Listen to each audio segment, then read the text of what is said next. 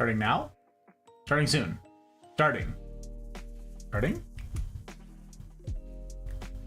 Question marks? I don't know. Soon? How many question marks? So many question marks. Oh, starting. Starting. Starting. Smiley face. Hearts? Hearts. Excellent. Wow. Imagine. Imagine it doing the thing. Oh my god. Imagine. Alright, where's my roll call? Where it be? Where be the roll call? Twitch, what are you doing? What are you doing out there? Working. Excellent, we love to see it. YouTube, how you doing, YouTube? How's you? How's you? Alerts seem to be working. I don't know. Window is open so as we can breathe. Very excite. Lights. Lurks? Question mark? So many lurks. Oh, Murger. Okay. Everybody be strimbin'. Ooh, I'm read it out. Oh, yeah. Who else? Who else is done? Who else called it quits? Who done it? Who goes there? Who leaves there? Who raids there? Who done it? Who done it? I think we're good. I think we're there. Okay. I'm gonna do the thing. I gotta make sure. Oh, one more person's live. Okay. Jeez, so many people. So many people. So many people. Okay. I think now we're there? Question mark? Yeah, we're there. All right, good enough.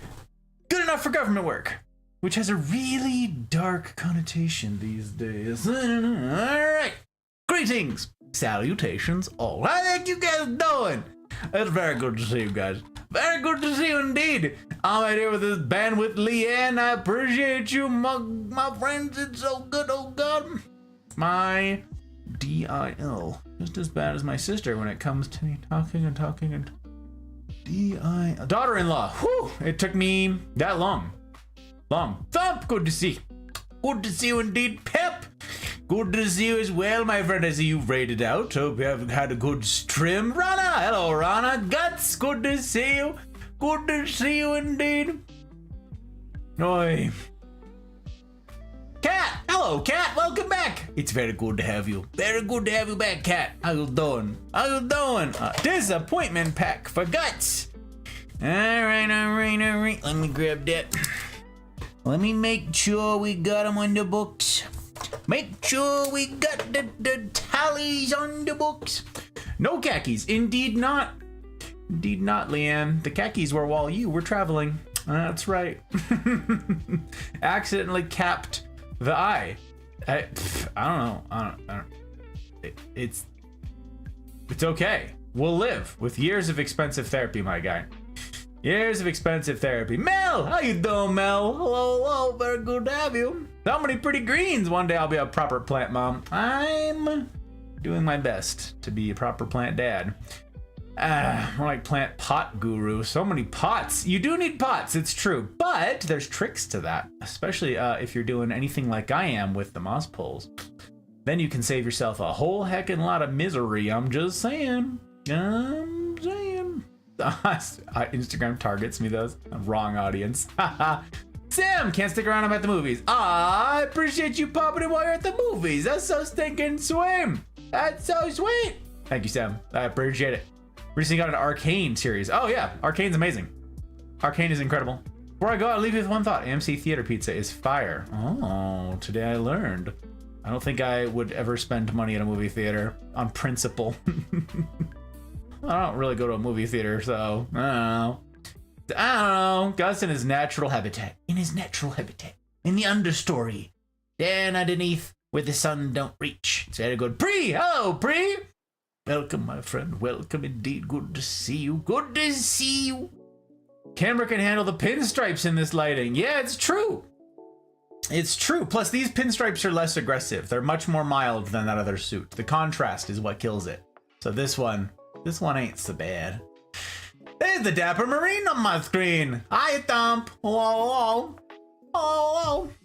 Recognize the daughter-in-law more often when you get one of your own. The DIL? Yep. Maybe. We'll see. We'll see. All I have is Apex packs and Magic. I gotta get one. That's right. Paul, how you doing, Paul? It's good to see you. Welcome in. Welcome.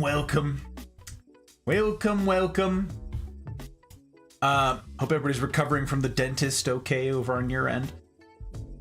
Gang, how the heck we doing? You doing okay? You doing all right? I'm just gonna look at this. Hello? Excuse you. This thing is ridiculous. It's everywhere. As far back as I can remember, I always wanted to be a gangster. Why, Prismatic? I'm grateful as heck for the follow. What the heck? Can I call you? Do you go by Priz? Do you go by Prismatic? You tell me that. Don't let me ruin it. Here I am trying to yeet my gratitude in your general direction for the follow. Don't let me ruin it. It won't do for me to ruin your name. It won't do for me to butcher the handle. What a terrible first impression it'd be. I won't stand for it. That's why I spend my streams sitting. Also, happy spooky month to everybody. I decided I'm not playing spooky games because that's silly, and so is literally everybody. So, I don't know. Is it counterculture? Is it still the counterculture? Is it still the subculture when everyone does it without exception? Is it still, I don't know. Someone explain to me how subculture works, huh? Someone explain to me being alternative, huh? Someone explain that to me. Anywho, I decided I would do some spoopy drinks. How about that? And by spoopy, I mean, I don't know, October appropriate. I don't know. I do have, this is a bit of a spoiler. I have planned some, let me check the dates. Don't let me give you wrong information. The 25th of this month and the 26th, that's Friday and Saturday of this month. That's 3 weeks from right now. Yeah, 3 weeks from now, minus 15 minutes. I will be hosting, hopefully with the assistance of the Hut Bride, but we will see as we get closer. Her schedule is going to be changing by then. We will be having, because that's as close as we get. Those are the days where that's the days that I get ahead of Halloween, streaming. I'm going to do spoopy plant stream. That is, I'm going to get all of the spoopiest plants that we have. I'm saving all of the goth plants for those 2 streams. It's too many plants to fit into one stream in any case, the spoopy ones. So the goth garden has to wait. The goth garden must be held off. But yeah, that's the thing. So, 3 weeks from tonight. That's really it. Plus, yeah, I'm going to try to do spoopy drinks. I made this one a little spoopy. This is all right, I gotta post that. Send. This as just posted over in the Sips channel in the Mafia Discord. Join the Discord. Discord's great. Links in the usual places. There's also a command for it. It's pretty great.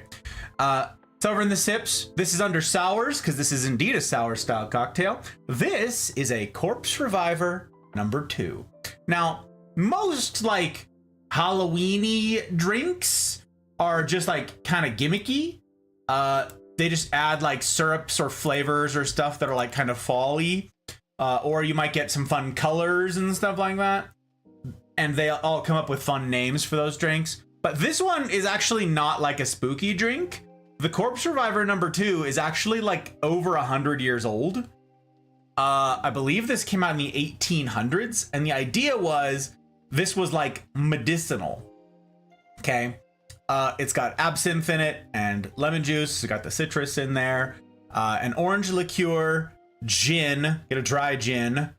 And it had in it originally, it had something called, oh shoot, what was it called? It was the precursor to Lillet Blanc. Okay, and I can't remember what it's called off the top of my head, but whatever came before Lillet Blanc, what it turned into Lillet Blanc, it was filled with quinine.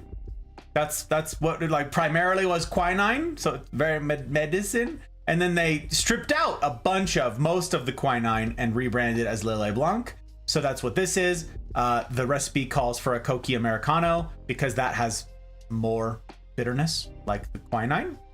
So that's more true to the original recipe. But I don't have a Coqui Americano. I just don't have one. So I have Lillet Blanc. And yeah, I just kind of made it, you know, it calls for, you can have an optional cocktail cherry. And I was like, look, we can make it look kind of spoopy and kind of fun. So anyways, this is supposed to like wake the dead. It was medicinal when you were sick or hungover or whatever. So Corpse Reviver number 2. Cheers to you guys. Welcome on in. Welcome on in.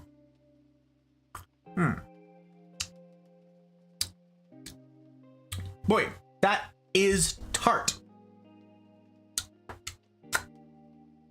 Too tart. It's too tart. I'm gonna have to adjust the ratios. How you doing, pal?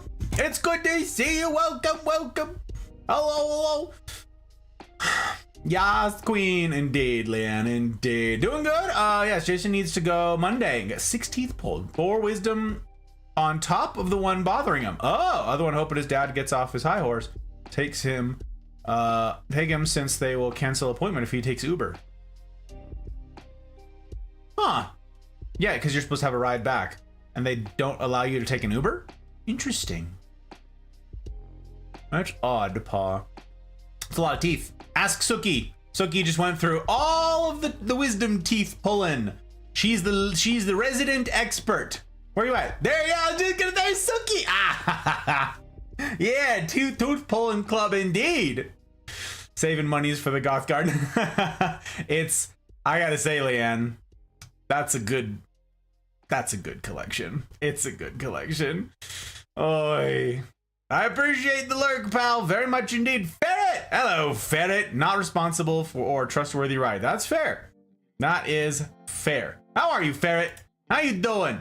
How's you, sir? You doing all right? I feel like you've been away for a minute. Everybody okay? Family okay? I don't know. I should say this. I feel like I should say this at the outset here tonight and like ahead of other streams as well. On a sort of a serious note, I don't know where y'all live. Okay. I know where a lot of you live, in particular the people that I do the CNRs with, people that I do life with, right? People I know a little bit more about. I sort of know, at least geographically, broadly speak, generally where you are, okay? But I don't know where everybody lives, and that means that I don't know who all's been affected by this hurricane business, okay? I know some people who have been, but I don't know everyone who has been. So forgive me for seeming insensitive if you pop in and you're like, yeah, I haven't been here in a while, guys, because I haven't had power or internet and all my food went bad and, you know, our dog got washed away, you insensitive jerk. Like, I don't know. Forgive my ignorance. I can't know everybody's everything. So if that's something y'all are going through, if that's something you're processing, Wednesdays, jump into Wednesdays, jump into one of the rendezvous groups that still has space. They're filling up, oh my gosh, fast. And process it there. But forgive my insensitivity if any of you are in the affected area. Gang, we know of, like I said, a handful of folks who are down there trying to help or people who were affected. So thoughts and prayers for those folks. That's got to be my like blanket statement for the next week or something. It's a nightmare. It's a nightmare. I'm not going to talk anymore about it. It's a mess. Same thing for everybody who's being affected by the strikes going on. All of you guys who are not going to have access to food or fuel or all the rest of it. I'm very sorry. I don't know how to help or who to help unless we're doing life together. So the folks that I know are affected by the stuff happening in the world are the people who are there on Wednesdays. I cannot stress enough how important it is to be in community ahead of the disasters. Okay. Like, if you've got to join in the middle of one, fine. But this is a general rule for all of us, okay? Join before life's storms come, literal or figurative. You're gonna need people. We all do. We all do. So, okay. Yeah, the dock worker strike. Yeah, the longshoremen. Ridiculous. I'm not gonna talk about it. I have strong feelings about a lot of things that happen in the world, and I don't share them here with you guys. That is not my purpose. This is not a place for that. It's not useful, right? You just saw it dropped, thanks to Pep here, the links for Leadership and Self-Deception and the Anatomy of Peace, and then the Crucial Conversations one. go through that sort of stuff, get that common vocabulary, and then process life well. Don't just like bitch and moan. Process life well with people who are trying to do the same. That's what the Mafia, that's the hard mode part of this whole thing, okay? So that's if you actually care, if you actually want change, if you, or things to say the same, if you actually have meaningful contribution to the conversation, that's where you'll voice it. That's where you'll voice it. Anyways, it's Friday night, gang. Friday night. It's a Gus Talk. Technically it's a Gus Talk because it's in the Gus Talk time slot, but like it's plant streams, so it's confusing. Historically I labeled them Gus Talks, and this year I'm like, why did I do that? Why didn't I call them something else? I don't know. But here we are. They're plant streams, so this is a Gus Talk. Number 144. 144. That's kind of crazy. That's kind of crazy. Anyways, there are three components what comprise an ideal talk. We're not getting up to the seriousness tonight, aside from my caveats and couching that I just got out of the way. We'll set that aside. But there are three components what comprise an ideal talk. We don't always get all three, but we like to. So the first of which is good drink. Element number one is good drink. So by all means, let me know in chat what it is you've got for good drink. It doesn't need to be alcoholic like mine. It doesn't need to be seasonal like mine. It can be water. It could be coffee. Okay, it could be tea. You tell me. Tell me what it is you've got. Well, I've got my Corpse Survivor number 2. Component number 2 is good smoke. I will not be having a cigar tonight. Logistics nightmare, am I right? So no cigar tonight. But if you are having a cigar, let me know what kind in the chat. And element number 3 is who I get to, again, raise a glass to this evening. The kind of human who would choose to spend time in this kind of community. That's not afraid of hard mode stuff. But that is tough. It's hard. It's tough to get into that Discord. It's tough to say yes to those rules. But you could do far worse than getting plugged in with a community that aims to be worthy of you. Truly.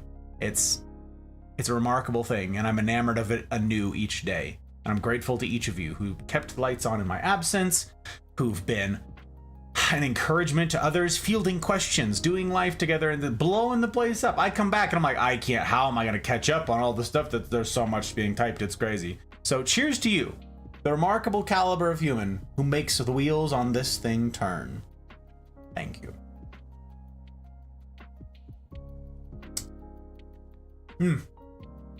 It'll wake you up indeed. It'll wake you up. Whenever you take a sip of that, all you hear is Serge yelling, "Wake up!" That's what you get, okay? Every single time you take a sip of that, it's, "Wake up! I'm here. I'm here. Let's go. Oh my god. Oh my god." He's gonna be put under. Yeah. That's good. Very good. Very good. They don't allow Uber for safety concerns. Sure, because someone could just tote you off to somewhere and sell you for your kidneys, Finally paid off Tar's wisdom pulling. Hell yeah, hit my credit score in 30 to 60 days. Oh, that's tough. It's tough. You summoned a Suki. Yay. One of my favorite summons, honestly. Ifrit's really cool. Everybody loves Ifrit. Ifrit's great. Anima is Anima's a really cool design. Anima's that's crazy. That's nuts. Shiva's a fun summon also, but Suki, one of the better summons, I gotta say. If he can get in, then they can't do anything till December. Oh, if he can't get in, I see. That would be pretty lousy. Living life as it comes. I'm free and clear of that mess. Okay, hope everyone who can be is safe. I'm glad to hear it, Ferret. I'm glad to hear that y'all are okay. Thank you guys for dropping links. I appreciate it very much. We already have a toilet paper shortage here, so yep. Exactly, 2020 flashbacks. Yeah, everybody's got them Vietnam flashbacks of 2020 toilet paper. I actually thought of that. It's ridiculous, but yeah. We'll just, like I said, we're going to set that aside. Speaking of CNRs, I will more than likely be leaving my group because time slot ain't working well. Just too lazy to replant myself somewhere else. I like my group and trying to remain. I understand, Thump. I understand. I'm pretty enamored of each of my groups, and it would be a difficult thing for me to adjust out of any of them, honestly. So, yep, I understand. People have changed. People have had conflicts of scheduling and stuff. You're not alone. Life happens, my friend. Life happens. So glad my toilet's within arm's reach of the sink. Everybody out there with bidets right now is like, my day has come. My time, it is nigh. Just water for me tonight. Wait, are those two separate sentiments, Leanne? Is it what we're drinking, or is it back to the toilet being within arm's reach? Got my ginger beer. I got you. Okay.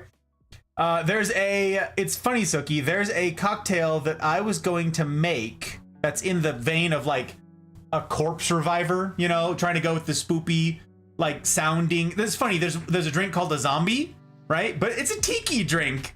A zombie is just like a super complicated tiki drink with 1,000 mixers. I'm like, I don't have grapefruit juice and orange juice and pineapple juice. It's like 1,000 different perishables that you need to make a zombie. It's not scary. It's not spoopy. It's like bright yellow. It's just called a zombie. The thing's like 100 years old too. So there's no like, they did a bad job branding. They just call it a zombie. So I don't know. Anyways, I was looking in the vein of like, okay, what drinks do I know of like in my catalog that are Halloween-y? One of them is called Blood and Sand. Okay, and the Blood and Sand one, I think I could be misremembering this, but I believe the Blood and Sand calls for a ginger beer. I believe that's like it might be like a rye whiskey or cognac and ginger beer. And I'm like, I don't have ginger beer. So, or it's a ginger syrup, whatever. One of them. And I was like, nope, not gonna happen. So, hey, you could do it though. I'll try and figure it out what it is. Jack! Hello, Jack. It's good to see you. Scrumtush evening to you. Scrumtush time zone to you, sir. Yeah. Welcome in. Welcome. TP is in short supply. Sandpaper is still well stocked. I am upsetty, Ferret. I am upsetty. Runs the garden hose. Mel's like, we making a bidet. We making it. Today's my day, turns out. You go outside to turn it on. He's shuffling outside. Pants down. You gotta go shuffle outside and turn on the hose. Oi, ridiculous. Oi, those are separate for now. Ridiculous. Blue Gatorade, okay. There's like 90 blue Gatorades. Which blue Gatorade? The one that's just called blue? Or is it like ice? Or is it glacier? Or is it freeze? I don't know. A lot of shades of blue. Blue's not a color. Oh, if you know, you know. I don't know. Well, maybe I do. I don't know. Memory doesn't work. It's currently the best, she says. I messed it up. Sigh. Oh, blue is not a flavor. I was like, blue is not a, I don't know. I thought that was a Chappelle line where he said purple is not a flavor. Or he said purple is a flavor. He's talking about purple drank. Classic. Oh my gosh, Greg, you look very professional. Why, thank you, Greg. I appreciate it very much. I'm trying to dress in a manner worthy of you. That is my aim each and every day. You're the occasion for me to get dressed up. So, welcome on in. Thank you for the kind words. Sounds delicious. All right, if you like the ginger, there's a couple of them that have ginger in them, Suki. One of them calls for like a straight up ginger syrup. And depending on one's taste, you can get like hot ginger, like really spicy ginger. There's apparently different like tiers of spiciness. I don't know, of ginger. Heat. I don't know how you describe what ginger is. But there's like mild and then there's harsher ones and you can mess with the ratios. So, into the sandbox or NAM, then you know. Yeah, sandpaper. Ridiculous. Absolutely ridiculous. Cool blue. That's right. It can't just be blue. It can't just be blue. It's got to be cool. It's got to be neato. From The Office. That's why I don't know it. Everybody's watched The Office. Everybody knows it. Hot Bride has seen it all. People I work with have seen it dozens of times and they know every reference, every quote. I don't do awkward humor and I don't watch TV shows. You guys know this, but I also don't do like cringe. I know there's people who are like, oh my God, cringe is my favorite. I don't do cringe. I can't handle cringe. it irks me. I'm like, I just picture the showrunners being like, yeah, this'll bother them, and that irks me. So I don't know. I've seen like 2 episodes of The Office, and I doubt I watched them all the way through. So yes, I'm the bad guy. It's me. I guess the OG blue. Imagine if they had one, Guts, like the original colors were all just called their color. The original flavors, it was just like blue. And then later, the next generation was cool blue, like red, like dark red. Spicy red. Here's a tip for you. Best way to grate ginger is when it's frozen. Oh, that's if, so it doesn't get all shredded, all like gummy and falling apart on the little shredder. That's interesting, Greg. I do not do much with ginger myself. Not the biggest fan. Hot Bride is, but not so much me. But that is a good kitchen tip, y'all. Good kitchen tip indeed. Good one indeed. Ace, how you doing, Ace? Oh my gosh, welcome back. How you doing? 1 year, 11 months. How the heck in heck? What do heck? Oh my word. Oh my word. That is a heckin' long time. A heckin' long time. How have you been? How the heck did 2024 treat you? 2024 is like gone. It's wait.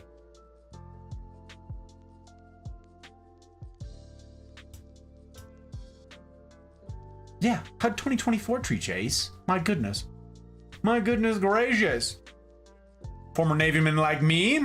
How would I know? Indeed. You just climb down the rope ferret into the water? Yeah. I forget what they call that rope, where you just climb down into the water on that rope and do your business. That'd be amazing. That would be very fun. I like it. I like it, Guts. That's how most people refer to Gatorade anyways. Yeah, blue and so forth. Yeah, you have cool plant display. Thank you, Greg. That is the purpose of tonight. We are doing the plant streams. And as soon as I'm going to fly through an intro here so we can get to them, that's what I'm going to do. Tend to block up bulk ginger, blend up bulk ginger, and freeze them for my curries and cooking. I see. Crazy. Kira! Hiya, Kira. Ah, super good to see you. I hope you're well, Kira. I hope you're doing so gosh darned well, you fabulous human, you. Okay, so, for those of you who are new around these parts, the very short intro of stuff and things is, my name is Six, or Gus, or Hey You, or Guy with a Tie. Doesn't have to rhyme, but it can rhyme if you'd like it to rhyme. I'm a variety streamer. I get up to a variety of things. This is some of that variety. I presently stream on Tuesdays, Fridays, and Saturdays, and typically, historically, Tuesdays are for Apex. That's my throwback to how it all began. I was a competitive Apex player, but it made it very difficult to do this as I was mouth breathing in the general direction of Bados. So I stopped doing that, and now I do a whole bunch of stuff. Are you Mormon? I am not. Wong. Do you buy Young? Hey, welcome in, Young. Welcome. Pleasure to make your acquaintance. I am not Mormon. Yeah, I get up to a whole heckin' lot of things. Nowadays, I am alternating what's happening on Tuesday. Okay? On Tuesday, innit? That's Apex right now. We just did Apex this week. This upcoming Tuesday is gonna be back to Mafia. And that's how we're doing it right now, because typically Saturday nights are reserved for anything but Apex. And right now, during the plant streams, we're doubling down on plant streams Fridays and Saturdays. So Mafia is alternating with Ape Legs on Tuesday in it. So that's that. And now you know all the stuff and all the things. The plant streams is a fun little project that began a couple years ago. Okay, Hot Bride and I, she and I were talking to some of y'all about plants. It came up in one of the things, and it was like, "Oh, what are your plants, Gus?" And it was like, "Oh, we've got a couple plants, and well, I don't want to go get them." And I was like, "You know what? Maybe I'll do a stream," is what I said 2 years ago now. Okay,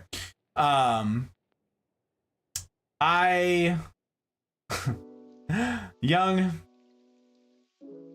my aim is to create content worthy of you, incidentally, regardless of how you conduct yourself, regardless of the stuff that you say and do on the internet. That's my aim. It's my purpose for being here. It is my unshakable belief that you're worthy of my very best. But some people aren't ready for like actual life, actual grown-up life, actual adulting. Even still, it is my hope that this can be worthy of each of you. That's why I'm on the internet. It's also why I'm not monetized. That's why there's no ads around here. You guys won't see any ads on Twitch or on YouTube. We're on both. I'm brought to you by members who think that this is a value add to the internet, who've decided that this is something that, you know, might bring a little light to a pretty dark and miserable place, the internet, you know? So that's also why I will dress well. Just try to dress in a manner worthy of you, regardless of whether or not you think so, regardless of whether or not you warrant it, or whatever one's behavior warrants it. That's life. Anyways, the Plant Streams. The Plant Streams began a couple years ago, and I said, well, we'll just do a stream, just one. We'll give a Friday night time to go through all the plants. We'll talk about plants and all the stuff and things. We'll do one stream. And that did not take one stream. That took multiple streams. And that became a thing. We came up with this idea where folks could sponsor a plant and they could fund the channel, fund the plants, fund all that stuff. That is an option that people have to fund this community. It's a neato thing, and I meant to have this thing pulled up. Where is it? There it is. I have a... There it is. Hey, look. That's in the wrong spot, though. All right, there you go. There's an infographic that's posted in the Discord. You guys can see how to sponsor a plant. That is the way. Made an infographic for you guys.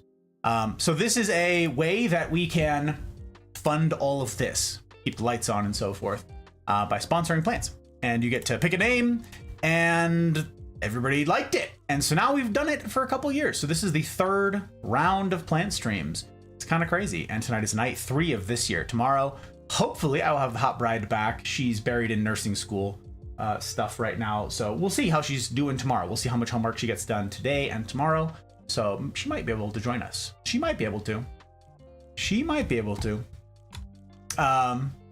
And yeah, thank you, Mel, for dropping links. All of you guys who are dropping links, I appreciate you guys very much. Ivana, it's very good to see you. How you doing? I am brought to you by the remarkable men and women of the Mafia who have parted with their hard-won dollars to see that this is something that should have a shot at the future. The people who sponsor plants, certainly, but also and especially the public patrons who have, like, on a subscription-style basis through Coffee or elsewhere. I'm grateful to each of you. Aki, Bootless, CJ number 2, Dano, Leanne, Ferret, Goose, Jen, Joke, Abby, Marty, Karma, Pre, Fausty, Zen, Ryan, Thump, Tech, Mouse, Trotsky, Pell, Dragon, CJ number 1, and Zen. I'm grateful as heck to you guys. Yes, I am. Oh, look who it is. Tara, how you doing? Yes, the fauna, indeed. How is you, Tara, huh? The week treating you okay? Everything doing all right? Everybody living, vibing, dreaming? It's very good to have you in. Very good indeed. Most are toxic. It's true. Can't eat. Don't eat. Forbidden snacks, per Kira's thing. I'm grateful for your friendship. I am so excited to see you. I hope you are well, friendo. Gang, I'm not gonna out anybody. But suffice it to say, Batsy Terrio right here, we go back a minute. And I'm going to be cautious with all of my words. Suffice it to say, I'm thrilled that you're here. I'm thrilled to hear from you. I think about you quite often. Thought of you today, actually, because I was over on Tink's channel. And there you are. On his recommended, and I'm like, chef's kiss.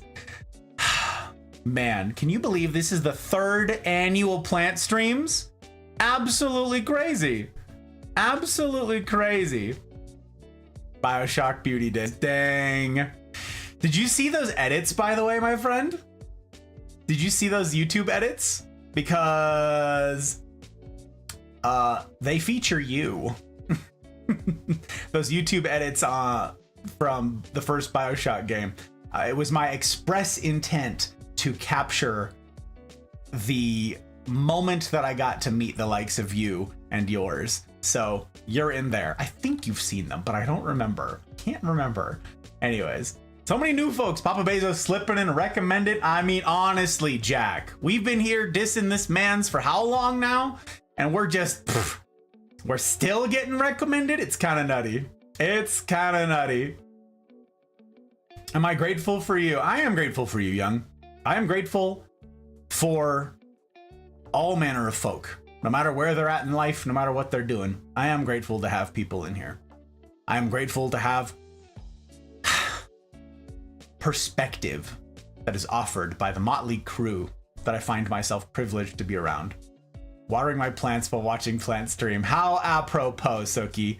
How apropos. Living the dream. I was just marveling about this earlier with the Hot Bride. I said, you know, it occurred to me that all of the difficult plants that we have, all the divas, those were all my decisions for the most part. All of the easy plants, those were all the Hot Bride's decisions. And I'm like, huh, I did this to myself. I chose this life. I'm the problem. It's me.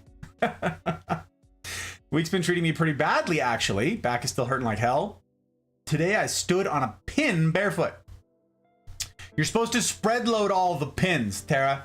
You're supposed to, like, you get those beds of them, you get enough of them together and it spread loads it. That's how you can walk on the bed of nails. You don't just have one. That's no. No, do not recommend. 0 out of 10. I'm sorry to hear it. That sounds terrible. It's like as bad or worse as stepping on a Lego. A fate worse than death. Unbelievable. Tink, look who it is. Yeah. Yeah, you. Yeah, you. Guess who it is, Tink? Yeah, you. Yeah, you.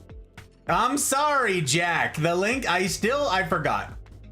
What plants are being shown tonight? Mine? Mouse. How you doing, Mouse?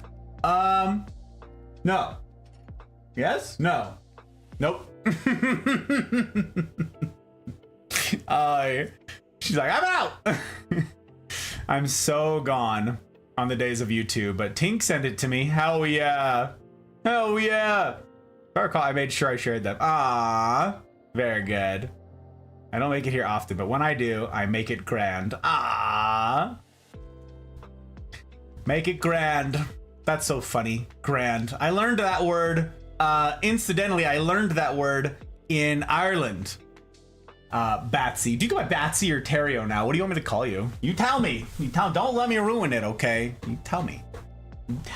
I just got back from a trip to Ireland and Scotland in July, and I've got some Irish friends there and stuff, and they said grand. Turns out, or K is still good. Okay, I can call you K. Excellent. Excellent. I don't need to learn something new. My brain is full of useless information and it conflicts with remembering people's names. So my Irish friend says the word grand is basically what you say. It's like tongue in cheek. Okay. When someone, you ask someone how they're doing, they go, fine. And you're like, oh, that doesn't sound fine, right? Like that's the sentiment. You get that? That's apparently how they use the word grand. How are you? Oh, just grand. Just grand. And so, so the word there like means I'm not grand. And so now that's like a joke we have around here because I shared that when I got back. You can say that something's gorgeous and that means it's chef's kiss, but grand. So I get a kick out of that. That's funny. That's funny. Careful not to water the plants on the screen. Yeah, don't water the plants on the screen. They are watered. I checked, okay? I did all that today. 2 succulents, that's all I could manage.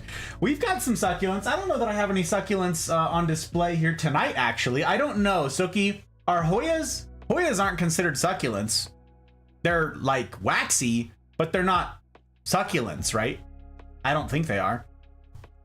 They're like Apocinae? What the heck is that family? Apocinae? Dog's bane is the common name for their family. Whatever. I don't think I have any succulents here tonight. That's interesting. Lots of glimmers, lots of stuff. I didn't try to. Oh, stepping on a Lego is fine, really. Grand. Just grand. Sorry that you're in pain, my friend. It's no good. It's no good. I mean, it's no good because I'm empathetic and I want y'all to thrive. I want y'all to be well. But also, pain makes us stronger. Not that kind of pain. Don't step on needles to like do body hardening, y'all. That's a little extra. Calm that down. Reel that back in, okay? But yeah, they left. Seems so, Leanne. Seems so. And that's a shame. It is my, you guys know this. It is my sincere hope that this can be a community for everybody, right?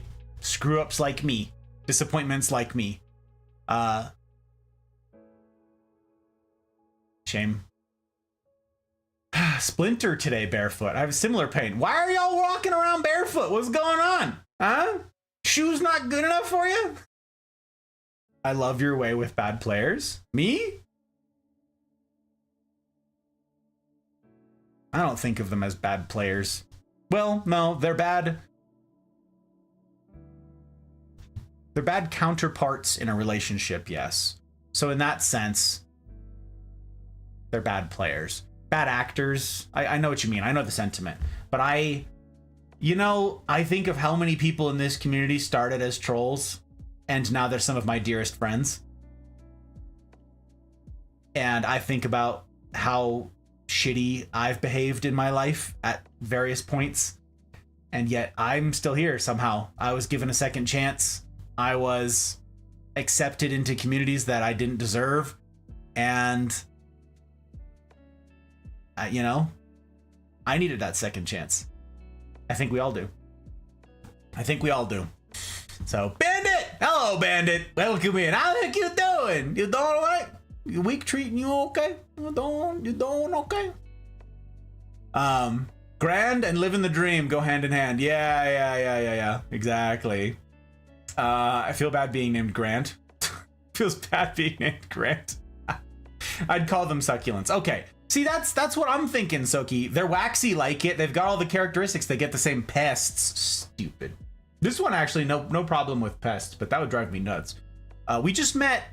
Oh, right. I didn't get to tell you guys about the cool plant place that I went to in Utah when we were just traveling for a certain wedding. I mean, I guess I told you guys a little bit about it on Tuesday in it, but not that much.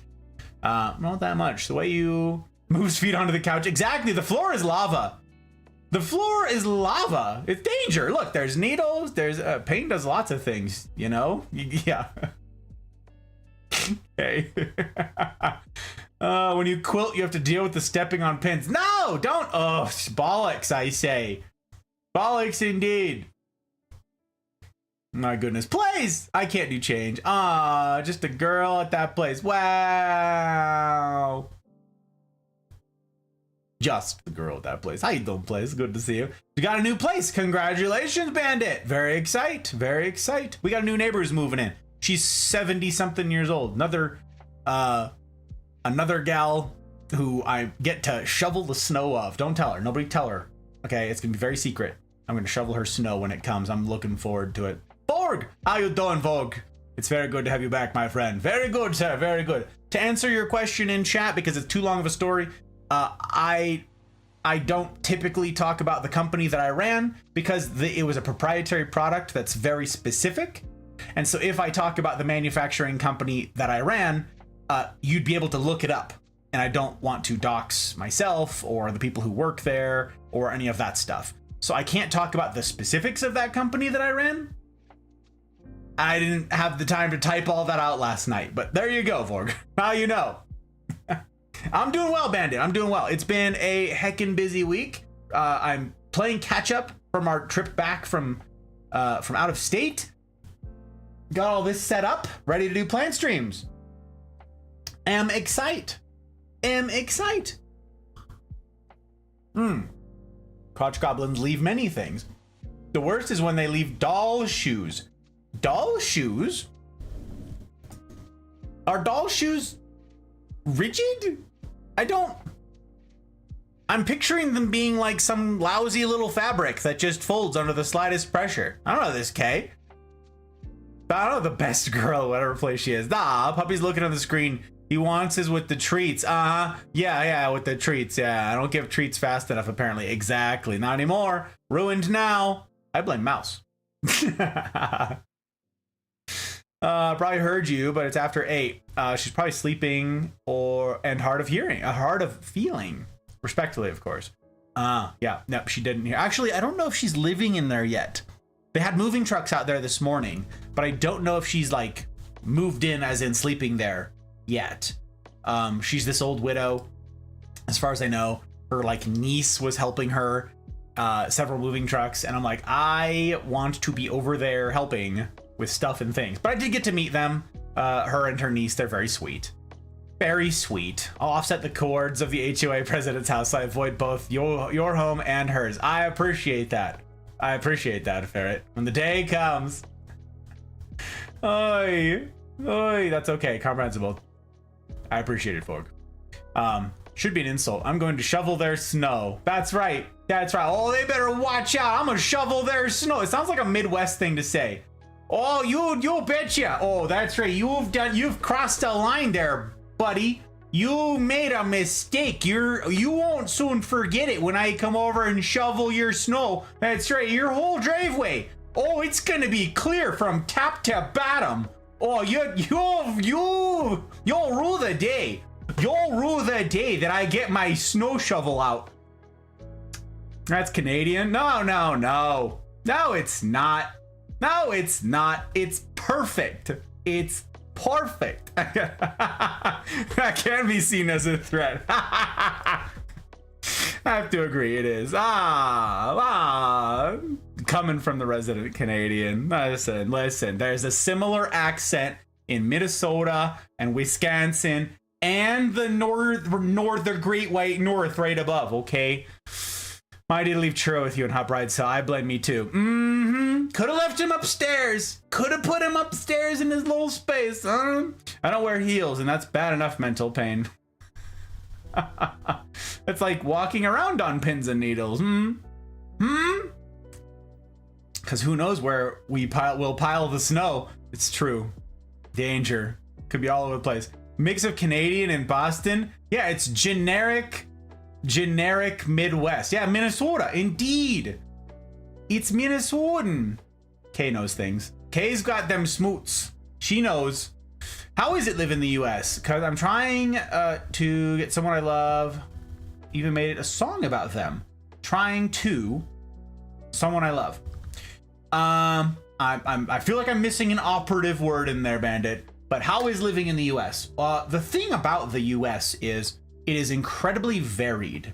There are 50 states. So I was just talking about this with lots of folks. In fact, we've got a bunch of folks here in the Mafia who live in like Florida. So they keep getting hit by hurricanes. And so I said, we're spoiled for choice here. Like you could ask, how is it living in Israel? And I would tell you, you've got two choices.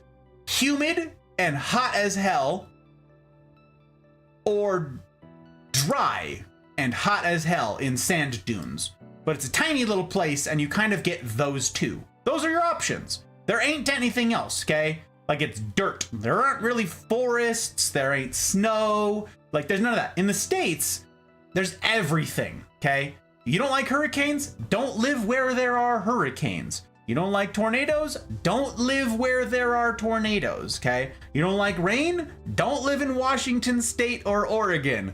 You don't like snow? Don't live in Minnesota or Michigan. Like, we're spoiled for choice. You could pick. I want high elevation and snow. I want low elevation and heat.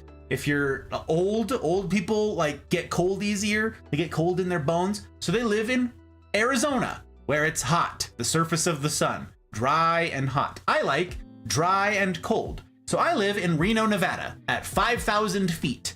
We get snow, wind, and it is dry as hell. It's like 10% humidity here all the time. I love it here. So each of the states also have different rules. Yes, stuff falls under like federal law and so forth, but each of the states have their own culture. The idea of which is the people who live in, say, Minnesota know all about snow, right? Because they live there. So they know how to spend money, government money, to do snow removal. Whereas if you had somebody who lives in Phoenix, Arizona, aka the surface of the sun, trying to figure out how to spend money for snow removal in Minnesota, that's stupid and it wouldn't work. They would have no idea what they're doing. So 50 states, they might as well be 50 different countries. Some of them are similar, but a lot of them aren't. So we've got the spectrum. So how is it living in the US? It's like asking how is it to live anywhere in the world. There's 50 different countries in there to pick from. That's how I see it. That's been my experience traveling around. That's been my experience also traveling the world. I'm like, I've been to quite a few places at this point. So I've got some perspective in this regard. But yeah. Also, you made a song. You are an artiste. I am not an artiste. I am not a creative. There are so many creatives in this community, myself not among them. Not among them. Lighthouse, how you doing, Lighthouse? It's very good to see you. Oh, fabulous human Jason. Welcome, my friend. How are you, sir? How have you been? How's October treating you so far? Doing okay? Doing all right? We could have. I did not consider that. Mouse. I considered it. I did. He's becoming Canadian the way he's gonna shovel snow and be so sweet and caring. I like shoveling snow. Okay, I like shoveling snow for people. I try to get up pretty early in the morning to do it. They don't need to know who did it, but I just shovel snow for like the whole street because it's a good workout and it's useful.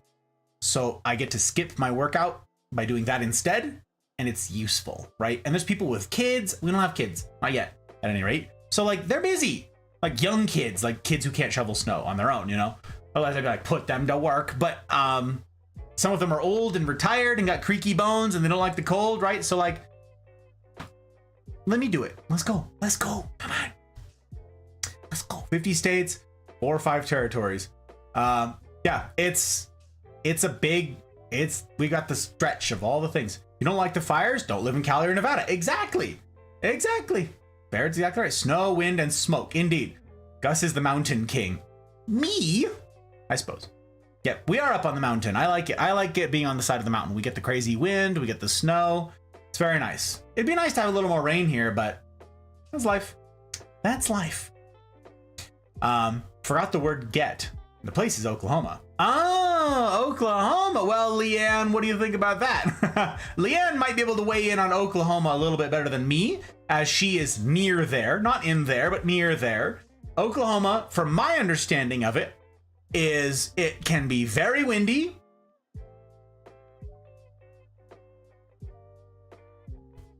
Very cold.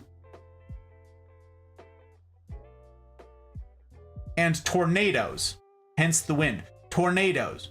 Oklahoma gets a lot of tornadoes, right? We've got a handful of folks in the Mafia who do live there, but I don't know if any of them are present here in chat right now. Don't like snow, don't live in Michigan. Wisconsin, Maine, New York, Alaska. Oh, right, Alaska, that's a good one. North Dakota, South Dakota, Montana, Minnesota, or surrounding states. Indeed. Spoiled for choice. And some states have several cultures, depending on the part of the state. Indeed. Well, yeah, and that is the argument that I make for like split up the states. The Dakotas did it. North and South Dakota got a divorce. Okay, the Virginias got a divorce. The Carolinas got a divorce. I'm just saying, California, the people in Northern California are not represented well by the officials down in Southern California. They're different cultures, they're different climate, different like agriculture and industry. It's all different. So, you know, divorce. Come on, California. I don't even live there anymore, but like, come on, California. Just divorce, baby. October's been good. I'm glad. I'm glad to hear it. Not so spooky. Oh, no, I have a spooky drink. I'm not playing spooky games, but we will be doing spooky plant stuffs at the end of the month. What day did I say that was? 25th and 26th? Whatever that Friday and Saturday are. What are they? Yeah, 25th and 26th. I will be doing the spooky plants. These spooky plants. All of the Goth Garden is going to be making its appearance those 2 nights. I will hopefully have the Hot Bride also helping me host that night, but I don't know. We'll see what happens with her schedule. But yeah, I have a Corpse Reviver #2 here, a really old classic medicinal cocktail with some quinine in it. I like shoveling dry snow. Too much wet snow hurts. It can. I like wet snow because it doesn't stick to the shovel, you know? Doesn't stick to the shovel, so you're not accumulating weight. But either way, I'm not picky. Not retired yet, but I feel old and have creaky bones. You're not old. Unbelievable. You can feel old. I get it. I know what you're saying. Just still. That thing cracks me up. People are like, oh, the day I turned 30. And like, y'all chill. I am stronger now than I ever was.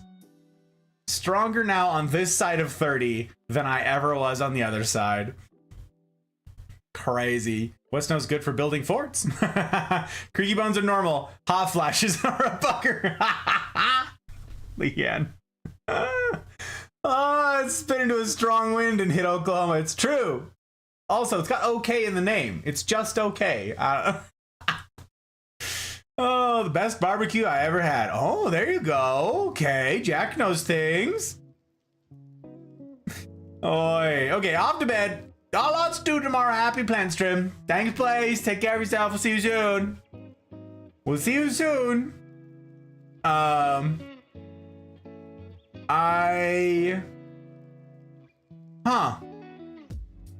is interesting.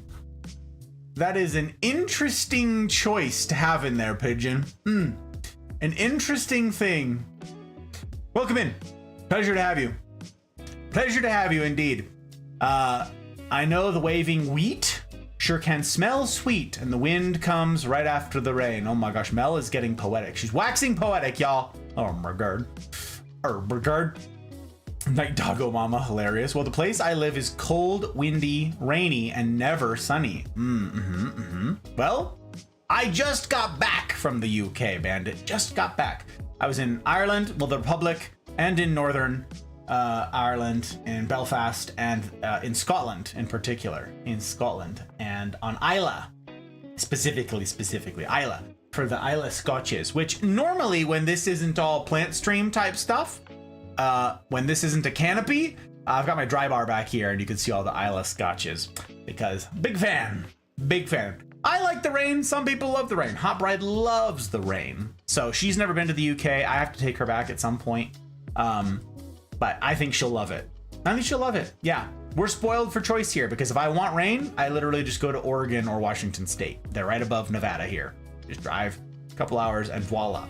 Unlimited rain as far as the eye can see for forever. So, I don't know.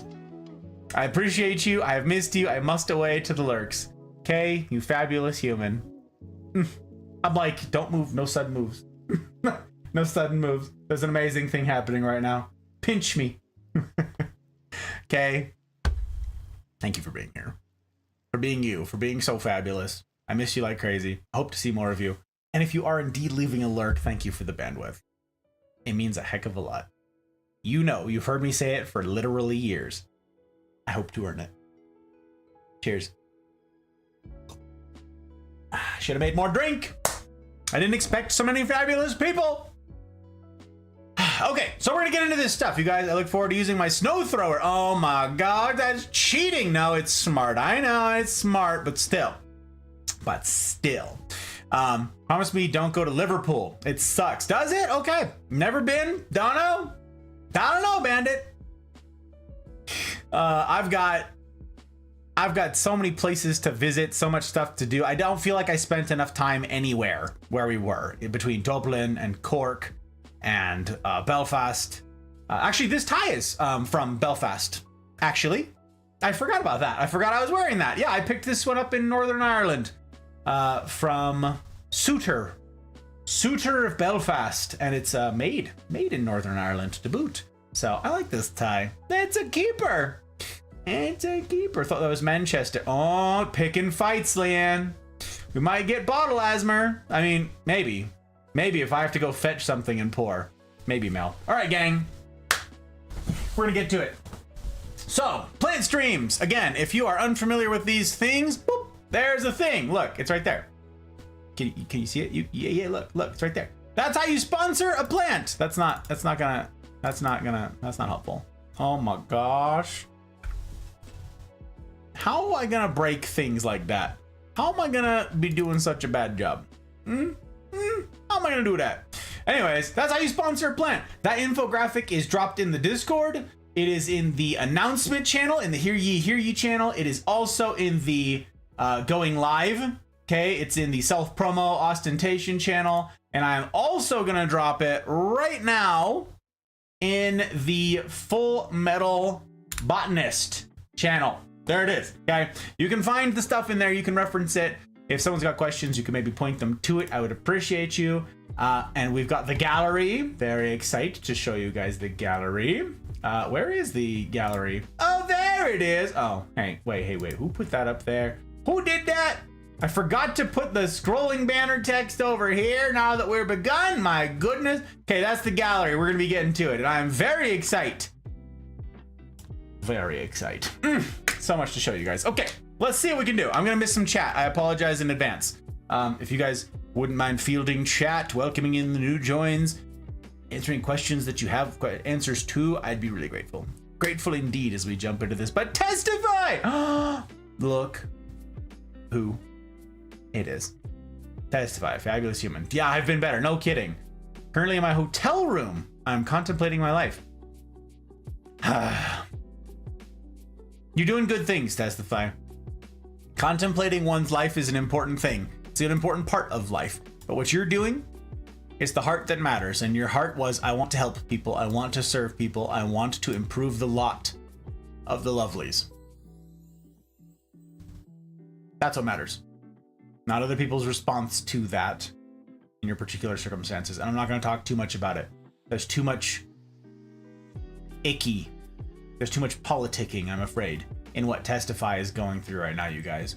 But the short version of it is, keep this gentleman in your thoughts and prayers, please. He's over there in the hurricane area, okay? And he's doing what he can to be helpful to people. That's the short version of stuff, the short version of things. So, lift him up. It's good to see you, my friend. And I'm glad that you're here. I'm glad that you're well enough to be here for all you've been through.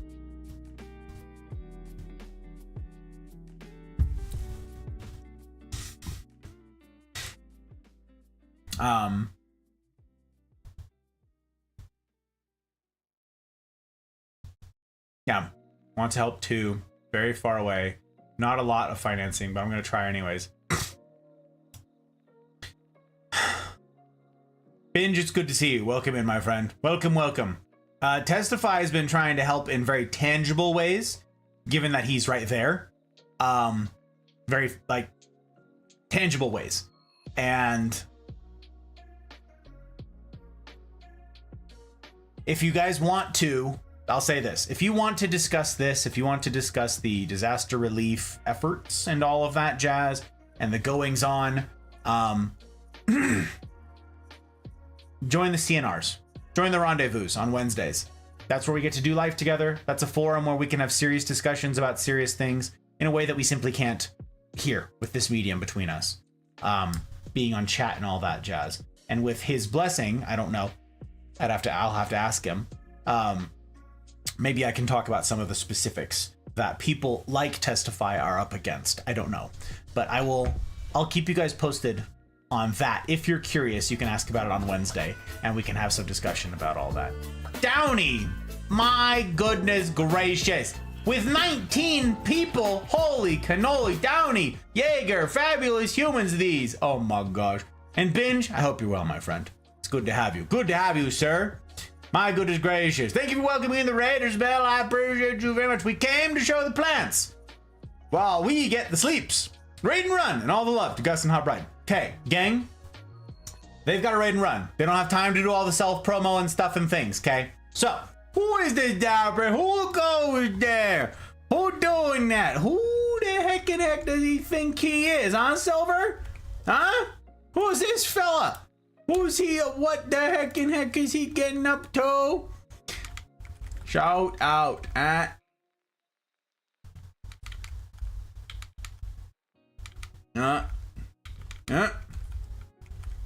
That's not how you do that. Okay. Gang, I never asked that anybody blindly follow. Never. But if you guys would do me the personal kindness of doing a vibe check on Sir Downey here, I'd be grateful.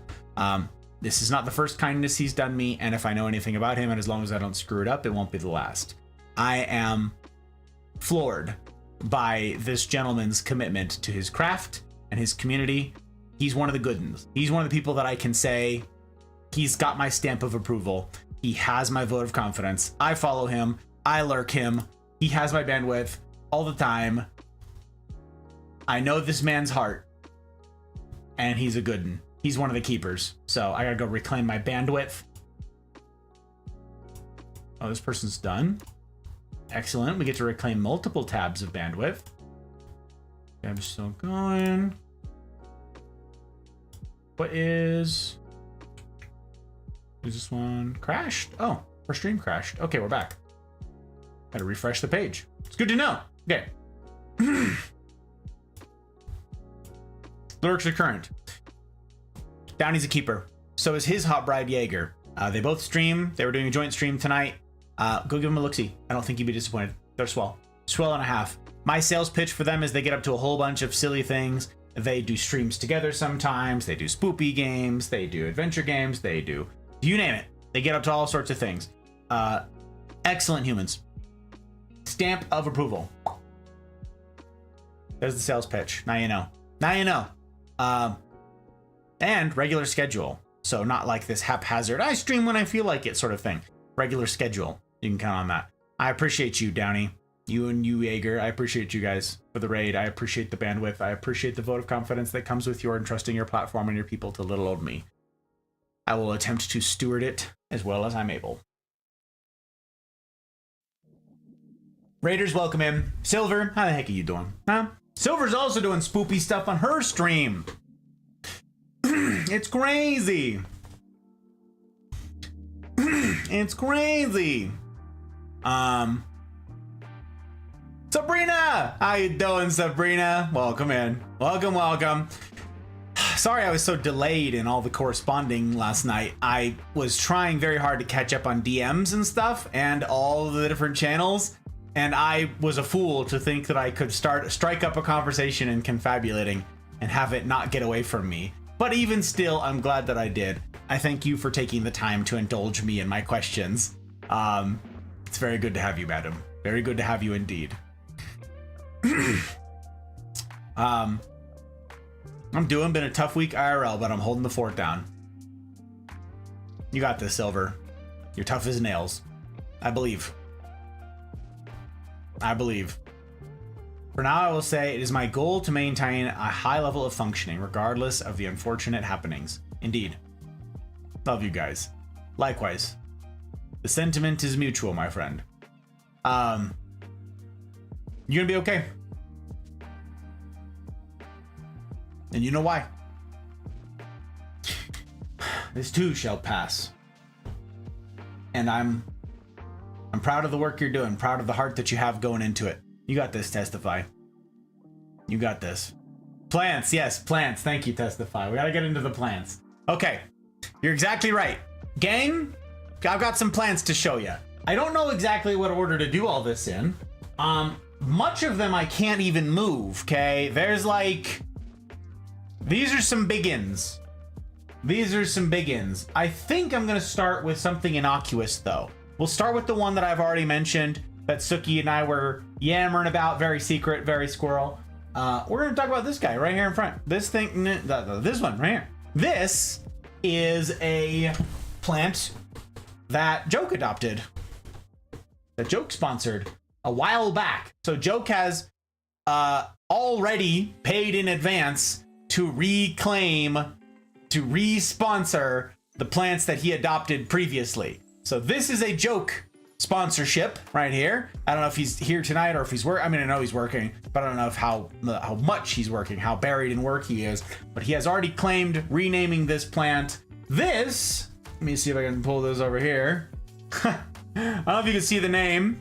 I will tell you what, I'll mess with the camera. I don't like messing with the camera. It's very annoying. Jack is right. Never move the camera. Never adjust the camera. He makes a lot of good points, but also I want you to be able to see the name because it is very funny. And this was adopted. This was sponsored a couple years ago now. Katniss Evergreen. There you go. And Katniss Evergreen remains. The name stays. this has grown quite a bit, actually, since then.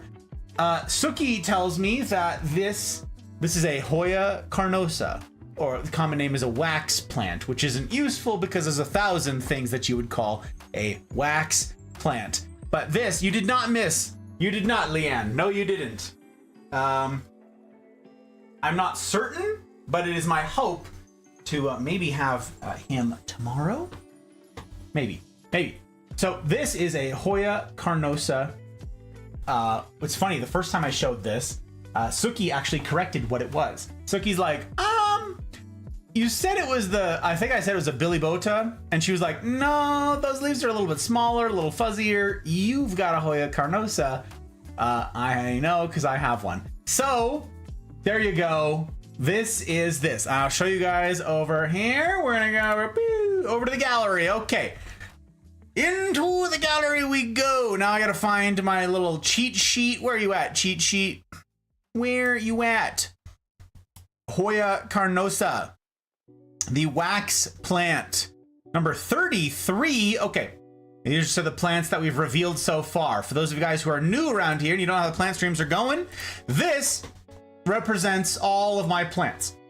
That's a picture of our dining room, by the way.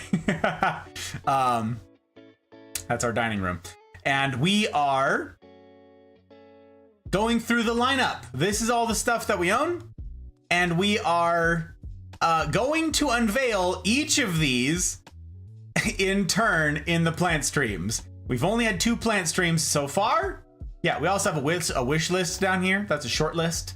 For spoilers, there's also the boneyard down here of plants that we have that have either died or we've gifted away. So we've got a lot to get through, a lot to unveil. So I'm going to be fairly quick with number 33. I think I said number 33.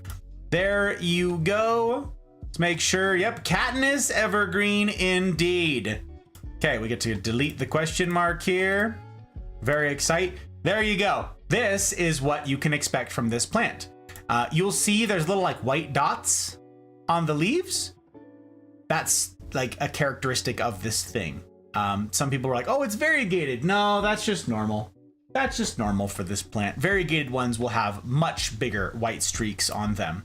So that's a stock photo of what you can expect from this plant. Again, you see little speckles on there. This is a somewhat of a slow grower. Hoyas tend to be, in my experience. So we get to copy this. Very exciting. And Katniss Evergreen. So the question for Joke when he comes back is, does he want it to remain Katniss Evergreen? And he did this. He sponsored. We're gonna list it as tonight. We're gonna list it as.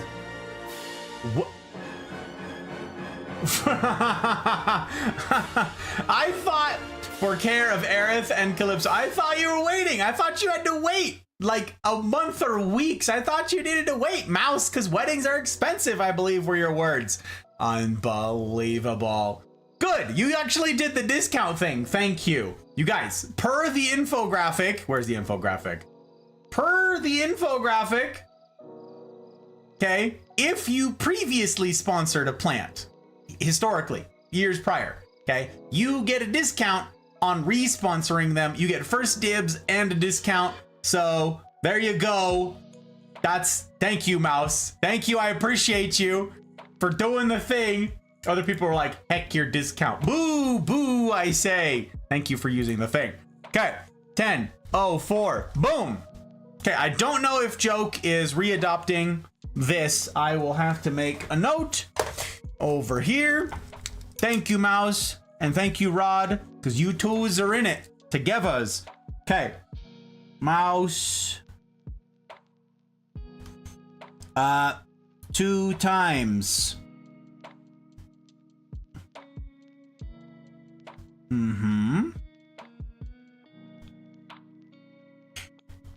Aerith and Calypso.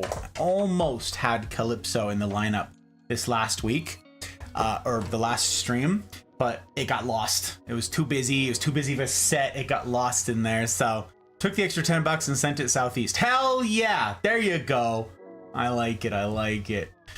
He's got room for more. He can still walk normally through the house. Yes, absolutely. Breathing some nice oxygen. Testify. Yeah, I am. Incidentally, the plant, that's a thing. I'm going to say this like once per stream, I feel. Everybody who's been told that plants purify the air, they're air purifiers, that's a lie. So any of you who buy a plant with the purpose for the intention of purifying your air, you're not going to get air purification. That's not the way it's going to work. They're not HEPA filter things, okay? Yes, technically plants can filter some air, but the amount of plants, the amount of greenery, the amount of biomass that you would need to achieve the effect you think you're going to get would be what Leanne has just described as like the house, you not being able to walk through it normally. You would need so many plants, floor to ceiling, everywhere in order to achieve that effect. So the next time someone says to you, here's a snake plant, it's gonna filter your air. Not in any measurable or useful sense. Just so you know, all of that is based on a NASA study from like the 80s or something that was really stupidly done, and it has never been replicated. Never. You can look it up. This is common knowledge, but everybody still refers to that silly NASA study.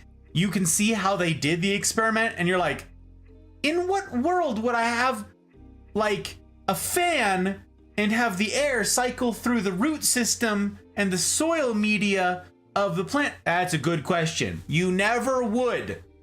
The NASA studies BS. Okay, now you know. Now you know. Saw some Hoyas growing wild. Suki, your pictures were super cool. I was sitting there like, hey, I know that, and that, and that. The one with the huge roots, do you know what it was? Do you happen to know what it was? Climbing up that tree? It's like in your collage, it was like a center picture, if memory serves. And it was just these massive, massive light-colored roots, just like covering the host tree. And I'm like, oh boy.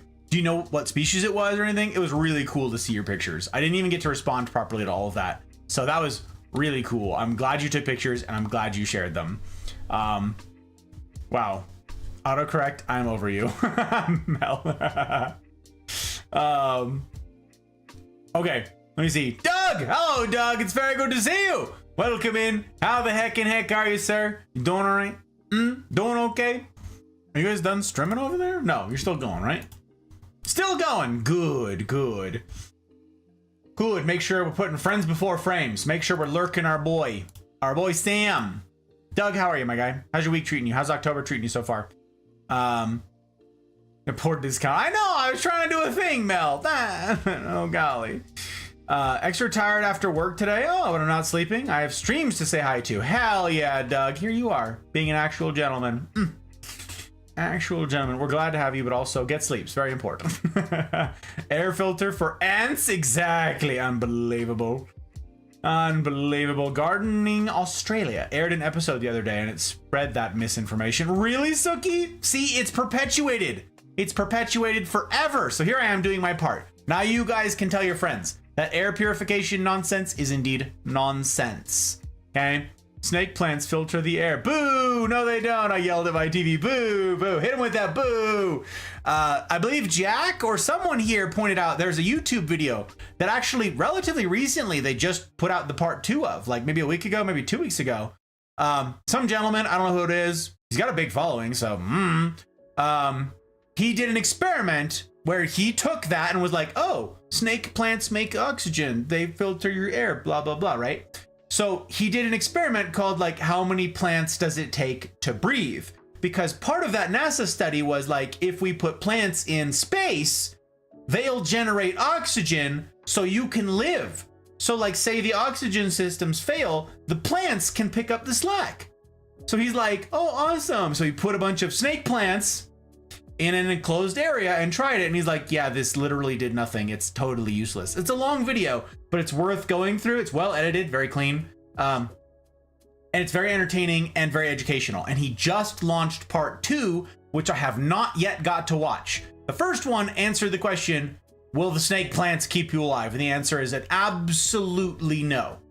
No shot, no way, no how.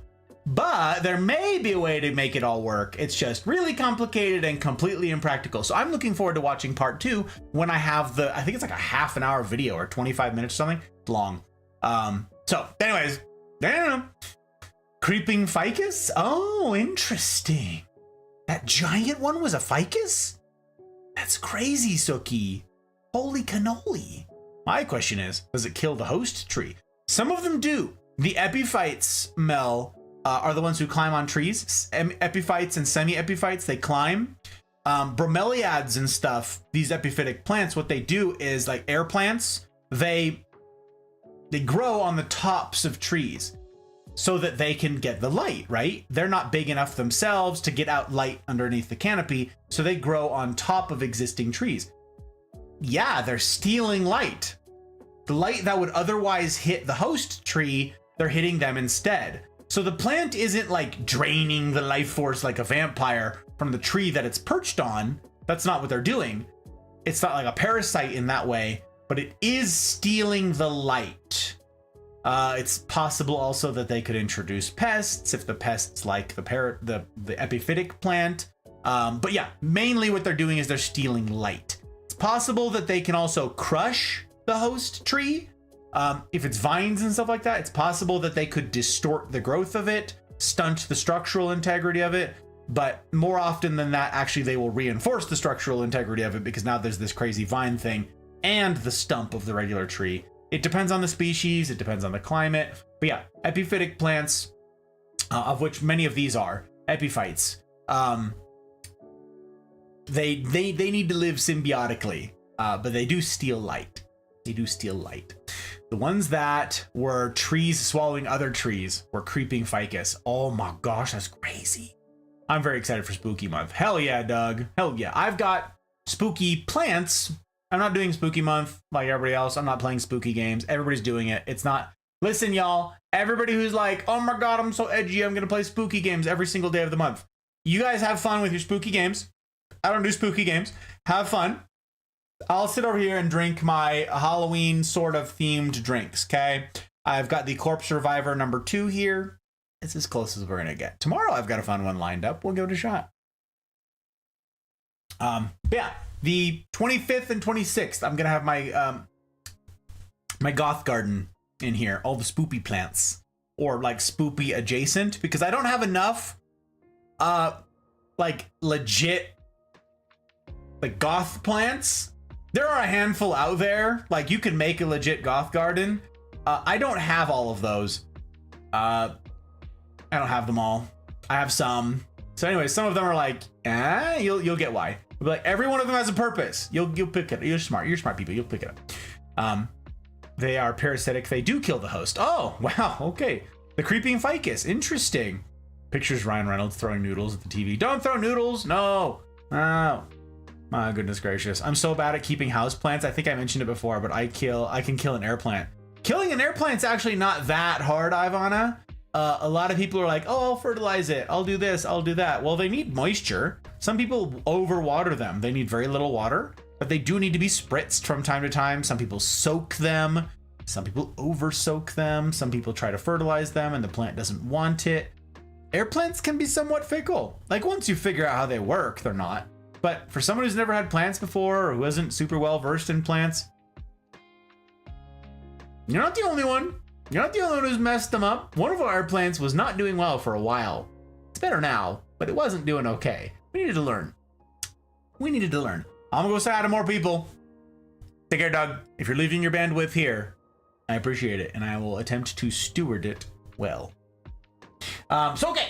That is the Hoya carnosa, the wax plant. This is a very simple Hoya. This is a very common Hoya. We were gifted it like this.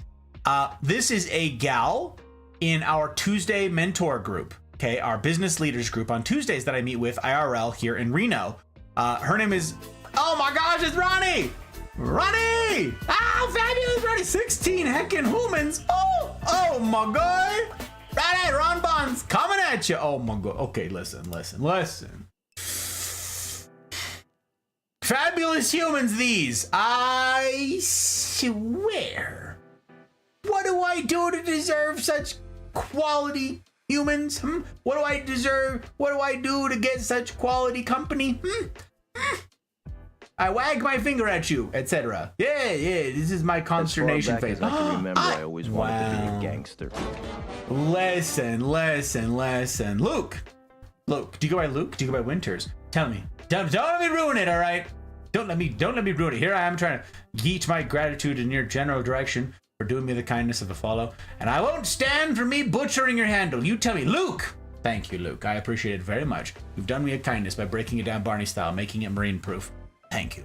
And welcome into the life, Ronnie, Ron Buns, Ron Nation. Welcome. How the heck is we all doing? Did she click on all the pixels? I watched her click on a bunch of pixels, but like, did she click on all of the pixels? Like, you guys gotta tell me. I don't know. I didn't get to see the rest of it. I had to go live, you know, so I was there. Oh, all right. That means I get to reclaim some bandwidth. Ooh, we get to go back. Because, you know, we put friends before frames. It's very important. Friends before frames. But we don't lurk ourselves. That's silly. That's a waste of bandwidth. Oh, and you rated out. Okay, listen. We get to reclaim all kinds of bandwidth. And you just ended. No raid. Bet. Look at us. We're drowning in bandwidth. We're drowning in it. Oi, how you doing? Miyoko, welcome in. Hello. Ronnie. Welcome, Raiders. Welcome. No, sir. Only a few. Only a few pixels? I don't buy it. You guys had the lineup and everything. Did the rest of the games treat you okay? Tell me it wasn't like one of those streams where you're like, it ends really salty and you're like, nope, I'm done with this noise. I'm going to leave before I get worse. I had one of those streams like a couple weeks ago, Ronnie. I don't want to talk about it, but just empathy. I suspect you did better than you thought. This is what Ruth was yelling at me earlier, remember? He's like, oh, you're so good at the game. And I'm like, I don't feel like it. So, anyways, Ronnie, thank you for the raid. I am grateful as heck. My goodness, great. Okay, gang, if you don't know Ronnie, I highly recommend that you get to know Ronnie. Ronnie is an actual sweetheart. Not one of them fake sweethearts. An actual sweetheart, okay? Not like the faux stuff, not like artificial sweetener type stuff, like actual sweetener. Actually sweet, okay? She's a keeper. And we've been knowing her for a minute now, which is what a privilege, what a joy. And she is constantly doing kindnesses for me that I can't repay because she never streams late enough. It's ridiculous, and I'm up to get up into my eyeballs with gratitude. I never asked anybody blindly follow. Never. I understand keeping your follows clean. I myself am fairly stingy with my follows. I am notoriously stingy with my follows, okay? I go through and I purge follows. I said this about Downey earlier. I follow Downey. Stingy as I am, I follow Downey. I follow Jaeger. Same with Ronnie. I follow Ronnie. I lurk Ronnie. When she's live, she's got my bandwidth. I'm gonna be there for her for all of her streams because she's good at this. She cares about her people. She cares about doing a good job. She cares about, as I say all the time, stewarding well your bandwidth. So, if you guys would do me a personal kindness and do a vibe check on Miss Ronnie, I'd be grateful. Ronnie, you know how seriously I take raids. Thank you. If you'd like, you don't have to. You already know what questions I'm going to ask, but some self-promo. If you want to tell people what it is you get up to when they go and do their proper real vibe checks, what will they find you doing besides clicking on pixels? Because they know that, because I say it all the time. What will they find you doing? Okay, singing also. She does a ton of stuff, you guys. It's crazy. She's like a triple, quadruple threat. It's absurd. You tell us though. How do you style yourself as a content creator? What will they find? And question number 2, when? When can they find you doing it? When's your next stream? What's your schedule? What big events do you have coming up? Plug your stuff, baby. Tell us the tea. While I catch up on chat because I'm terrible. Oh, it's creeping fig. Whoa, oh, Vicus. Oh, Tink knows too. We have some trees hollow after they've killed the host. Stand over 100 meters tall. That's crazy, Tink. What? Wait, they're actually parasitic? Like they do? Like vampires? Like they do drain the tree? It's nuts. That's crazy. You guys, I'm telling you guys, Australia's metal. For all of you guys who are like, I don't know, it's pretty metal out here in insert state, insert territory. Australia. It's insane. It's insane. Better with plants. I can plant outside. Only need to trim or weed occasionally. I got you, Ivana. Yeah, that's definitely not these. Literally have a timer on my phone. I can, oh wait, did I try to show you guys this last week? I don't think it worked. I don't think it worked because it like blew out. It was, I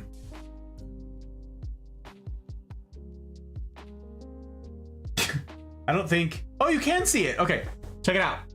Nope, that's not focused. Ridiculous. Come on, you. Look at what this timer is near the top. What is that right there? What's the 1035 one? Water needy boys. Water the needy boys. These are needy. Okay, a lot of these, the hydroponic ones on the moss poles in particular, this is an everyday thing, okay? Every day, so these plants need care. That's why you guys sponsoring a plant makes it possible for me to have them.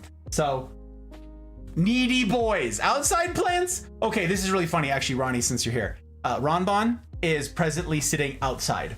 Ronbon has been an inside plant for forever. But stupid spider mites, I swear. I've been losing my mind for literal years with that plant. Oh my gosh, what a headache. Spider mites, nightmare, plant dying back, having to clean it, having to chop it, all this stuff, right? We put it outside. Guess what's outside? Natural predators. And when one day in 24 hours, they're gone. Spider mites are all dead, eaten. I walk out there and there's some horrifying monster bug just sitting there like, oh, ooh, ooh. He's just sitting there just like picking them up and eating them. Nom, nom, nom, nom, nom. There's unlimited food here. Nom, nom, nom. Gone in a day. I've been struggling with poisons, with washing, with this and that, all this stuff. Killed in a day, just sitting outside. And I'm like, well, it can't handle the wind out here. It's handling the wind. It's handling the wind.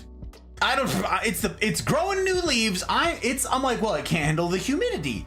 It's like a jungle plant. It can't, we have 10% humidity here. It's alive. We've acclimatized it. We've acclimatized it to relatively low humidity. That is here in our house. It's grown up in relatively low humidity. So then we put it outside and it's just a little drier. And Ronbon plant's like, I got this, no problem. Get wrecked, nerds. Plant's looking better than it has in ages. And I'm all salty about it. Like, ooh. So now we just did, we're thinking that this is like a rehabilitation idea for a bunch of plants. Like you get pests, you go outside, sink or swim. I don't know. Do or die. I don't know. I'm salty. I'm salty. I don't know if you could tell. I don't know if you could tell. A strangler fig. It's called a strangler fig? Oh, that's so metal, Suki. Oh my gosh. Oh my god. I have to follow The Godfather. It's in my DNA. A fellow Italian, is that right? Is that right, Sir Luke? I'm grateful. I hope to earn that follow. I take them very seriously. Like I said, I'm stingy with my follows, so I hope to earn it. You're too kind? No, pish posh. I'm only saying true things. I'm a sleepy girl. No, guys, what? What? I cry. I sing, I swear, I shoot, I scream. I do it 5 times a week whenever I find the energy. What a sales pitch. That was 10 out of 10. 10 out of 10, Ron. Unbelievable. Just occurred to me that Wolfsbane and Pingu would have been good for Spoopy Stream. I know, Mel. I didn't think about it soon enough. I'm salty. I thought the same thing. It was too late, and I was like, "No, blast and dash it all. Why aren't I creative?" Bah! I'm not an artsy sort. Listen, all of you guys are artsier than me. It's ridiculous. Ron, I miss her. No, not the spider mites that are the worst, Ronnie. That are my bane of my existence is spider mites. Them and mealy bugs, I swear. The feast has been provided. Indeed, life finds a way. Jeff Goldblum, indeed. The stun method, strategic, total, utter neglect. Thank you. Gus, do you still do good old clip roulette? I can do clip roulette. A couple people have not wanted it, Ronnie. They've not wanted the clip roulette. And so I don't know. Good, we get to do it. This is exciting. Ronnie's always down for clip roulette. We're gonna see you guys. We're gonna see if she's kept the clips clean. Let's go. I'll take it. Like, Thank what are you. we rating? I feel like I can do a Plocky. You want to hear my Plocky? Of Yes. course. Plocky? All right, guys. Today we're going to play some Red Dead Redemption. That's my version of Plocky. Someone Please, I hope he never sees this. Someone clip it. I'm gonna clip it and send it to her. Clip it and send it. Clip it and ship it. That's what I was gonna do. Wait, what happened? It's a keeper. It's a keeper. Ronnie has redeems where she'll do accents if you spend channel points. Teammates do that shit. Holy shit. What? That's fun. Last player standing. Nice. Nice. Pick up the memo. Do yourself. No, don't. You're good. 30 seconds left.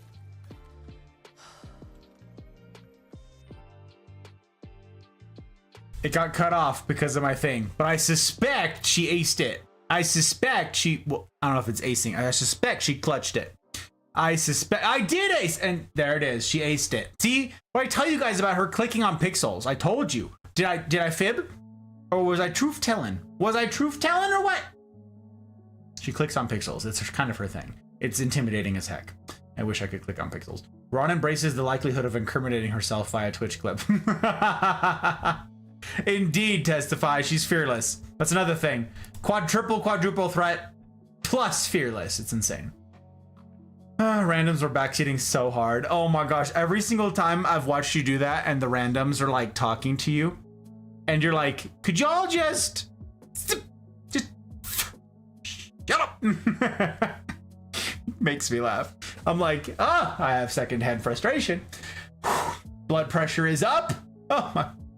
Gang, that's Ronnie. Ronnie's a keeper. Now, Raiders, if you don't know me, my name is Six or Gus or Godfather or Hey You or Guy with a Tie. It doesn't have to rhyme, but it can rhyme if you'd like it to rhyme. I'm a variety streamer. I get up to a variety of things. You can find my schedule posted below on Twitch. I update it as I go along on YouTube. I'm multi-streaming to both. You won't see ads anywhere around here because I'm not monetized on any of the platforms because the contracts are terrible. So I'm not going to sign the contracts. I haven't signed it on YouTube, and I very much doubt I will ever sign it. I'm sorry, I haven't signed it on Twitch, and I very much doubt I will ever sign it on YouTube because YouTube ads really suck. So yeah, nope, that's it. We monetize in other ways. I am brought to you by viewers like you, people who have voted with their hard-won dollars to see that this is something that should have a shot at a future. And by folks being here with their bandwidth, people kindly raiding and entrusting their platforms and their people to little old me, little old we. Yeah, you fabulous humans. Unbelievable. Have a fabulous night, Mafia. Much love. Bye, Ron. Yeah, you're busted, Buster. I'm not feeling great. I'm off to Schleps. Oh, no. Good road trip I need to be rested up for Monday. Ooh, have the best trip. Be safe out there. I'm going to say be smart out there. This is something I'm going to do, Ron. I'm not going to say drive safe. I'm going to say drive smart. Drive smart. We're doing it. We're owning it, you guys. Drive smart. Thanks, Ron. I did wait, I got it. We got the thing. I'm learning from Key. Key is my teacher, okay? I'm not her best student. But I'm trying. I don't have enough drink.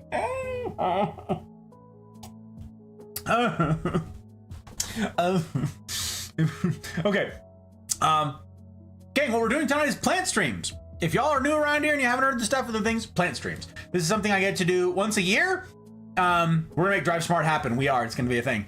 Plant streams are once a year thing. I get to show off some of our house plants. And by some of our house plants, I mean, I hope I'm gonna show off all of our house plants. It can't happen in one night. It's a physical impossibility. So we're doing them bit by bit. We're doubling up. There's plant streams tonight. There's plant streams tomorrow night. Tuesday, back to the Mafia game. Very excited. For my usual blessing, may your journey be uneventful. That's a great blessing. We like it. Hanging out with the plants, with the familia, as it were. Yeah, exactly, Luke. This is... So years ago, we got to chatting here in the Mafia about... Oh, right, I forgot to say. Links in the usual places for the Discord. The Discord is a fabulous community, you guys. You could do far, far worse. It's not your usual Discord. The rules to get in are kind of tough, and that will reflect that. So you'll basically know right away whether or not this is a place for you by looking at the rules. Because you're like, oh, these are kind of not typical. all discords, all like chat, like you saw down there, like the chat rules you got to agree to, right? All that stuff. They're the same in everyone's community. They're the same in everyone's chat. They're the same in everyone's Discord. And I disagree with most of them. Because human nature forbids that they be followed well. So, yeah, I stick to that over there. Thank you, mouse. Not a safe space. They don't exist. I am a big believer in embrace reality and embrace hard mode. Embrace life. Embrace real relationships. Leave these parasocial things on the ash heap of history where they darn well belong. But, again, you'll know pretty quick whether or not you would fit in with the mafia by looking at those rules, and whether or not you're ready to try something like what we call hard mode. This is like, you know, treat people the way you want to be treated sort of thing. You know, just the hardest thing in the entire world, from one disappointment to another. Because that's my guarantee, incidentally. I don't guarantee that you won't be offended. I don't guarantee. And I'm not also just an antagonistic person trying to offend to be edgy. I mean, we're humans. I'm going to say something that's gonna offend somebody. I don't have a choice. Even if I try not to. There are no safe spaces. There's no safe vocabulary. There is none of that. My guarantee, despite my effort to create content worthy of you guys, despite my aims to create something worthy of you, an unspeakably high bar, the only guarantee that I make to you is that I'm gonna disappoint you. That I'll let you down. That I'm gonna screw it up, that I'm gonna fail, because I'm human. My ask of Mafia members is that you recognize that about me and about yourself and about your fellows, and you act accordingly. We live in a strange world right now, and we need people who are equipped for the stuff that's gonna get worse and the strangeness to come. We need to do this together. We're not gonna do okay solo. We don't do well solo as humans. We're wired for community, real community. So I implore you, get plugged into the Mafia. It's a swell place, filled with swell humans. Wednesdays, we've got rendezvous where we all get together. Wednesdays is a good day. Whole day, a fabulous day for me. I'm lucky. I'm blessed to be a part of this community. So, in the Discord, you can find a post in the Full Metal Botanist channel, in the Hear Ye channel, in the self-promo channel, all that stuff. I posted the infographic. That's this thing. That's not it. Heck? Why did it do that? Oh, weird. Huh. Anyways, that's the sponsor a plant thing. If you guys want to sponsor a plant, that's how you do it. It's posted in the places that I said. You'll find it. So you can get involved in supporting this thing if you want to. But yeah, I'm not monetized on Twitch or on YouTube. You won't see any ads around here. I'm brought to you by viewers like you. So thank you to everyone who makes this possible. Everybody who's sponsored a plant, who's seen that this thing has a shot at a future. You can see the thing also running the ticker along the bottom here of how it works. So yeah, there's no subs on Twitch, right? There's no like, you are earning channel points, by the way. You're like, well, I want to earn channel points. You are earning channel points. You just can't see them because I'm not using Papa Bezos's channel points, because I don't like 50% of your money going to Papa Bezos. He's got enough of our money. He owns Amazon, right? Come on. So there's no Twitch subs. There's none of that stuff. Sorry, you are earning channel points on Stream Elements. That's why there's no gambling. That's why there's no raffles. That's why there's none of that stuff. Because the points on Stream Elements that you are earning by being here actually mean something. They actually represent your involvement here. They actually represent your watch time. Like all of that. So you are earning points. You just can't see them. You can type in points. You can type in favor like Jack's done down there. And you can see how much you've got. All of that. Okay. Now you know. There's no ads. There's none of that stuff. I'm brought to you by you guys. So, plant streams. Okay, we're talking about the plants and why our house looks like a jungle. This is not what my set normally looks like. I spent a good while today moving things around. You guys saw the time lapse at the beginning where I built all this. If you didn't, then be here at the beginning, like 8 p.m. Pacific time for tomorrow night's plant stream, where I will indeed have a time lapse reconstructing all of this. That's gonna be a thing. Okay, now I am late. I have so much to get to, so I'm gonna get to some plant stuff. So I'm gonna miss a bunch of things. Based. We live in a world with not enough plants. Indeed, Luke. Indeed. Hoya carnosa. That's where we left off. Wang, it's good to see you.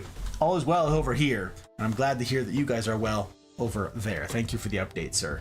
You're here for plant streams, my guy. We're talking about the wax plant. We're talking about, this is the plant that Joke sponsored, okay?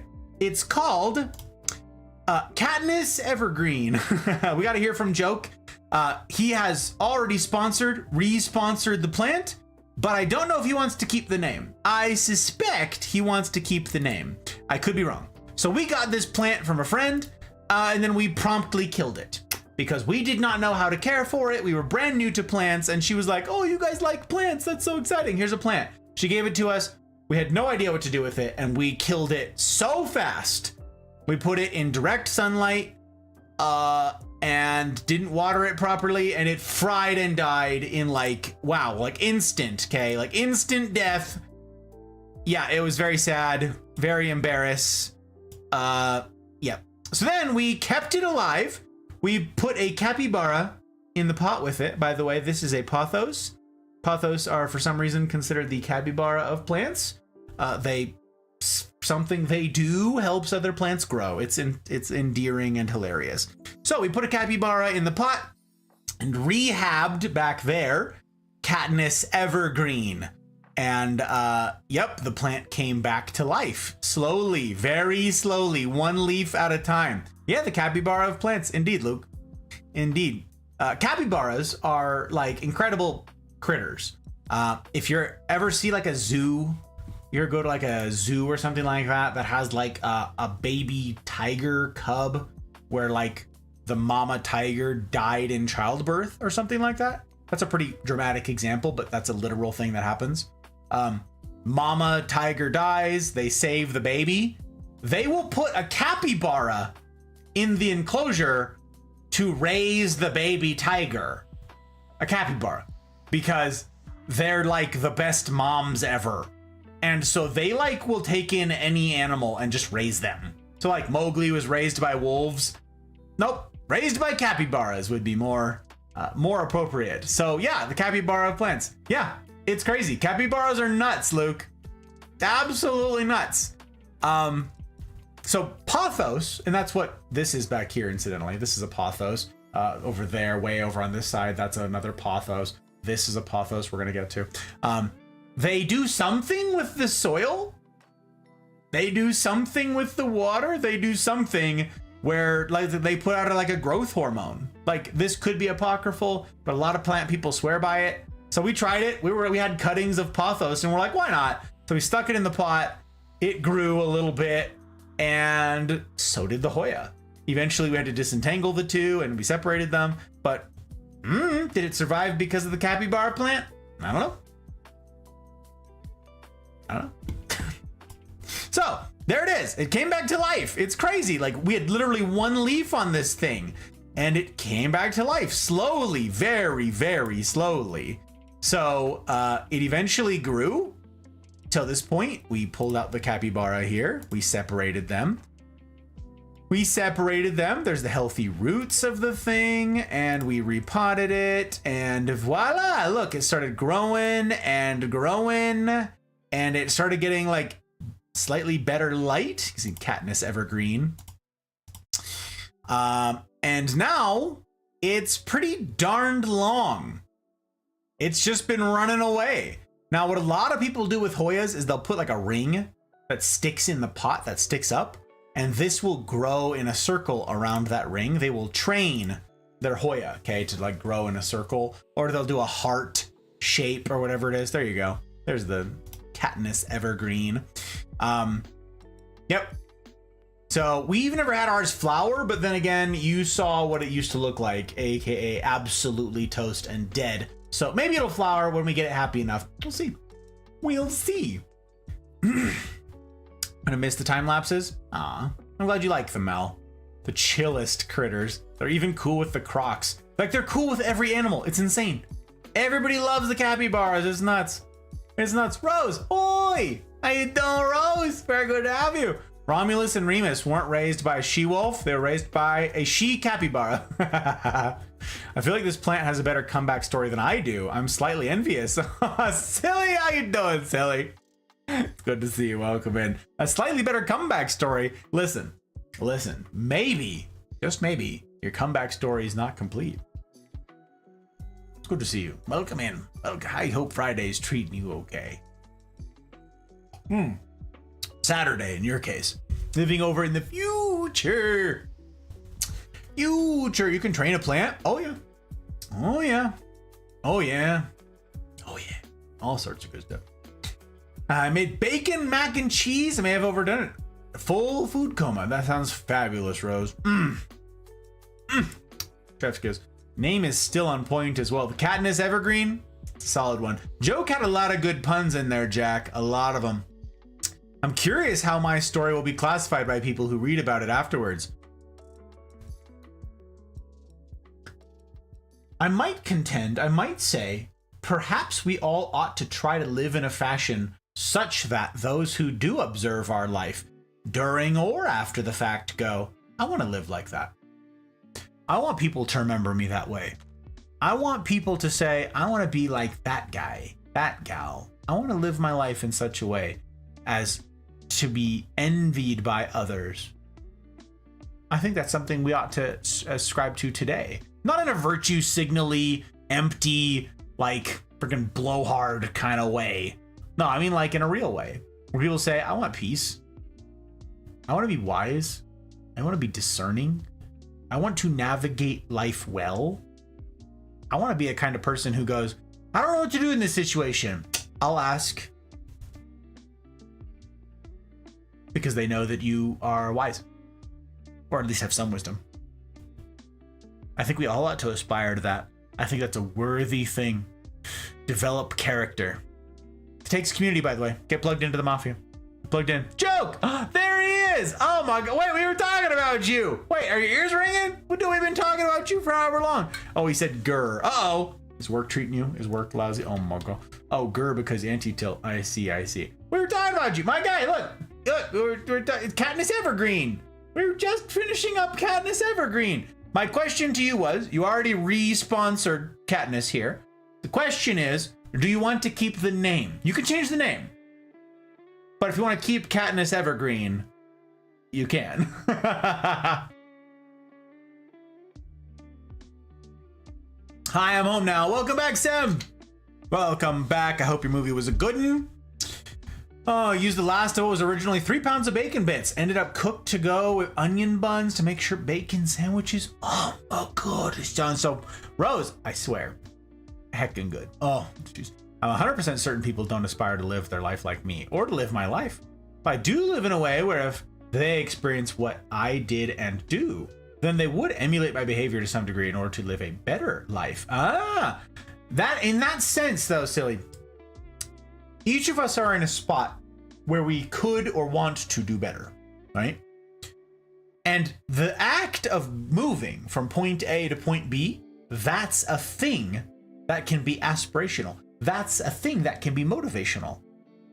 Like, you can demonstrate, regardless of where you begin, humble beginnings or otherwise, you can demonstrate by diligence, by hard work, by being wise, by the pursuit of good things. You can demonstrate moving from A to B, and that itself can be the motivation, the inspiration that another can use to say, I'm going to improve my lot in life. Watch me. So, it's really like, it's agnostic in terms of where one is, where one's been. We're all disappointments. We're all screw-ups. We're all human. All of us. And anybody here who's like, I am perfect. I don't make mistakes. You won't like it in the Mafia. We believe in reality. We're kind of realists here in that particular regard. So if you believe that you are flawless and there's nothing that you could do to improve yourself, you're welcome here still. You just won't like it here. And I think you'll fast leave. You're not required to leave. Just, I don't think you'll like it here. It's not really a place for narcissists. I'm just a simple home cook, learning and growing one day at a time. Yeah, exactly. And it sounds fabulous each time. No regrets, indeed. Joke. Blink your fluid. No regrets. So you want to stay with Katniss Evergreen is what you're telling me. All right. Let's see if I can do. We'll see if I can't manage to do some eye drop content here. We're gonna go. I don't even know if I can like go backwards this way. This is. You can't even see. Oh my god. How do I do this without breaking something? I don't know. We're gonna try. Huh?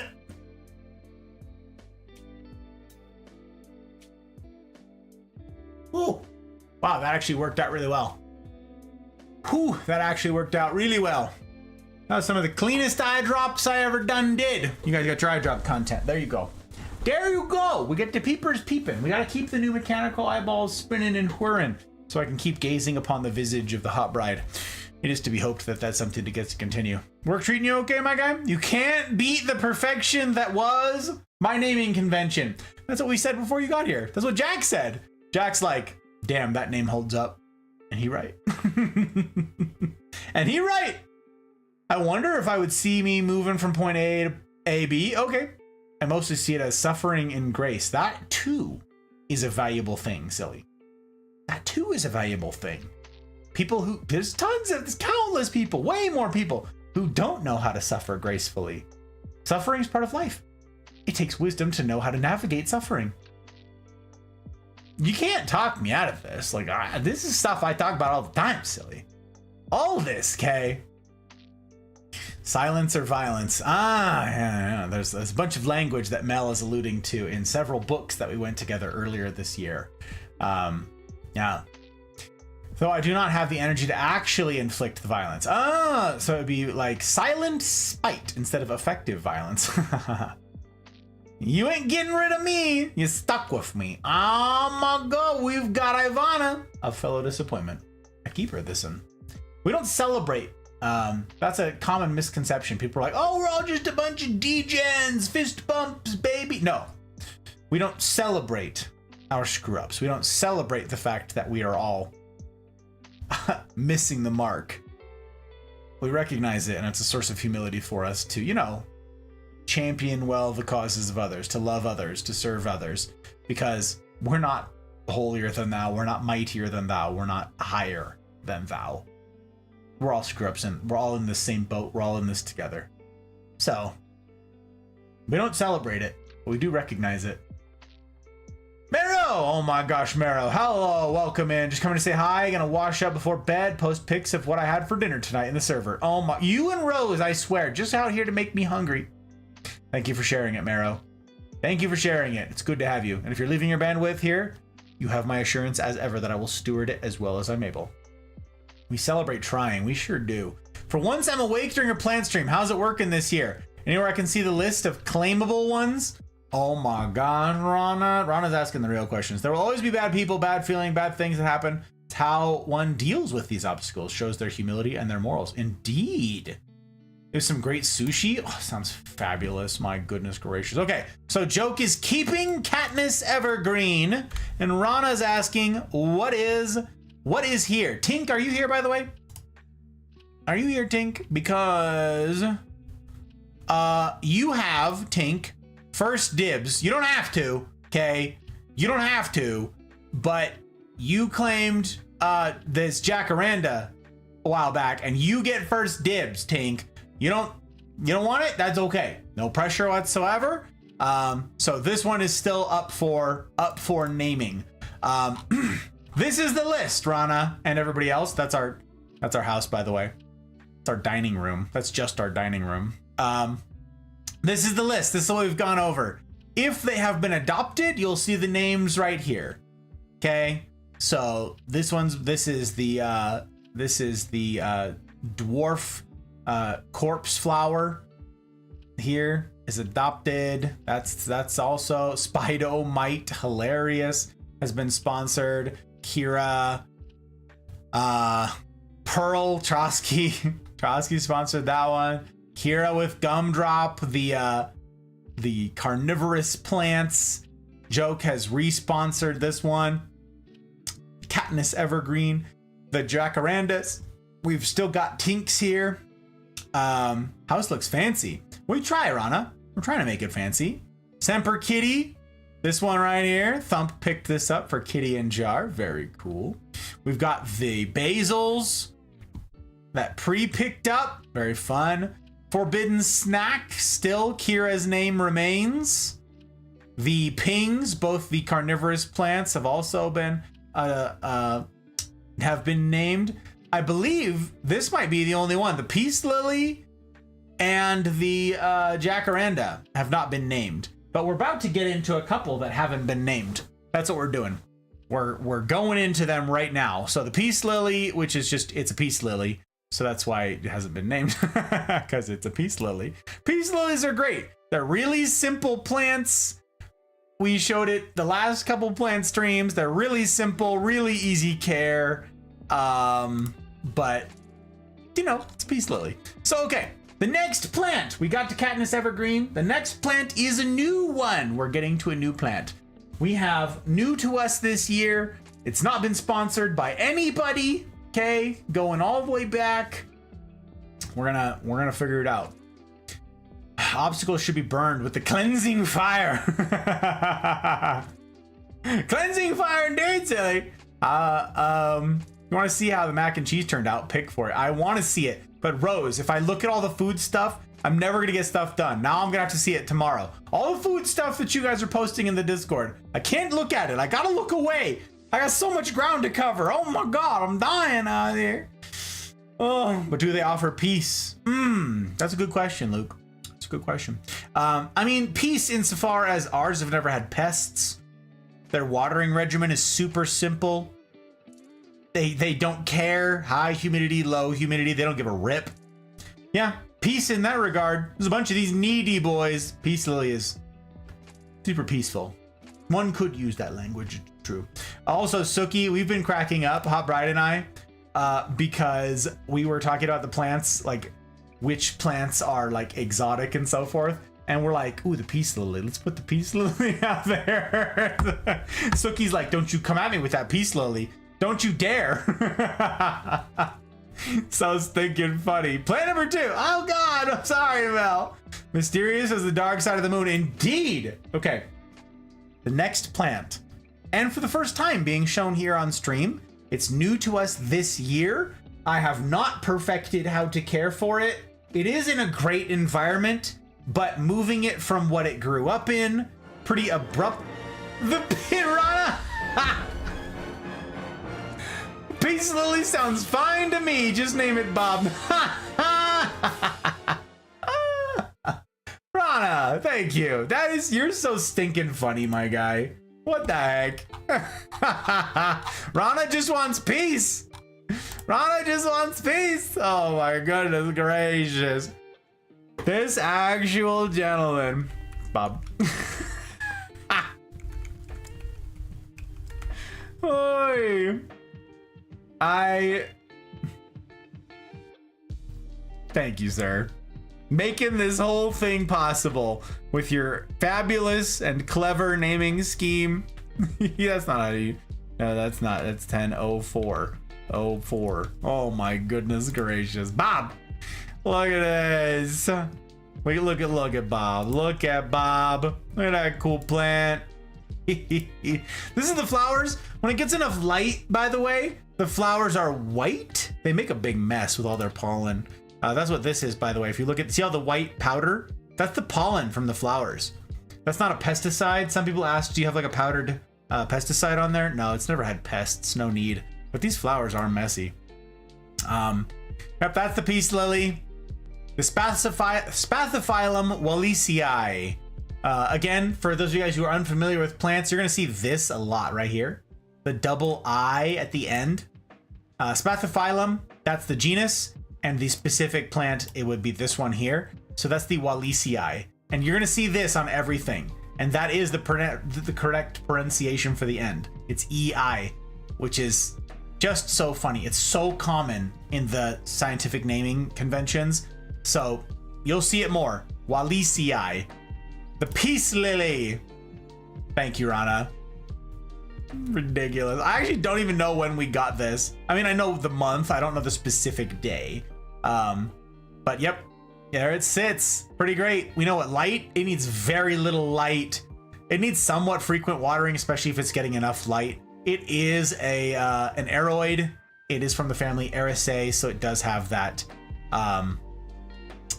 calcium oxalate crystals in it, so don't eat it, okay? Almost gagged when I heard so many plants to choose from. Instantly, I found out my cousin's face plant is a peace lily. Oh, no, that's so stinking funny, Suki. That's so stinking funny. Hilarious. Hilarious. Look at that. There's Rana being an actual gem. Let's do it here with Bob. Erathos! How you doing, Erathos? My goodness gracious. Very good to see you. Favorite autumn plant is an Acidanthera. Acidanthera. It's October and they're blooming in my yard. So pretty. Do you have pictures? I don't know what this is, Erathos.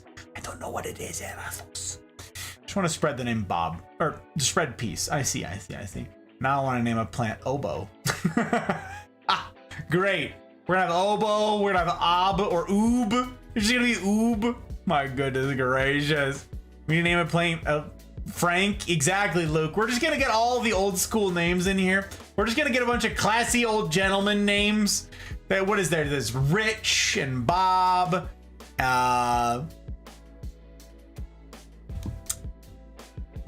Get Dino. Get Frank.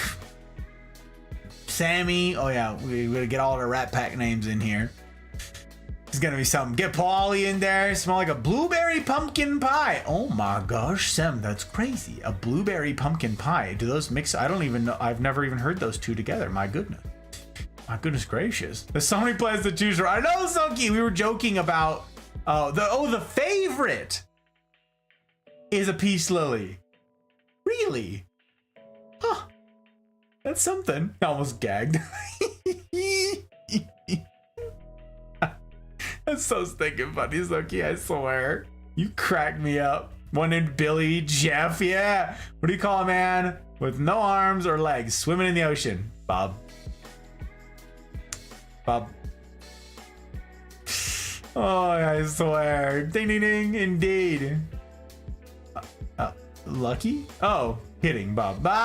Lucky. George, Walter. Ooh, solid choices. Tony, hell yeah. I'm returning to Lurkland. Watching streams is hard today. My eyesight is completely screwed up. One eye. Not concerning. I know it is. Just hasn't happened in years. Typically lasts like 24 hours. Painful to try and read chat. I look like an idiot with one eye closed to read. Have a good stream. Thank you, Rana. Also, we can't see you. We can't see you looking like an idiot. So, you know, there's no harm. Thank you for sponsoring a plant, my friend. Very cool. I'm very grateful. You're part of the reason that all of this gets to continue. Well, thank you, my friend. Picking up Bob, the peace lily. What a gentleman. Hope your eye feels better, my friend. Walter. Yeah, Walter. Put the accent on your Walter. I guess the taxonomic name is Gladiolus moriale. Oh, I don't know that either. I don't know a gladiolus. I feel like maybe I should know that, but I don't know.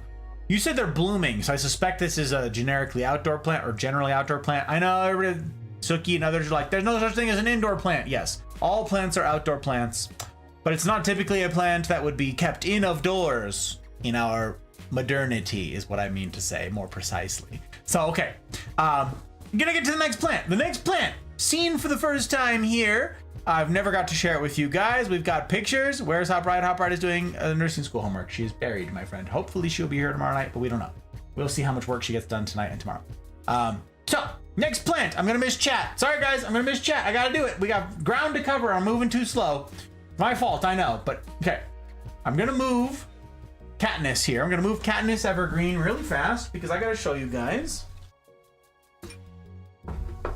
The next, this in right here, this needs to move, is a Philodendron gloriosum. This is becoming a much more common plant here in the States. I have never had one, so I was excited to get one. And if you're like, what the hell is with your pot, Gus? What is this? What am I even looking at right now? The thing is, this is a crawler. Now, I am really well versed and really experienced with climbers, okay? Climbing plants. That's the moss poles that you see back there. I want to get these plants to climb and to mature, right? I want them to grow to their full potential and all that. This is not that. Those ones like to climb trees. Again, semi-epiphytes and epiphytes, they climb trees to get to the light. That's what they do. And as they get better light, as they climb trees from under the canopy, they size up and the leaves get bigger and better, okay? This is a crawler. It's our very first crawler, in fact. These don't want to climb. They don't want to get better light. These are low light plants. They can't handle the bright light of the upper canopy. That's why they exist in the understory. They hang out on the ground and they crawl. They put out a vine just like these, but it's along the ground. If you try to get it to climb something, it won't want to. It wants to be horizontal. Ask me how I know. We'll get to that. But this is a gloriosum, a Philodendron gloriosum. Now, I got it and I immediately put it into this pot. And that's because I want to give it room to crawl. I can train it in this straight line. Now what it does is it puts up these petioles. That's what these are. We talked about this last time. These long stems that go down to the base trunk of the plant, the vine of the plant. These are called petioles. When this matures, these petioles will be like a foot, 2 feet long. They get huge. And the leaves get huge. I'll show you guys some pictures, okay, of what this plant is gonna become. That is, if I can keep it alive. It's in an aeroid mix. That's what you're seeing right here. This is bark, lava rock, perlite, sand, that sort of stuff. Cocoa chips. This is a soilless medium. I mean, there's a little bit of soil in there, but there's very little compared to other mixes, okay? And that is because this still likes to crawl along, like this is an aeroid mix. So it gets the same medium that I've got the other ones in with the moss poles and so forth, okay? They need air. Their roots need aeration and so forth. But the challenge with these is, it's a hydroponic system.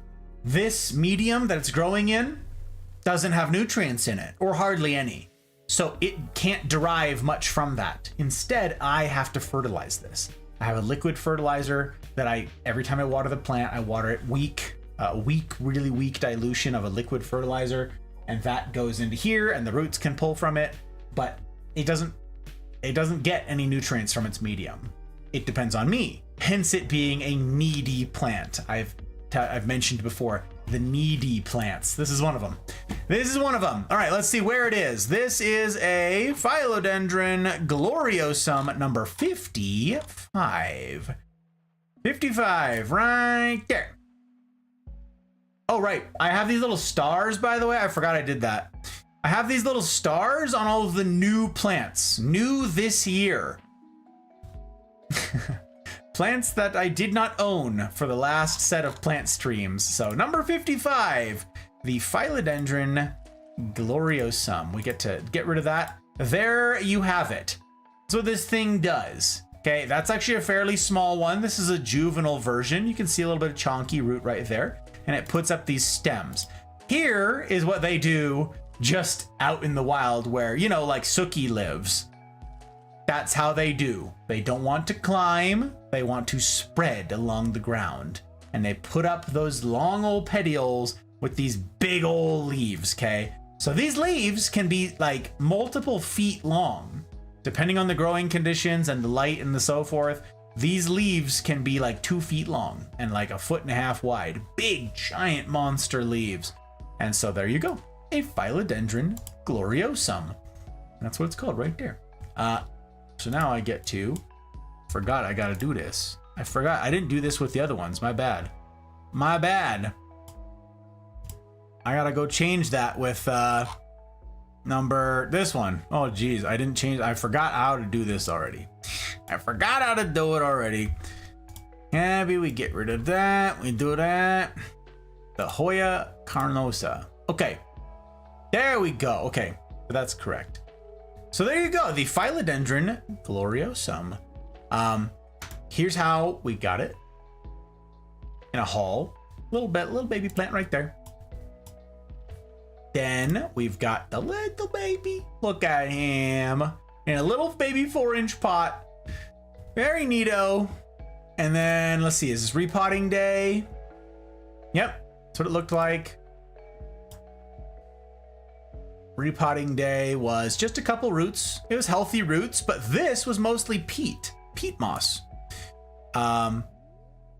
So I pulled all that off of there. It was a soggy mixture. Oh, this hot bride. Her tie-dye, adorable. Yeah, so not very many roots. Healthy roots, but not very many. Wasn't a huge plant. And so we potted her up. There it is. In its aeroid mix, ready to crawl. So that's what it'll do. It'll crawl along this way. So I needed to get a long pot. So actually this pot that it's in is a decorative pot. It does not have holes in the bottom, but I need this to drain and not retain water. So I drilled holes in the bottom of this thing. So actually it is sitting, let's see if I got a good picture. Yeah, so it sits like this. I actually had to get 2 of these pots. I drilled holes in the top one, but not in the bottom. Then I made a bed of gravel in the bottom. That's why this is so heavy for me to pick up, because this has a bed of gravel in it. This sits atop that and can drain freely into the next one.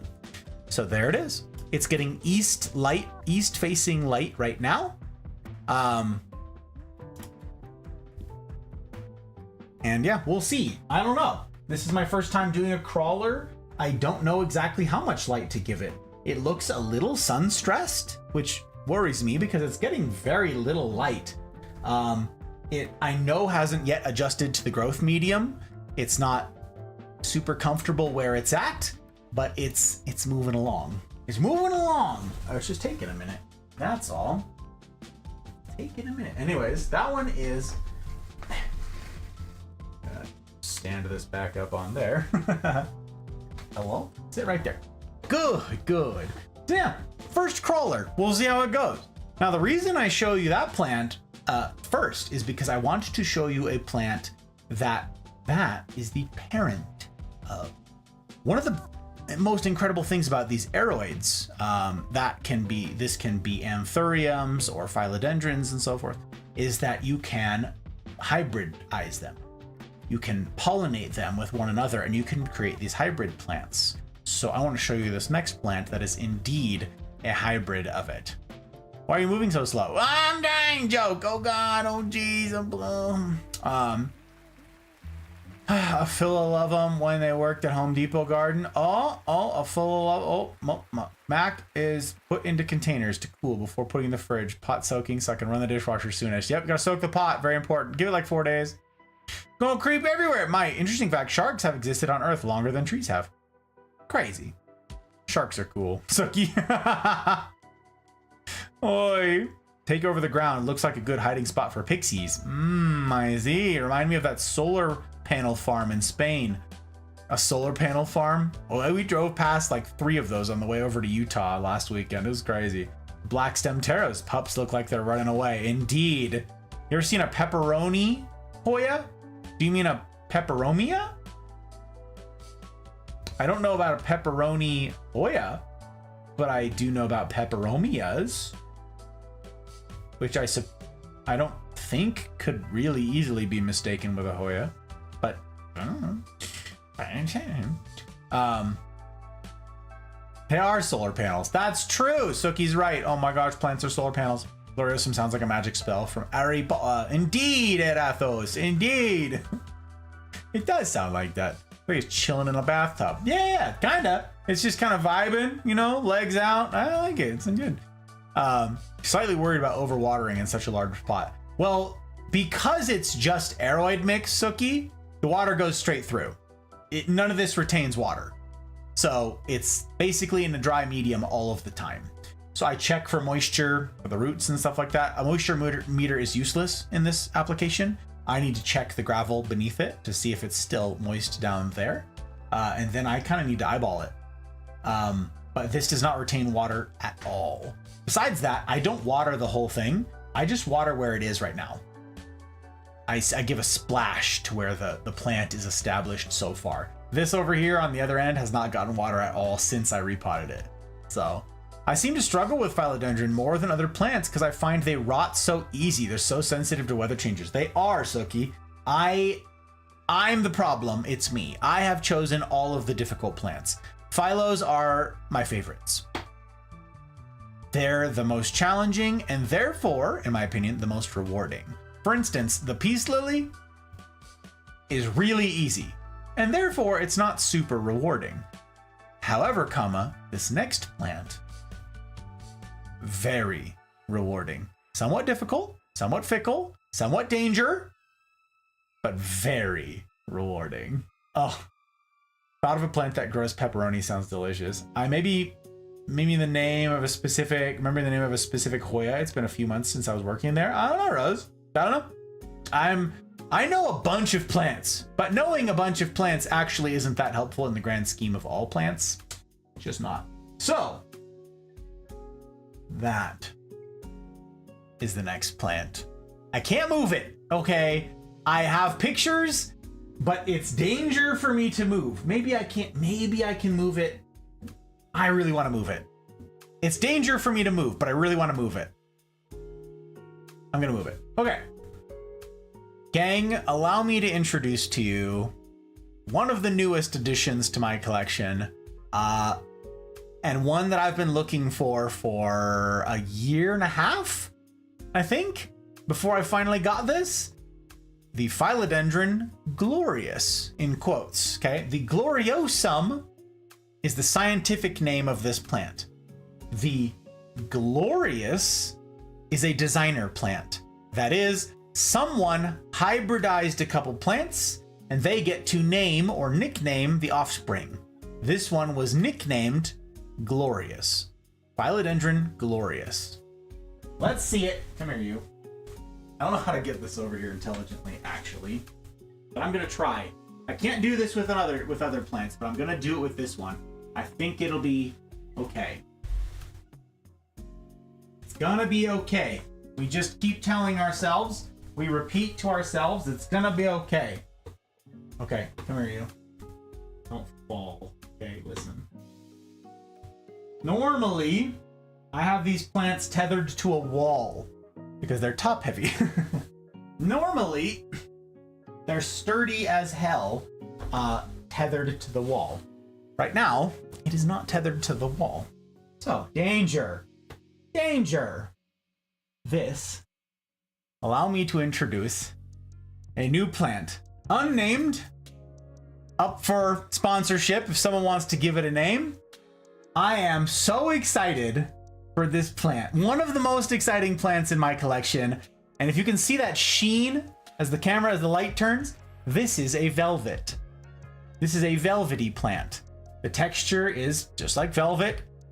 And yep, they are. They are velvet. You're exactly spot on the money, Mel. This is so cool. And these leaves, oh, just wait till I show you the pictures. Just wait till you see what this thing becomes. Because this is a juvenile. This is a little baby one, okay? The Philodendron glorious. This is a hybrid between the Philodendron gloriosum and a Philodendron melanochrysum. I do not own a melano, but they're climbers, okay? You're like, wait, the gloriosum is a crawler. What is this one doing climbing? Right. The gloriosum is a crawler, but the melanochrysum parent, is a climber. So you get some of the hardiness and some of the characteristics, the veining and stuff from the glorious parent, but you get the climbing and the velvet from the melanochrysum. So, oh my gosh, I'm so excited to show you guys. Okay, check this out. This also has a new leaf unfurling right now. Oh, you can't really see it from where it is. Let's see if I can angle the camera. I'd have to pitch the whole thing to the side. Blast! Okay, I flew too close to the sun. There you go. Okay, this up here is the new leaf unfurling. I have better pictures of it, but they're not in the gallery yet because I just took these pictures like today and yesterday. But you can see sort of the pink backing on this thing, and it's unfurling right now, and it's gonna stretch. And as this vine climbs up the pole, just like I talked to you guys about with the last plant streams, the leaves size up. You can also see that the vine is sizing up. Down here, pretty dinky little vine. The diameter of this vine is really small. But as you get up here, look how chunky this vine is getting. This vine is gonna get to be like an inch thick at some point, okay? As it climbs. It just put out this new leaf and it's already working on the next one. It's going to ditch this cataphil right here. These air roots at this node are already rooted into the pole. This sucker is happy as a clam, okay? Like, look at the backing on these things. Look at that. Look at the coloration.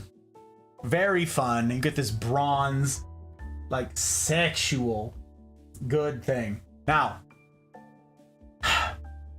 velvets are somewhat difficult, okay? Velvets aren't for the faint of heart. Velvets are kind of picky. That's why this is a danger plant. Velvets like high humidity, but they don't like being wet. Square that circle for me, would you? This needs pretty high relative humidity, but you don't overwater it or you do so at your peril. It's again in a hydroponic system, okay? I got this, I'll show you the pictures. I immediately transferred it into this. I attached it to a pole. I'm training it onto the pole with these. Actually, this can probably come off. This Velcro can probably come off because it is definitely rooted into the pole now. Yep. That didn't go anywhere because all of these roots are in there. So now it is fastened tight to the pole. It doesn't need that. This one I'll leave on there, even though it looks like it's really well rooted already. I'm gonna give it a few more days to make sure that it's in there. They don't want high sun. They burn in direct sunlight. They can't handle a draft. So if you get cold air from your air conditioner that blows on this, they'll shrivel up and die. If they get dry and hot air that comes out of your heater that blows on them, they'll shrivel up and die. They can be very difficult plants. They are also somewhat notorious for pests. These ones are not. Velvets usually are. The Glorious here, not so much. This one is okay. So far, no pests, no problems. There's other plants that we will introduce to you as we go along that are more prone to pests than this one. But yes, this is the Philodendron Glorious, and I've been looking for it for a long time. I'm very excited to have it. It was on my short list.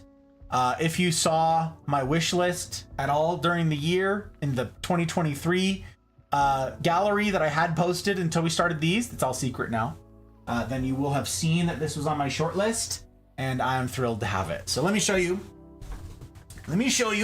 some of this stuff. I'm not salty, you're salty. Stop looking at it. Oi. I've killed many. Really, Suki? The Gloriosums? Oh my gosh, Gloriosum's been hanging on through the winter. Oh no, that doesn't bode well. Hang on to your butts! Unclear of why danger. Yeah, that is glorious. Suave plant, indeed, Luke. I like it. This is such a slick addition to our collection. Just wait, let me show you guys what a mature one looks like. This is just tiny. This one better have 5 peaches, my goodness. Or wind, or cold, or wind, or sun. Indeed, see, Suki knows, or sudden temperature, environmental changes of any kind. In fact, don't breathe on it. Yep. Don't look at it. Stop looking at it. It'll die. Oh, Suki. Okay, it's a tough plant. So far, so good. All right, this is number 56, because, you know, they're alphabetical and all that. New to us this year, we got this at the very end of April, it seems. So, let me get rid of this question mark here and show you kind of what this thing grows into. Okay, here's not a great picture, but it shows it climbing, doing its thing. Got a little more different veining on this one, but it's climbing, okay? This one really has a stronger Gloriosum showing through with those white veins from its parentage. But here is someone holding up theirs. That is what we're getting to with this one. That is what this will become in not very long. Actually, I suspect by the end of, well, by next plant streams, it'll look something like that. You know, assuming I can keep it alive. But there you have it. These leaves can grow, again, to be multiple feet long, 1.5 feet wide. Huge, floppy, fabulous, velvety boys. And I'll show you how it began. There you go. And I found it in this shop. I was shocked. It was only 32 bucks. And there's this like nice kind of plant shop that we just found here in town not that long ago. And they had this, and I checked. I had to make sure. Okay, that was not Sydney Plant Guy, Tookie. This particular dude, no, he doesn't wear glasses. I mean, he does wear glasses sometimes, but that's not him. You're right though. He does have a glorious. So I looked at this and I was like, is it a gloriosum? Because I've seen those. No, it's climbing. It's climbing. And so I was like, oh hell, are you kidding me? So I went in there and the lady was like, oh, did you find anything, or you find everything? And I was like, unfortunately, yes. And she's like, what does that mean? And I said, I didn't expect to spend any money today, but I found it. And surprise, this one's actually 2 plants. There are 2 vines coming off of this. See this little baby bit down here? Yeah, that right now you can't see it, but down here on our plant is growing. So now we have a second vine trailing up this pole here, climbing up this pole, not trailing up this pole. That's an imprecise use of language there. Healthy roots. You get to see the healthy roots. There it is on its moss pole for the first time. I hosed it down. Velvets don't like having sitting water on their leaves, but I said, suck it up. Get used to it. Sink or swim. There it is. It is getting sort of south facing. It was getting, I should say, at this point, south facing light. It was removed from the window. It wasn't that close. It was not getting direct sunlight at all. But there it is. Potted in its velvety glory on there. Got the Velcro on there to train it into place. And then it gave us its first new leaf. Look. Oh my gosh, I swear. This thing is so stinking fun. Zin! How you doing, my guy? Lovely indeed. You're lovely. It's good to see you, sir. There it is. Look, new leaf. New leaf coming out. So this one's still open for sponsorship. If someone wants to come up with a fun name for it, this one's available. The Philodendron Glorious. There's the new leaf that came in. I just, that electric veining is so stinking cool. Again, the pictures don't do justice to the velvet, but it just kind of kept growing. So look, this is already at the top of its other moss pole, right? So this is where we had to do the extend. This is where we turned it from a 3-foot pole into a 6-foot pole, and that did not take very long to get there. It was very fast growing. So there it is. We took it outside. This was after, when were these pictures? I could go check and find out, but this was not that long. Okay. There you go. You can really see some of that velvet texture on there. Hydrate, anti-tilt, bet. In that small of a pot. Yes, that is one of the things. Great plant dad, whom I envy. Also lives in Sydney's humidity. Yes, indeed. That's something I think about quite a bit, Suki. So I'm doing all of this with 10% ambient humidity. I'm doing this plant daddy thing on hard mode. So the small pot, Mel, the thing is, if you've got it on a moss pole like that gentleman did, and like we do, the roots root into the moss. And again, there's no nutritional value to the moss. It's nothing. This is sphagnum moss. There's no nutritional utility to it whatsoever. But the roots go into it, they convert into water roots, and they're searching for water. The reason that this is such a needy plant is I can't let this moss dry out. Now, if you live somewhere where it's super humid, the moss will stay moist just from the ambient air for a long time. If you live somewhere really, really dry, these moss poles dry out about once every 2 days, sometimes 3 days. Depends on the weather outside. Sometimes, if you're really lucky, 4 days. So these moss poles need to be checked daily. Every moss pole we own needs to be checked daily, because if you let the moss dry out, those roots wither and die. And then if you try to rehydrate them afterwards, then they rot. So you need to keep the roots hydrated. But the effect of having this moss pole like this is all the roots get to go into here. Typically, you need to size up the pot that the plant is in because the roots keep getting bigger and bigger and bigger. But this is a vertical extension of the pot, as it were. It's got some roots down in the bottom, sure, but that's not helpful. All the roots are here. It's pulling water. It's pulling the nutrients from the liquid fertilizer that I feed it, all from up here. So the moss gets those nutrients as I fertilize, and that's it. So yeah, and for stability, it's a good question. Typically, you just get a heavy bottomed pot. This is not the pot that this is normally in, which is why I'm in particular worried about it falling over. This lives in a longer tray basket thing that shared with another plant, actually, and they are tethered to the wall. Actually, you can see that in this picture up here, all on the wall, right here. They are tethered to the wall.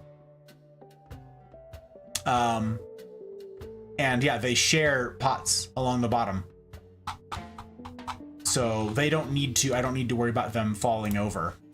I forgot to copy this. I forgot to copy this. Copy. Boop. There you have it. Yeah, this came in a little 4-inch nursery pot. Wait, this is the... Did I click on the wrong one?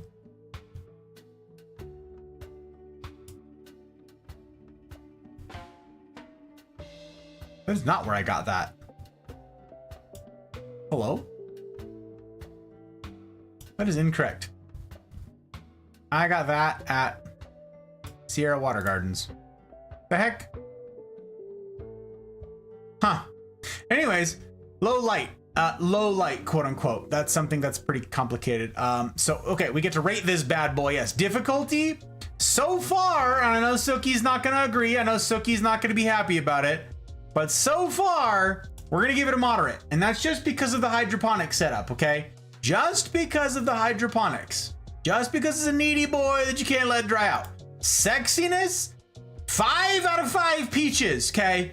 Sexual, absolutely sexual, this thing. Oh my, okay, excitement, look at my boy. Oh my god, oh yeah, 5 out of 5 excitement. Oh my, not even, no shot, it's anything other than that. 5 out of 5, yes. The Philodendron Glorious, there you have it. That is what we're growing right there, baby. Very excited. All right, anti-tilt. I got you, Joe. Is that the Marsh? What? Your room has been taken over. What did you say to Poison Ivy? My guy! Hello, Marsh. How you doing? This actual gentleman. This fabulous dude. Good to see you, sir. Good to see you indeed. Yeah, the room has been taken over. That would be due to the time lapse that I played at the beginning of me doing all of this. It was really something. Look, we got a Philodendron Glorious, and glorious she is. Ugh. I'm sorry, Suki. You can live vicariously through me, Suki. That's what we'll do. We'll get the Philodendron Glorious growing big and strong in your stead. That's what we'll do. That's what we'll do. Right now, this one is no longer in that south-facing window. Now it is under grow lights. Now it is not in the best grow light position, but that's, I think, okay, because it burns. It burns really easy, so I don't necessarily want it to be directly under our grow lights. So it's slightly off to the side. I've got some pictures that probably show that, so I'll show you in a second where it's sort of set up. And it's doing okay. Still putting up new leaves, so we'll see. Okay, joke. Get that hydrate with Corpse Reviver number 2. Indeed. I think a bigger pot. Wait, it's a marsh. Is it a marsh? No, I think it's the marsh. Like it's famous marsh. It's like that one in Lord of the Rings. The bog. Good to see you. No, it's good to see you. Welcome in, sir. Welcome. We're going through some of the plants, and I just got to unveil one of the latest additions to our collection. This is new as of this year, and I'm very excited about it. It's pretty neat. Like Suki said, it can be a very difficult plant, but I anticipate keeping this plant for a long old time. It's much hardier than some of the others. This hybrid here, and so far, so good. So I'm thrilled to have a velvet, like a proper velvet, to show you guys and to get to maturity. So that's what's going on. Have to admit, your approach to plant care is more regimented and disciplined than mine. I know, Usuki. You already explained. I do what they call chaotic gardening. Yes, you said, you were like, we are at different stages in our plant journey. You were like, sink or swim, bitches, die, I don't care. If you're more trouble than you're worth, get bent. And I respect that. But I have decided that I'm going to give these things the best shot. And it's also really fun to be in a place like Reno with 10 to 15% humidity and be able to grow jungle plants, tropical plants that have absolutely no business being here. So that's my challenge. My challenge is to do this as well as I'm able, to give them the best shot. Now, if I do all that and they're still nightmares, you know, they can get bent. But I'm going to do my best. So that's where your guys' sponsorship comes in. Again, anybody who wants to sponsor a plant, you can do that. Where's that thing? Boom, there it is. I posted this infographic in like basically all of y'all's Discords in the self-promo thing. It's posted in the Hear Ye in the Mafia. It's posted in the Full Metal Botanist channel. It's posted in the self-promo in the Mafia. It's posted everywhere, okay? This is how you sponsor a plant. It's also that thing, that ticker that's running along the bottom of the stream. That is how you can see this project continue, and you can see the plants get to exist and survive. That is not the button I meant to click. What is the...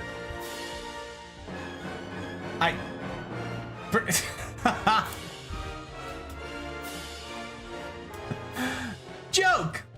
My goodness gracious! Wait, you already had... You had credits or...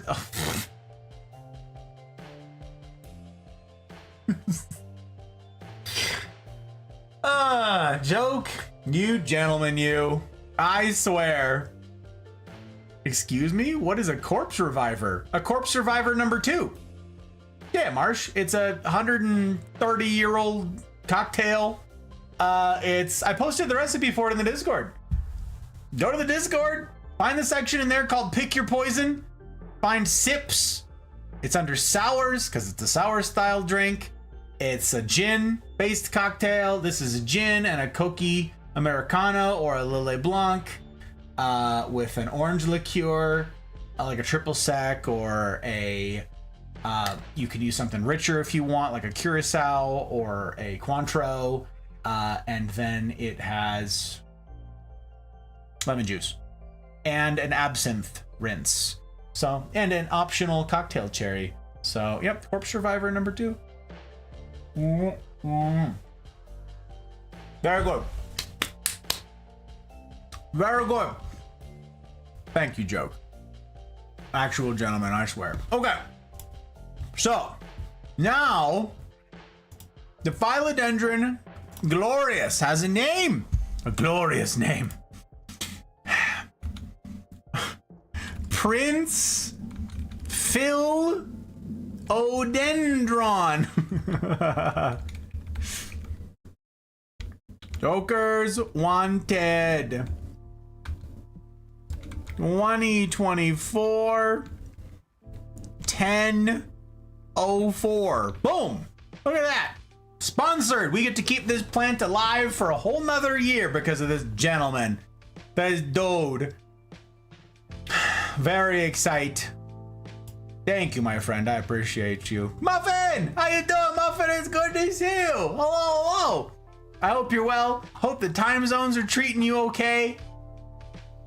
I hope they're treating you all right.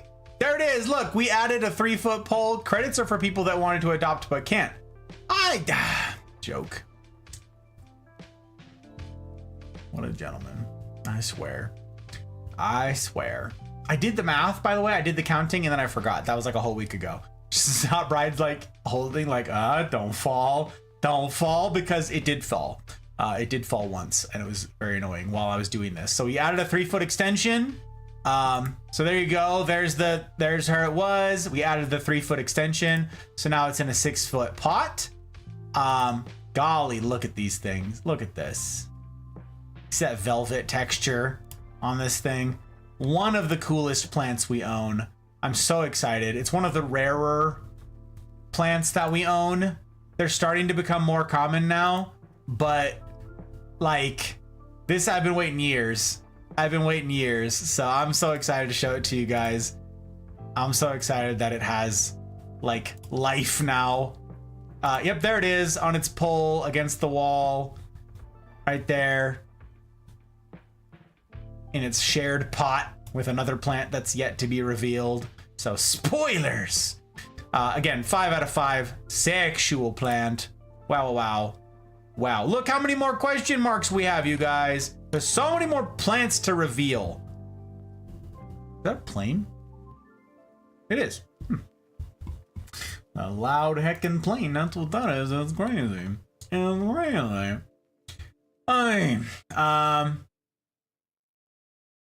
Scroll bar.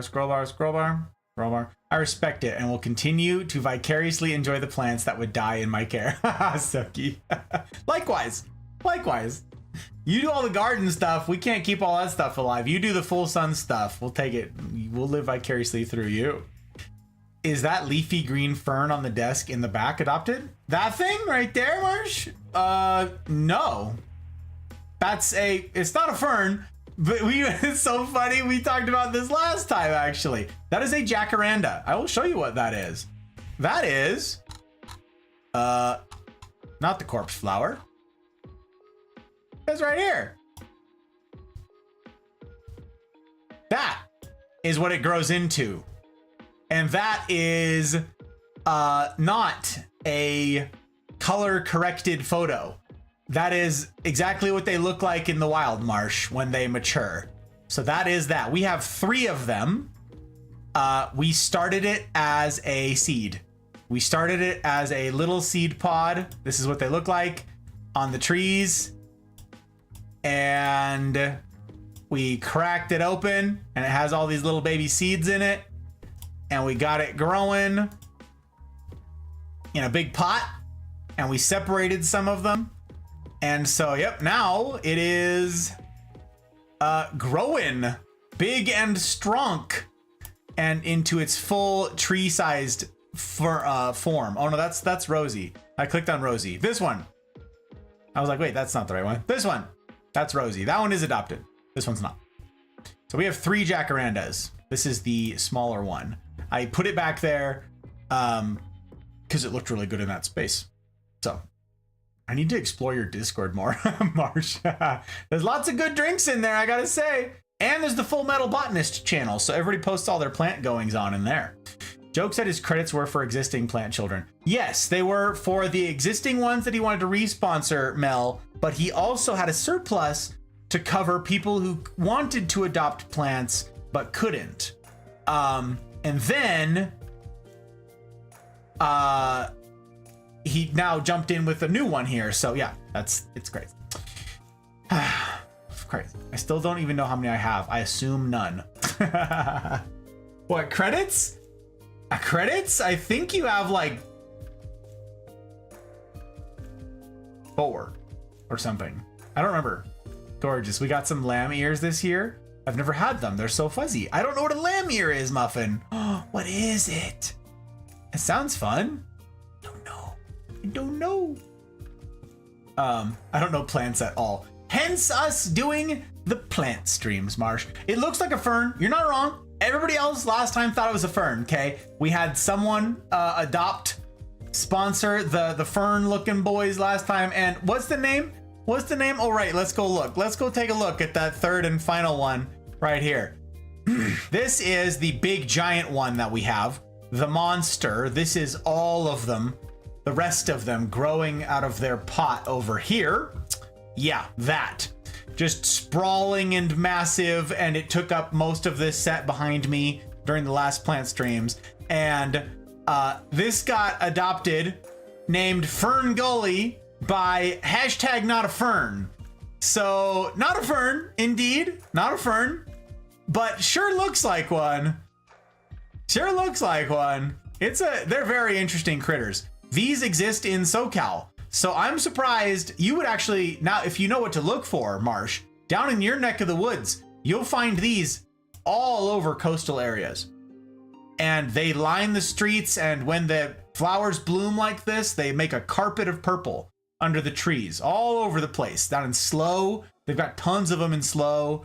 Santa Cruz has a bunch. I know. Why can't I think of what the heck? San Pedro, Rancho San Rafael, Rancho, whatever. All those places got jacaranda trees. That's what they look like. So now you know. Now you know what to look for. Like I didn't know anything about plants a couple years ago. Okay, nothing. And so if I saw like a cool or rare or special plant, it didn't mean anything to me. It went right over my head. Now I'm going around like, holy crap, that's a this. Oh my God, that's in the wild. Oh my God. Oh, you have a, like, I've been to people's houses with plants before and it never meant anything to me. Now when I go to someone's house, I'm like, oh, I see you have a peace lily. Suki's like, wee. Oh, you have a Dracaena. You have a spider plant. You have there's a ton of generic plants that people have. And I'm like, oh, I know what species that is. I know what this, yeah, okay. And very rarely do I see someone who has something, say, like this. It just doesn't happen. People don't want the work. People don't want the responsibility. And for the most part, people can't find them, even if they wanted to. This is a very hard to find plant. I believe that they're getting more popular now. So because this is a hybrid, I believe they're hybridizing more of them. So it's becoming more available. But this has been years in the making to get this plant. So stuff like that, I'm very excited for. The Gloriosum, the parent plant for this is getting more common as well. But it took me forever to find one. Same thing. So I don't know why, but Stream Elements isn't working for me right now. I'm sorry, Marsh. Coffee works. You can use coffee too. But herbaceous, perennial. Oh, I got you, Muffin. I got you. I have to look it up. Lamb ears this year. Huh. What a beautiful jacaranda is. They're beautiful. Yeah, you know what jacarandas are. Yeah, see? Didn't know that's what the plant looked like. Yep.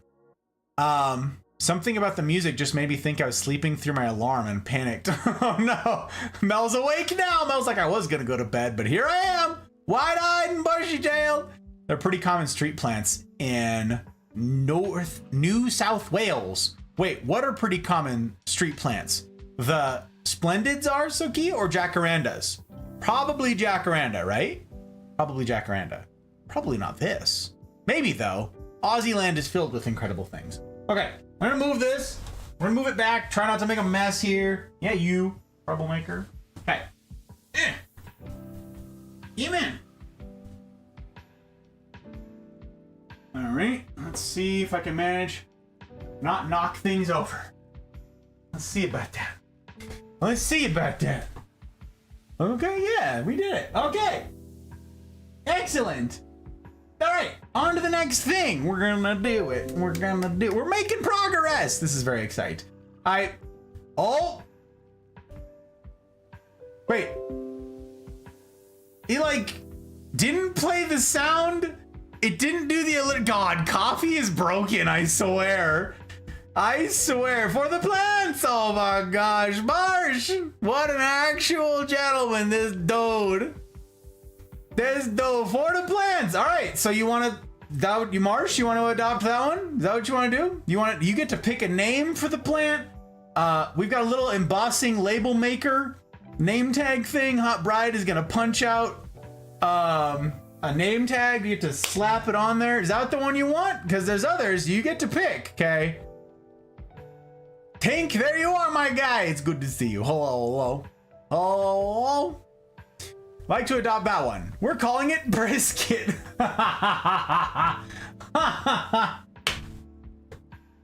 Oh my word. That's hilarious. Okay, gang. If you guys, we've rated him before, so most of you guys know Marsh. Marsh does like plant adoptions, okay? Except they're elephants. So, a little different, close. Same, but different. Same, but different. So he adopts elephants, and I was like, I already know. I'm saving up channel points over on his channel because I'm lurking him 100% of the time. And I'm gonna adopt an elephant. Okay, I already got a name, and the name's Brisket. Name's Brisket. We're getting there. We're going, baby. Okay. All right, I'm gonna grab that. Geez, can I move that safely? I think I can. Come here, you. Come here, you. Ugh. There you have it. Look at Brisket. That is hilarious. Look, it's such a fun critter. It's so like floof and delicate, and I had to tether it to a pole because it's stretching for the light and being ridiculous. So, yep, it was in an east-facing window. No, is in an east-facing window and stretching for that light. But I love this critter. I'm very excited that it is healthy. I was worried about it in the beginning because the white flies that were on the basil made their way to the jacaranda, and that's when the hot bride was like, nope, basil gets bent, you know, out of the fire it goes. And by the fire, I mean we let it get snowed on. You remember that from last stream. So, okay, we're gonna have to, hot bride's gonna make up a label, and we will get this sucker labeled probably by tomorrow night. It's Glorious. No, it's a jacaranda. The Glorious was the velvet one. Like, oh, that's funny. We get to make plant puns. We get to make, that's the Glorious right there. That's what that is, Marsh. Oh, silly. It slipped his mind already, this fella. You get out of here. No, you get out of here. Look. There it is, right there. That's the one, Marsh. Look, it's right there in the name. It's the Philodendron Glorious. I don't know what to tell you, okay? It's the I don't know what to tell you. Okay, let's see here. The Jacaranda Mimicifolia, the blue jacaranda, dubbed Brisket. Marsh Mello. No, wait, it's L-O? I with the W, that's what it was. That's what I always miss, is the L-O, the W in the middle. Marshmallow Van 2024 1004. Woo, buddy! That is very exciting. And let's see, do I need to update any of this? Nope, super easy. Absolutely 5 out of 5 peaches. Sexual. Jacarandas, I swear. And the excitement. Super hyped. So excited to have a freaking jacaranda, several jacarandas, growing in our heckin' house. So stinking cool. So stinking cool. Wait, 1 out of 3. Wait, this one is supposed to be 2 out of 3. That's hilarious. I'm like, why is it labeled like that? Because I'm a dingus. Don't mind me. 1 out of 3, 2 out of 3, 3 out of 3. Okay. Sick. Thank you, Marsh. You are part of the reason that we get to continue doing all of this. You're the reason that Brisket has a shot at a future. I don't guarantee that the plants stay alive. Some of them have died. But we're doing our level best to keep them all going and keep them all healthy. And we have a vested interest in keeping the jacaranda alive for a special reason, actually. We talked a bit about this last time. The jacaranda seed pod that I showed the picture of, that is from Hot Bride's grandma's house. We went to go visit her in Slough last year. It was in July, I believe. Might have been August, but July. Wait, I have it on there. Like, I literally have this in the notes. July. We went to July. We went to San Luis Obispo, and we went to visit her grandma. And she's got a jacaranda, and we pulled one of the pods. We were like, hey, can we like take one of the seed pods? She's like, yes, absolutely. And so we took it home, and we're like, I don't know if this is gonna work. So we got the plants, we got the seeds, and they worked. And surprise, we're growing them. And so her grandma's, you know, not getting any younger. And so we're like, what if we like kept these jacaranda alive for her, like in her name, sort of thing? And we spread. That's why we split them apart too, so it's not all of our eggs in one basket. And we're just trying to keep these jacaranda alive. So it's really cool. We have a vested interest, like I said, in keeping these plants alive. So we're trying really hard. We're trying really hard. Different genus of elephant deer. Elephant deer, right? A different kind, indeed. You get out of here. Muffin, is there a list of plants available? Right now, there aren't that many that haven't actually. Are there any? Wait, these all been. I think these have all been sponsored so far. Oh my gosh. Okay. Well, this is the list. The list is not made public yet because people could just click on it and spoil. Oh, I meant to have the. Why isn't that? I forgot to. Where is?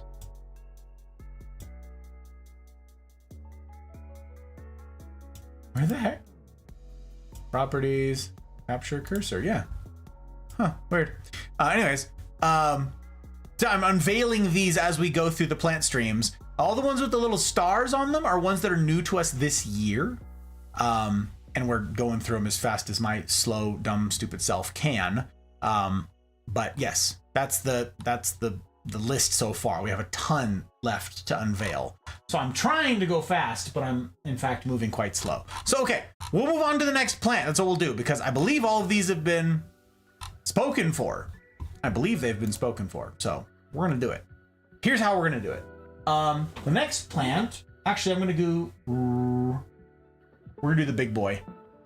We're going to do the big boy. This right here. This is next. Hello. It's Suki's worst nightmare. This is a begonia. This is a palm leaf begonia. This is the only begonia that I will happily still have in my home. It still has its problems. It's massive. You actually can't see most of it. Most of it is up above. Camera cuts it off. This is over 6 feet tall at this point, which is as tall as a palm leaf begonia gets. They start to grow really top heavy and then they just fall over and they're ridiculous and embarrassing. So I've got it tethered to a stake so it doesn't fall over, but I will show you pictures because I cannot move this intelligently or safely. So I will instead show pictures that give you a good idea of what this thing is all about. It is a begonia, but again, it's called a palm leaf begonia. This one, wait, where's my list? Where's my list? It's called a Begonia luxurians. A Begonia luxurians, which is number 8. Number 8 right here. This one was sponsored previously by Thumper, but as she already stated, she does not want to re-sponsor all of these plants this year. So the way that the rules work is if you previously sponsored a plant, you get first dibs on re-sponsoring a plant, but she has already said no thank you. So I already have the green light. Fair game if someone wants to sponsor the palm leaf begonia. It is unlike other begonias. We've got other begonias. They're very interesting, but they're difficult.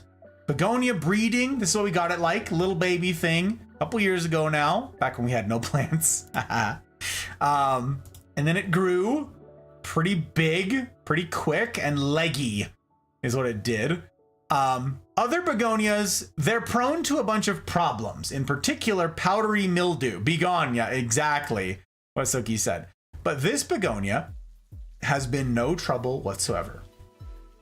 No pests, no powdery mildew, no nothing. It's super easy. This is what I was talking about, Suki. I told her, I was like, you don't like begonias, but there's one begonia that's totally fair game, and it's this one, the Begonia luxurians. It's really interesting what it does. It branches off of each of these little nodes here, and it puts up this tiny little baby, like octopus thing with all the little fronds. Okay, and then they stretch.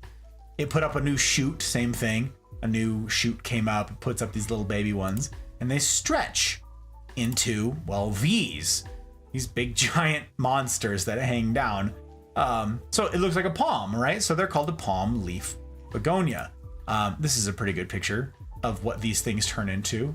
Look how long these are, these fingers on this thing. this one is not doing, there you go. That's what it looks like up top that you can't see. This is not incredible because this top bit has grown really top heavy. So actually, I don't know if you can see in this picture. Probably be able to see in this picture. That's a big picture. Okay, maybe you can see. There's some string right here. There's a little piece of white string. Zoom in, enhance, little white string right there. It's because this branch got so top heavy that it just folded over and it was hanging down. It didn't die. So I propped it back up and it's all still alive and still growing and still putting out new leaves, you dummy. It's like so top heavy, it can't support itself, but it just keeps doing it. It's silly. So that's what it does. That's why the bottom is covered up right now, because you can't see. There's not a lot to see there. This canopy up top is where it's all going on. And now I have it all tethered to this pole because it's starting to fall over in a bunch of places. So we may chop it back significantly, let it try again. This is a testament, by the way, to there is a known thing in plants where this is probably a good picture for this, okay? These stems you see are kind of thin and kind of wonky. And it's been tethered. There's a piece of bamboo in here. Okay, that came with the plant, this piece of bamboo, and it came tethered to that. I added the 6-foot pole. This was a 4-foot pole at the time. Now it's a 6-foot pole. Because it's really unsturdy. Okay, it's really wobbly. This is like with trees. If you plant a tree somewhere, you actually can't have the supports that are holding up the tree, like little baby nursery tree, for very long. That tree needs to experience adversity. It needs to experience wind. As it does so, the tree goes, oh shoot, I'm in a windy spot. I need to put down roots. I need to get a stronger, thicker trunk. I need to be able to withstand wind. And so it starts growing out its trunk. It puts a little fewer resources into its leaves, its canopy, its flowers perhaps, and it puts that into its trunk so it can withstand the wind, okay? If, however, you leave supports on a baby nursery tree for too long, it will indeed grow this big honking canopy and it will have this little thin impoverished trunk and the tree will die. So like us, we need to experience adversity and we need to overcome adversity. We need to decide I'm going to adapt to adversity. I need to get strong. Life is tough. I need to be tough. Not life is tough. Everyone needs to accommodate me. Not life is tough. Everybody needs to be nice to me. Nope, you're dealing with people. It's never gonna happen. Instead, we need to get tough. Just like these trees. This one, though, didn't do that. This one was tethered from a young age, and because it grew so weird, I needed to continue to tether it, and as a result, this trunk is really thin and gangly. Look how skinny it is. This is a pretty good picture of this too. Now, look at this, like this chunk down here. It's so thin, and it gets chunkier as it gets bigger. It's so uneven. This new one started growing, and it's much chunkier, but also it's indoors, which means it's not getting wind, right? There's no adversity for this plant to grow against. So what some people do, like Jack said, is you shake the plant. You go and shake the thing, which is simulating adversity for it to grow into, right? But you could have a good air circulation in your house so that the moving air is its adversity that it needs to grow into, because I've seen these plants before with pretty darn chunky stems. But we got this one years ago now, and now it's huge and sprawling and ridiculous, and you can't see all of it. It's so big, and it's held up with twine and stuff because it just keeps growing up there, and it's not doing anything for the roots. Meanwhile, if I took the stake out of it right now, this plant would die within a day. So I actually don't know what the future of this plant is. I don't know what the future holds for this. It's the only begonia that we've never had any trouble with. I'd be sad to see it go. I kind of want to keep it. It fills a great space in our house. It looks good where it is. But I don't know. I don't know what the future of this is. And if we lost it, I don't know that I would replace it. And that's because of all the heartache we've had with begonias, like Suki's talking about. It might just be that we've gotten lucky with this one so far, and it also suffers from the same problems as the other begonias. But don't know. So here it sits, still alive and open for sponsorship if someone wants to sponsor it. Okay, we're gonna move. We're moving. We're schmoving. Mine are doing okay since I treated mine multiple times and cut them all back. Wait, the Luxurians? I'm not letting my guard down, though. You mean all your begonias, or did you have a Luxurians? I'm very curious to hear if you've had this one, Suki. EP plant. Yeah, I shake my plants if it hasn't been windy or inside early stages. Not sprouts, obviously. Yeah. And they need adversity. They need something to grow against. I'm tragically, I'm gonna run to the restroom, and that's because I did a bad job of like managing my hydration and stuff ahead of stream. Very bad. Get it together. Be a real streamer. I have to leave you. I would say that I'm gonna leave you guys in the less than capable arms of Chair while I step out. But instead, what I'm gonna do is I'm gonna show you guys the time lapse. So if you weren't here at the beginning of stream, now you can see the time lapse of setting all of this understory canopy up, okay? So it's just a quick little loop. You'll see it. I think you'll like it. I don't know. Maybe you'll like it. Is that right? Yeah, that's the one. Okay, cool. I'm gonna play that thing. Now's a good time to avail yourselves of the facilities if you must needs. Top off your anti-tilt, and then we'll be back. I'm probably gonna run late tonight because I'm moving slow, and I need to hurry up. So, ready, set, go. Let's see about push and play on that. Yeah, there it is. Look, there's me. Wondering why it doesn't happen automatically. All right, we're gonna build a set. Boom, off we go. Okay.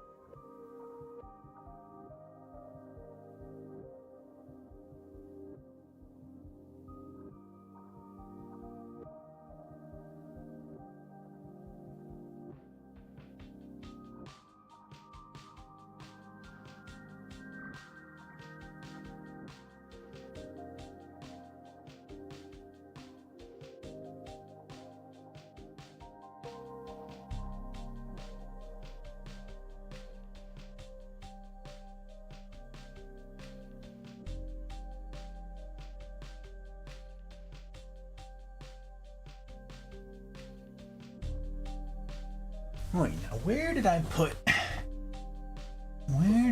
that? Hang on. I probably need a little bit of that. Where is I hold on, that's gotta change. That's no. We're back. Surprise.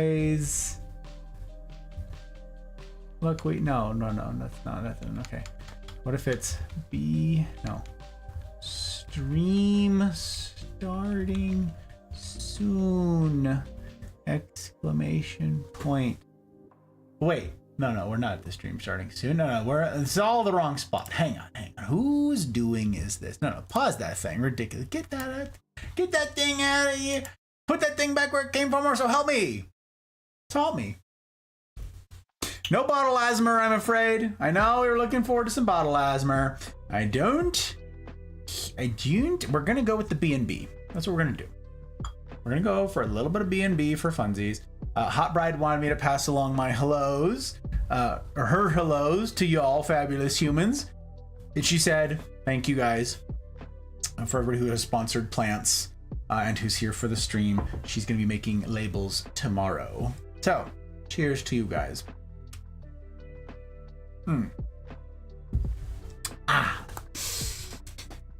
Time lapse that took so much effort instead of mischievous chair. Indeed. I know I'm bad, Mouse. I'm bad. I know. It was selfish. I know, you're right. The begonia, not that one. The fuzzy one that got powdery mildew, which then spread to my angel wing. Yep. Actually do very well in my care if it wasn't for the mildew. I think it came from a new plant. The mildew is on all of the begonias we've ever had, Tookie. That's how they all died. They just get it. They get it. You can treat for it. It comes back. It's every begonia. None of our other plants, just the begonias. So, like, hold up. Where'd Lady Liberty go? Lady Liberty was in that lineup. Lady Liberty got zoomed away.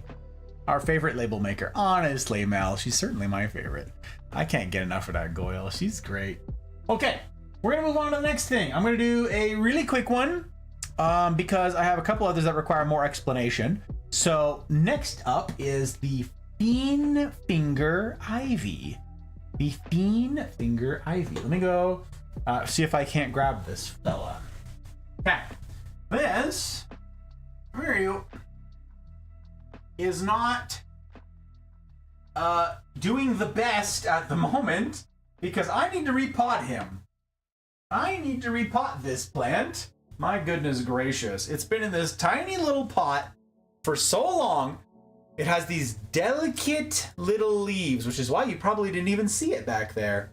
This is very fun.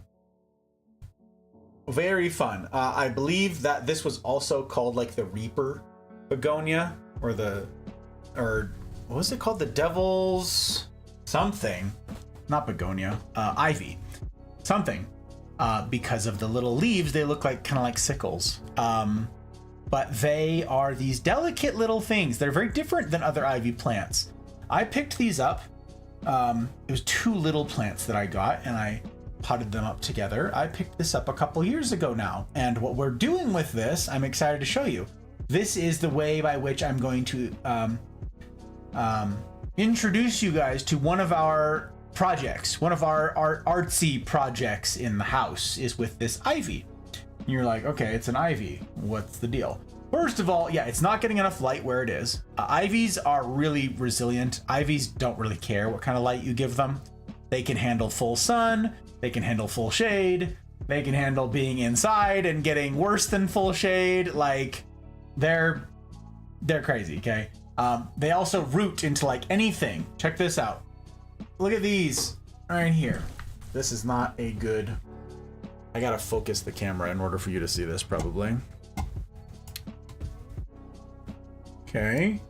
Focus. See these? See this crazy? That is roots, okay? That is roots. It will just, like, Once it starts finding something to grab hold of, it's like, oh, we're climbing, ready, set, go. And it puts out like these crazy roots, okay? And it'll climb on anything. That's why you see ivy growing up the side of buildings and so forth. Well, we happen to have, hang on.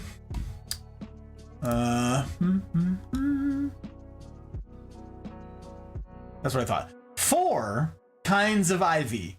4. This is but one of them, and they all look quite different. This is the most delicate little one, and yeah, it'll climb anything. I've never seen this climbing anything. I've never seen this climbing the side of buildings, a fiend finger ivy, but I will show you guys where this started and how it's going and what the artsy project is that this is a part of. First, I'm going to go put it back just because I don't have space to like set it down here and I don't want to step on it. So I can show you guys these pictures. Show you the pictures. This one is also, not sponsored. Actually, I don't think that one's ever been sponsored. People don't like ivy. So the ivy have not been sponsored. So if anybody wants to sponsor the ivy, you can. There's no first dibs. There's none of that stuff. It's just fair game. Let me show you. It is number 30. Number 30. Scroll, scroll, scroll. This is the Hedera Helix Fiend Finger.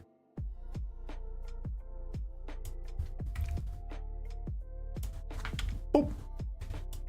We get rid of that question mark. This is what some of the mature ones will grow into. These sort of like spiky boys.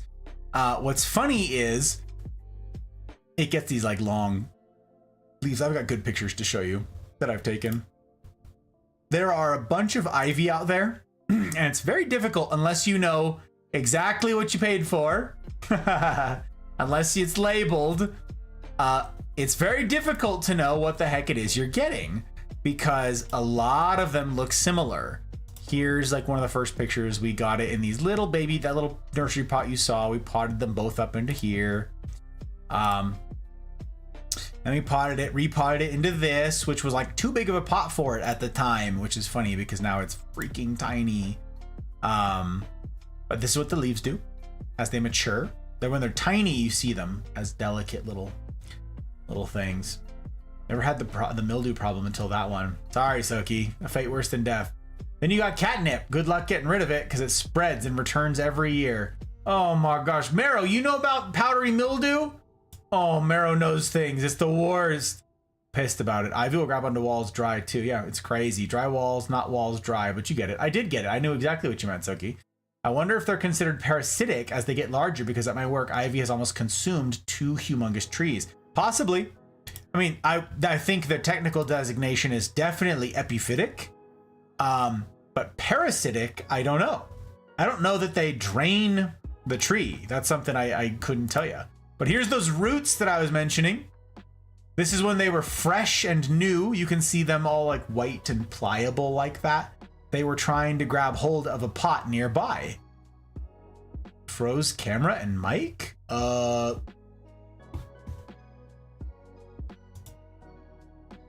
Maybe you, Jack? I don't know. Mine didn't freeze. I don't think my stuff froze. Yep. Maybe on your side. Maybe. Ticker it running. Oh no. I mean, you can throw catnip in the fire and it won't return. I suppose. That's true, Marrow. You could. One could. Cleanse it with fire. The cleansing fire. Guess they wouldn't be because they don't take the nutrients, just the light. Yeah. So epiphytes. Okay, back. Welcome back. Welcome back. So yeah, this is it's like such an odd critter. So, okay, now I get to show you guys what we've been working on. Here's where it has been where it was living. Okay. And it was trying to grow incidentally into the pombegonia right here. It was trying to root in there, which is hilarious. And now what we're doing, pretty fun thing. We live in a 2-story house. We have a landing. Okay, the stairs go up and it's like an open ceiling. That's why we can have some of these trees like the jacarandas growing indoors or the money tree, other things growing in of doors. We have the room, okay, we have the height. Well, up on the landing, there's like a balcony sort of thing that goes down. And I asked the Hot Bride once upon a time, earlier this year, hey, what if we got the trailing plants, like the ivies, they don't climb, right? What if we got the ones that trail and we hung them off of that landing? And we created like a curtain, like a waterfall of trailing plants that hang down. And then they would hang down further to the point where as you walk underneath, there's all these trailing plants that you sort of like can walk through. Now we could trim them there and make sure that they're not too obnoxious, because we did have 2 that grew down to the floor, and was like, all right, that's cool for a minute, but we need them out of our way.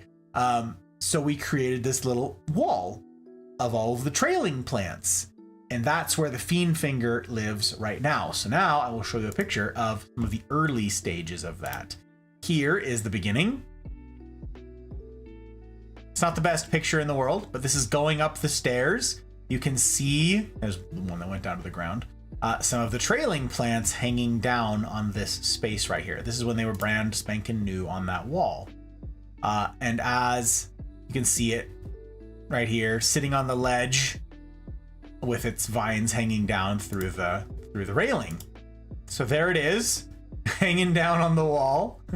That's this one with the delicate little leaves. Again, it's not getting enough light where it is, but we are going to try to build skylights above it where it is presently so they get more light. That's the plan. I believe I have better pictures of the wall elsewhere, but yeah, that's the idea. And there's going to be a curtain of trailing plants that hang down here off of the shelf that these are all sitting on. So there you go. That is the Hedera Helix Fiend Finger. Let's see, do I need to update any of this? Difficulty? No, it's an Ivy, super easy. Sexy, it is neutral. Excitement, I am excited for the new artistic direction we've taken it in, so I will leave it at a 3. It's pretty cool that it's growing to do that. Oh, we've had this for 2 years. Wow, I didn't think we had it that long. Crazy. So there you go, there's the Fiend Finger Ivy. Very excited. I need to up pot that. Soon, TM. Soon. We just got a new plant in the collection that took priority. Okay, next. This is fun. I finally get to talk to you guys about the one that is the biggest in the room. The elephant in the room, as it were. Not an elephant ear. A Pothos. The Marble Queen. Pothos, in particular, because we have several Epipremnums. It is the largest biomass in this room, and it is most of the green that you see, actually. It's just everywhere where the main plants aren't, because when you saw the beginning of that time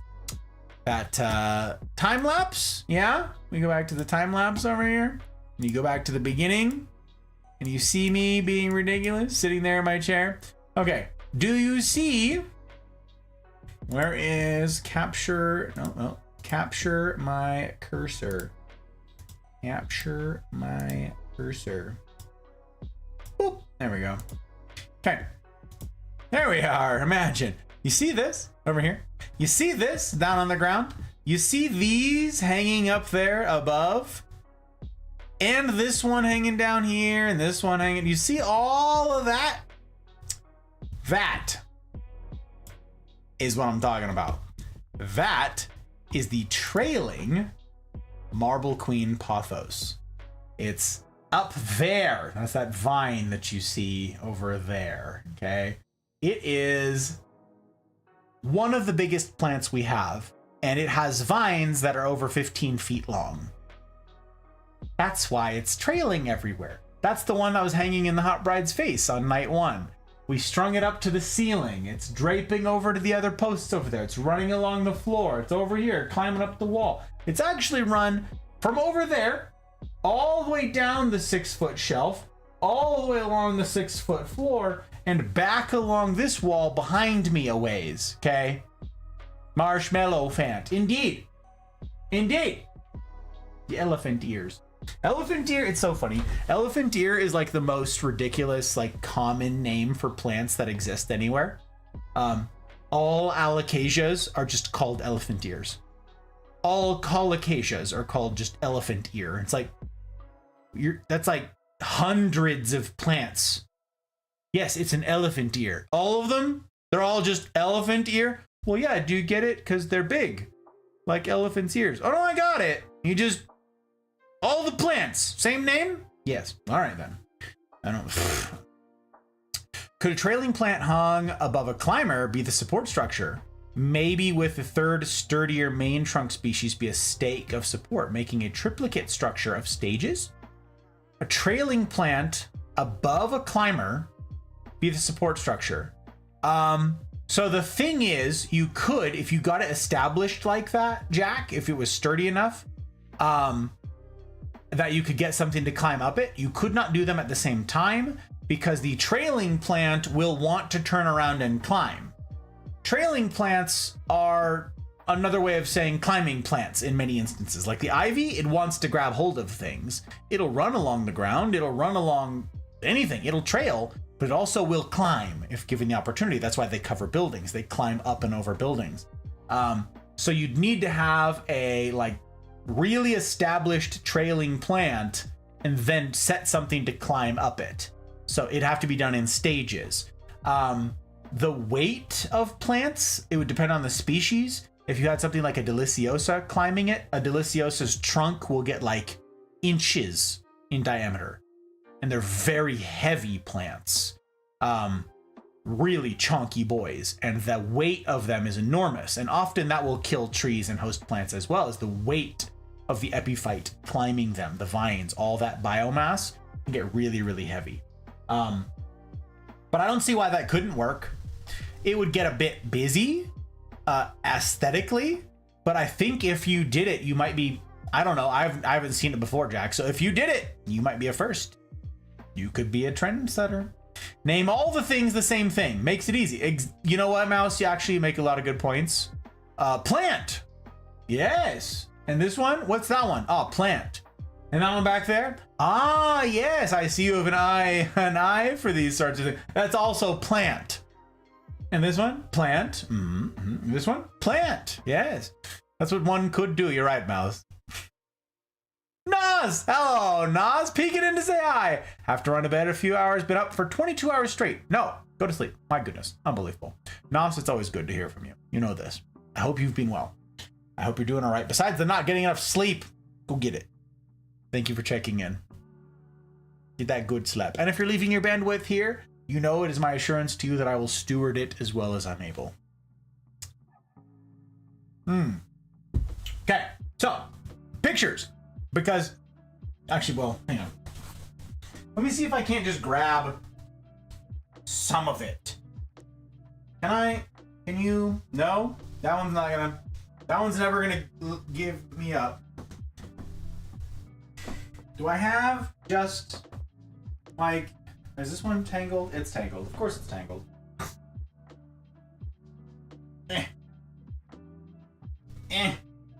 Here is some of the plant. Here's some of it. There you go. It's just, there's so much. There's so much. I don't even know how many vines are growing out of that right now. That's also growing in an aeroid mix, by the way. That relies, again, solely on the liquid nutrient diet that we feed it. Input, output. And we're giving it a foliage focus, and by golly, is it focused on that foliage. It probably has 20 different vines growing out of that pot. The shortest of which is, you know, a foot. The longest of which is, like I said, over 15 feet. I haven't measured it in a while, but I know it was like 15 feet then, so maybe it's 20 feet long. This was previously sponsored by Thumper. So Thump has, again, first dibs at reclaiming such things. This was previously sponsored as Cleoplantra by Thumper. But again, she said, she didn't want to pick up all the things, all the names again, so it's up to Thump. But I will find it on here. The Epipremnum aureum Marble Queen trailing. Let me see. Upplate blending tea, placing 360 labels. Tedious work. That's a lot of labels. That's a heckin' lot of labels, Nas. Took a nap during this plant stream and ended up having a dream, but hearing Gus's voice starting to affect the dream. Him describing a dang plant made that dream flippin' weird as heck. Weird as heck indeed. This one, where did I just? Epipremnum aureum number 22B. 22B. And you're like, B? Yes, I will explain. I will explain. This one right here. Boop. The Epipremnum aureum Marble Queen. And this is the one that we've left trailing. Because we like the look of it. So the Marble Queen is it's a variegated form of a pothos, basically. And you get this marbling look to it, this white. Now, when it gets enough light, here's how we picked it up. A little bushy baby. This little baby. When it gets enough light, you get this white streaking on it, this marbling, okay? And it's really cool. If it doesn't get enough light, you get this bright green with no variegation whatsoever on it, okay? And that doesn't necessarily, it's not necessarily that way. The genes affect it. It could revert back to a green plant. That's possible. But by and large, if it's getting enough nutrients and enough light, you're gonna see new leaves have this white on it, okay? So that doesn't photosynthesize, right? There's no chlorophyll in that white space. So as long as it's getting enough light that the green parts of the plants can photosynthesize and keep the plant alive, it will continue to push out these brilliant colors.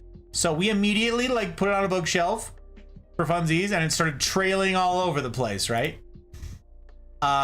We needed to repot it in a big fat hurry. So we moved it. There it is, Cleoplantra. Going in, that's what it was. Just freaking roots, okay? Look at this, look at this. That's what the root mass looked like. Do you think we were able to separate all this? Do you think we were able to get in there and get out all of the, no, we were not. So we put it in a new pot, in a new aeroid mix, and stuck it up on a much higher bookshelf. This is on a 6-foot shelf upstairs with a window above it that has south-facing light. So it actually gets some decent light up where it is. But it's not direct light, it's indirect light, and you can see the coloration on these leaves. The ones that are more hidden are green, the ones that are getting more light are more variegated. This is us moving it into the shower to hose it through, to soak through the plant. Every once in a while, you want to flush out all of the salts that can build up in the medium. So we took all the plants into the shower and just soaked them through. You run that water through them like crazy to purge whatever buildup is in there, because the plants don't like that salt. Nice seeing your face. I will see you again soon. Aw, thanks, Nas. I hope so. I hope we see you soon. So there it is. There's the little south-facing light. This is our little landing upstairs. That little door goes to Narnia. That's the Hot Bride's little office. So this is the Marble Queen. That's what you're seeing back there. I decided that I was going to create a little fairy sort of space for the Hot Bride and string those super long vines all over the place so that when she was walking into her little office in Narnia, it was dreamy and relaxing and lovely. And so that's what it's been. Hey, that's Planty McPlantface. That doesn't belong on here. Hello, that's the wrong plant. There it is, Cleoplantra. Who put all this together? Unbelievable. So there's that thing. I have sponsored quite a few of the previous plant streams. I completely lost track of all who I sponsored. I know it, Thump. I know it. So again, there's no obligation whatsoever, Thump. You just get first crack at it and a discount. But this one is open to sponsorship now. If someone would like to sponsor and name, doesn't need to be named Cleoplantra. Y'all can come up with a new name for the Marble Queen Pothos. How often do I do that? Not very often, Marsh. Maybe once a year. people would say do it at least twice a year. I know people who do that every week. And then I know other people who would say don't do that every week. That's not wise. You're flushing out any nutrients that it needs. Don't do that. People say that it's a salt buildup primarily, and that can come from fertilizers, that can come from the soil medium, that can come from... but plants don't live well in salt, most of them. And so you want to just flush it through, let water run through the plant. My little sister, for instance, she's very knowledgeable about plants. She will take her plants to the sink or to the shower or whatever it is weekly. And she runs the water through. She soaks it through till the water's running out the bottom. She'll let it sit for like 15 minutes to drain, and then she'll do it again. She'll hit it again. Now all the whatever particulate that she wants out is now mobilized, and now when she hits it again, it'll flush out. Now that's really easy to do with like this medium right here. This is, again, this is my aeroid mix. This is bark. Okay, this is bark, pothos, lava rock, cocoa chips, perlite, sand, and a tiny bit of soil. That's what the Gloriosum here is crawling in. That's what the Marble Queen is in. It's bark and stuff. So it doesn't hold on to moisture like dirt does, like soil does. So most plants, like this is a really common misconception with plants. People are like, oh God, I didn't water it enough, it died. That is possible, but actually the most common form of people killing their plants is overwatering. If you've got something like a succulent, you can kill it by overwatering it like that. This is a Hoya. These have thick, waxy leaves. The thicker and waxier the leaves, the less water it needs. Think of each of these big, thick, waxy leaves as like a cactus. They hold water. They hold that water inside. And so as it needs water, it lets it go from its reservoir. Now, if you've got an ivy with thin, paper-thin little leaves, it does not hold on to water. So that one needs to be watered more frequently.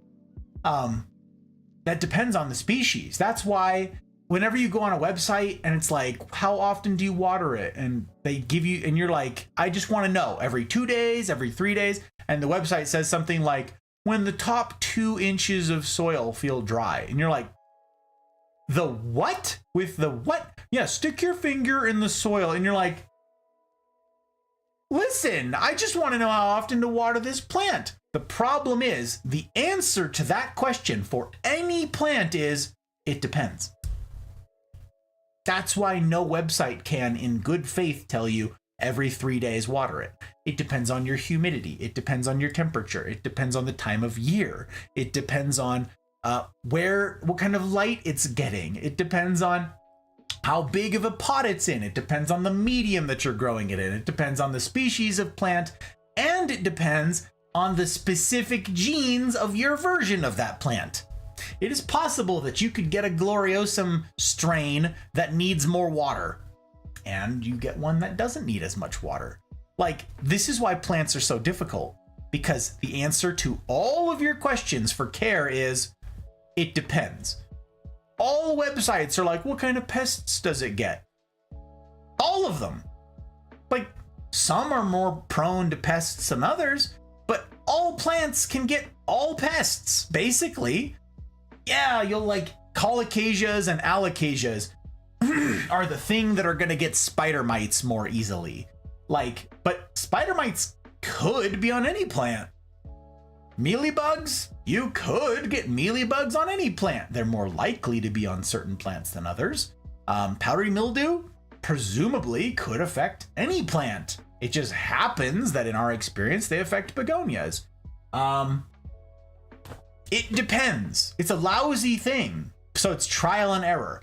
The nice thing is I've got a ton of plants that are the same. That is, they need the same conditions or similar enough conditions that I can be like, we're going to set the humidity to this much and everybody should be fine. And plants are adaptable. Plants want to live. This is one of the best pieces of advice with plants I ever heard. Plants want to live, which means if you give it slightly less humidity than it wants, the plant will try to adapt. There are some that are really finicky with that, and they'll suffer worse than others. They might be more difficult, but by and large, plants will adapt. Like I mentioned earlier, we've got our Colocasia esculenta, the elephant ear plant, and we've had it indoors for years, and it's got spider mite infestations constantly. What a pain in the ass. So we finally just stuck it outside and said, sink or swim, die in the fire. There's like no humidity outside. It's alive and thriving. It's a jungle plant. What the hell is it doing surviving and thriving in 10% humidity in 40-mile-an-hour winds in Reno, Nevada, in the high desert? What's it doing? We have acclimatized it over the years. We grew it from a bulb in these conditions. And then we just put it outside, which is less humidity than we had in here. But it's like, oh yeah, okay, I can adapt to this. And now it's putting out new leaves, all adapted to less humidity. Now, the plant looks better than it has in forever, which is insane. I don't think it will thrive out there. Certainly not when it starts snowing. I actually don't know what to do with it when it starts snowing here soon. Maybe move it in the garage.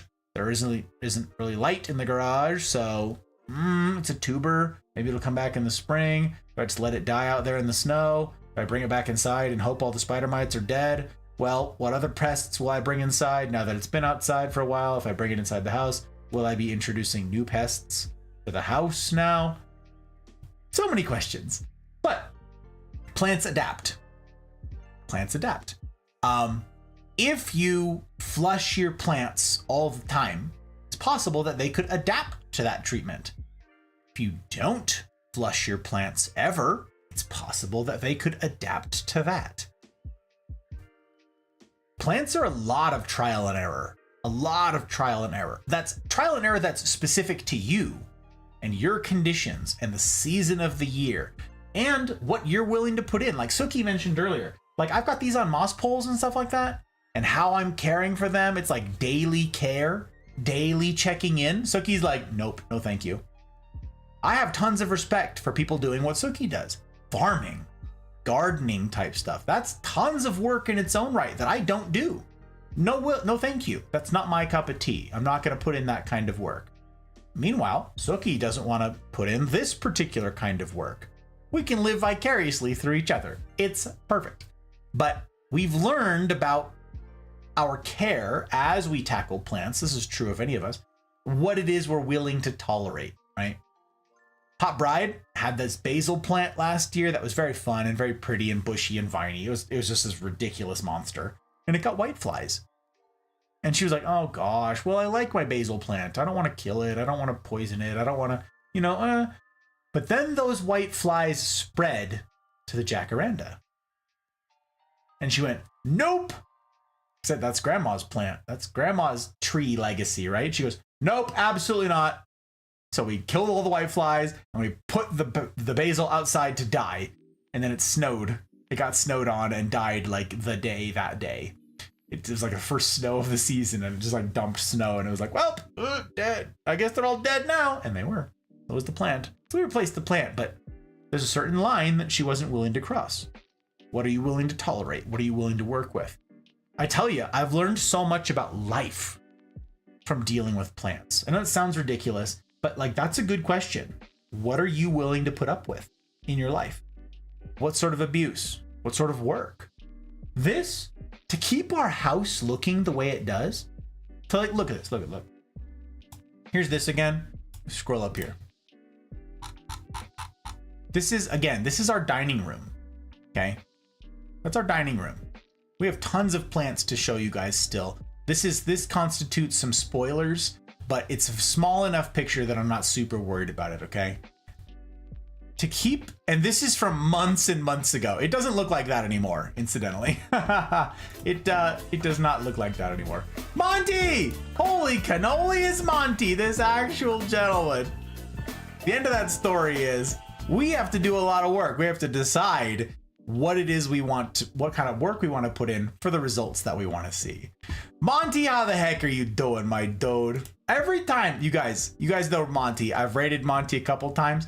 I have a problem. Every time I raid Monty, this actual gentleman out here, this actual entertainer, He's doing an RP, like a serious RP. And I go in, first time I go to raid this fella, he's doing a funeral RP. And I'm like,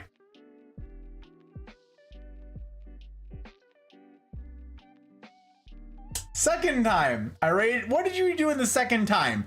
You were doing police calls. That's right, you were on the scanner and reporting or responding to police scanner calls and so forth. And you're like, and I'm like, damn it. Monty, it's risky raiding you, my friend. Thank you for the raid. Welcome in. How you doing, raiders? Shout out at Monty. My goodness gracious. How are you, sir? I haven't heard from you in an age. Gang, you all know that I'm stingy with my follows. You all know that I take very seriously my follows. You know, I understand keeping them clean. But you'd be doing me a personal kindness if you go give Monty a look-see. He's a funny dude. He's a funny dude who gets up to all sorts of things, but I tell you, when did we meet, Monty? Must have been coming up on a year ago now. It must have been the end of last year. Played a VR beta of being a conductor. Oh, of course you're doing something else. A year almost? Type in follow age, ! Follow age. Let's find out, Monty. Let's find out. Actually, I could just, okay. Oh, it's January of 2024. Oh. January of 2024. Okay. So, beginning of this year. Very good to have you in. Welcome, my friend. How are you? You said you're okay here. Well, what were you streaming? Tell us the tea. Apex Pack. I got you, Mouse. Also, Mel said she's going to bed. I must do the lurks. Well, what a great crew tonight. Glad you're here. So see you lovely people tomorrow. Ah, indeed. Monty, you've done me a kindness of entrusting your platform and your people to little old me, to steward as well as I'm able. And I'm grateful. But if you do me one further kindness, would you do some self-promo? Would you tell people when everybody does me this personal favor of going and giving you a look-see, doing a proper real vibe check? What is it that they can expect to see? What is it that you get up to as a content creator? What will they find when they go poking around over there? And question number 2, when? When can they find you doing it? And I know this one's tricky because your schedule, such as it is tricky. But if you've got a schedule or a schedule you're looking to establish, or if you've got a big stream upcoming, when's your next stream?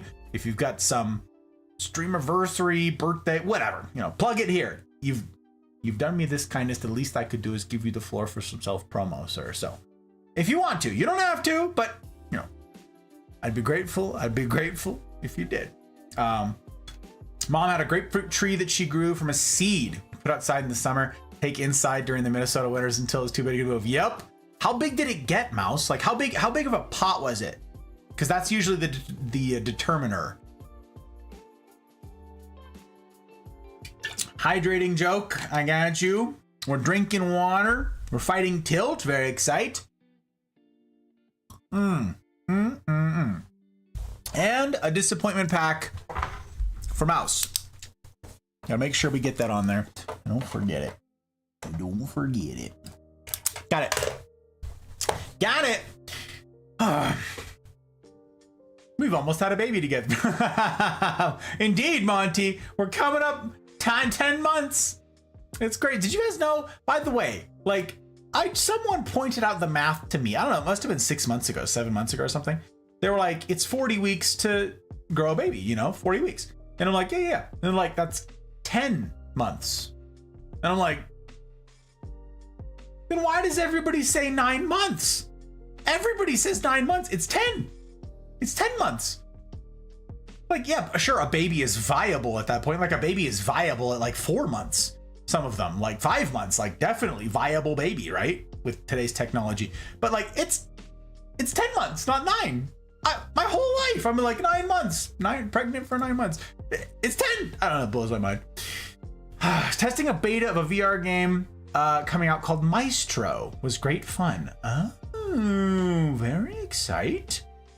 That's just like you doing VR stuffs.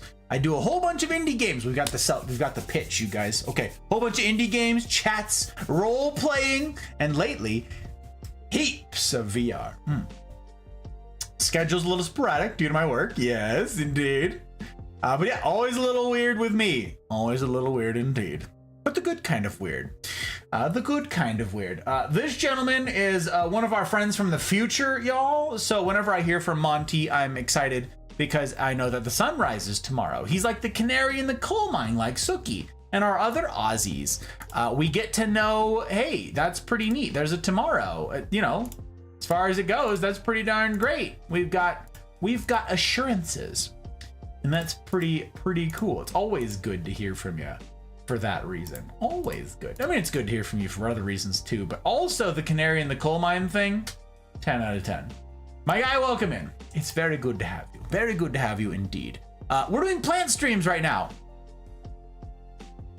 You might have guessed as much. This is an annual thing that we do at this point where I showcase the house plants that the Hot Bride and I have accrued. This is a tiny fraction of the house plants that we own. This is a tiny fraction of it. But yeah, that's what we're getting up to. Now you know. And Raiders, welcome in. It's a pleasure to make the acquaintance of anybody with whom I've not yet. My name is Six, or Gus, or Godfather, or Hey You, guy with a tie. It doesn't have to rhyme, but if you'd like it to rhyme, it can rhyme. I'm a variety streamer. I get up to a variety of things. It's right there in the name. I presently stream on Tuesdays, Fridays, and Saturdays. Tomorrow night, that is Pacific time, where I live in Nevada, 8 p.m. Pacific time, we have another plant stream. We're doing doubles, Monty, and that's because I have so many plants that if I don't do doubles, 2 plant streams a week, it'll actually take until like April to get through all the plants. So we're doing 2 a week, and it's still gonna take us like through December. Yeah, it's a lot. It's a lot. So we're going through the plants. We have a fun way of like engaging with all this. This started a couple years ago, a fun idea of like show off some plants and stuff, but then we changed it a little bit. Because I'm not monetized on Twitch or on YouTube, you won't see any ads around here. Because I didn't sign those silly contracts. This is something that we get to do once a year now, because the plant streams were popular, where you can sponsor a plant. You can pick a plant that is showcased here that hasn't yet been sponsored, and you can tip. It's like the information's also running along the bottom of the screen right here. And you get to name the plant, and that tip supports the plant for the year. That's the care for the year, more or less. So that we can continue to have our home that's filled with plants is really fun. We get to do the plant streams. You get to have a fun name. We've got a little label maker, so you can choose the name for the plant and we slap it on there. And we've got pictures and stuff. We've got this gallery. That's what we were running through when you guys joined us. This is the gallery for 2024. These are all the plants that have yet to be revealed and the ones that have been revealed, like the corpse flower that we got to show in the beginning. Very fun. This is what this sucker grows into, this monstrous thing. I'm very excited. There's what they grow into when they're like full size, that whole flower. Very fun. And then we had Wednesday sponsor the plant and name it Morticia Adams. This is the corpse flower, you get it? So this plant has been sponsored now. And yep, there it is.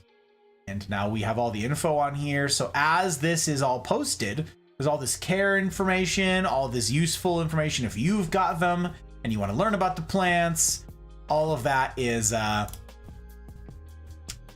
in here. So once we finish the plant streams, this will be made public. And you guys can go in and look at all this stuff, and you can copy the information.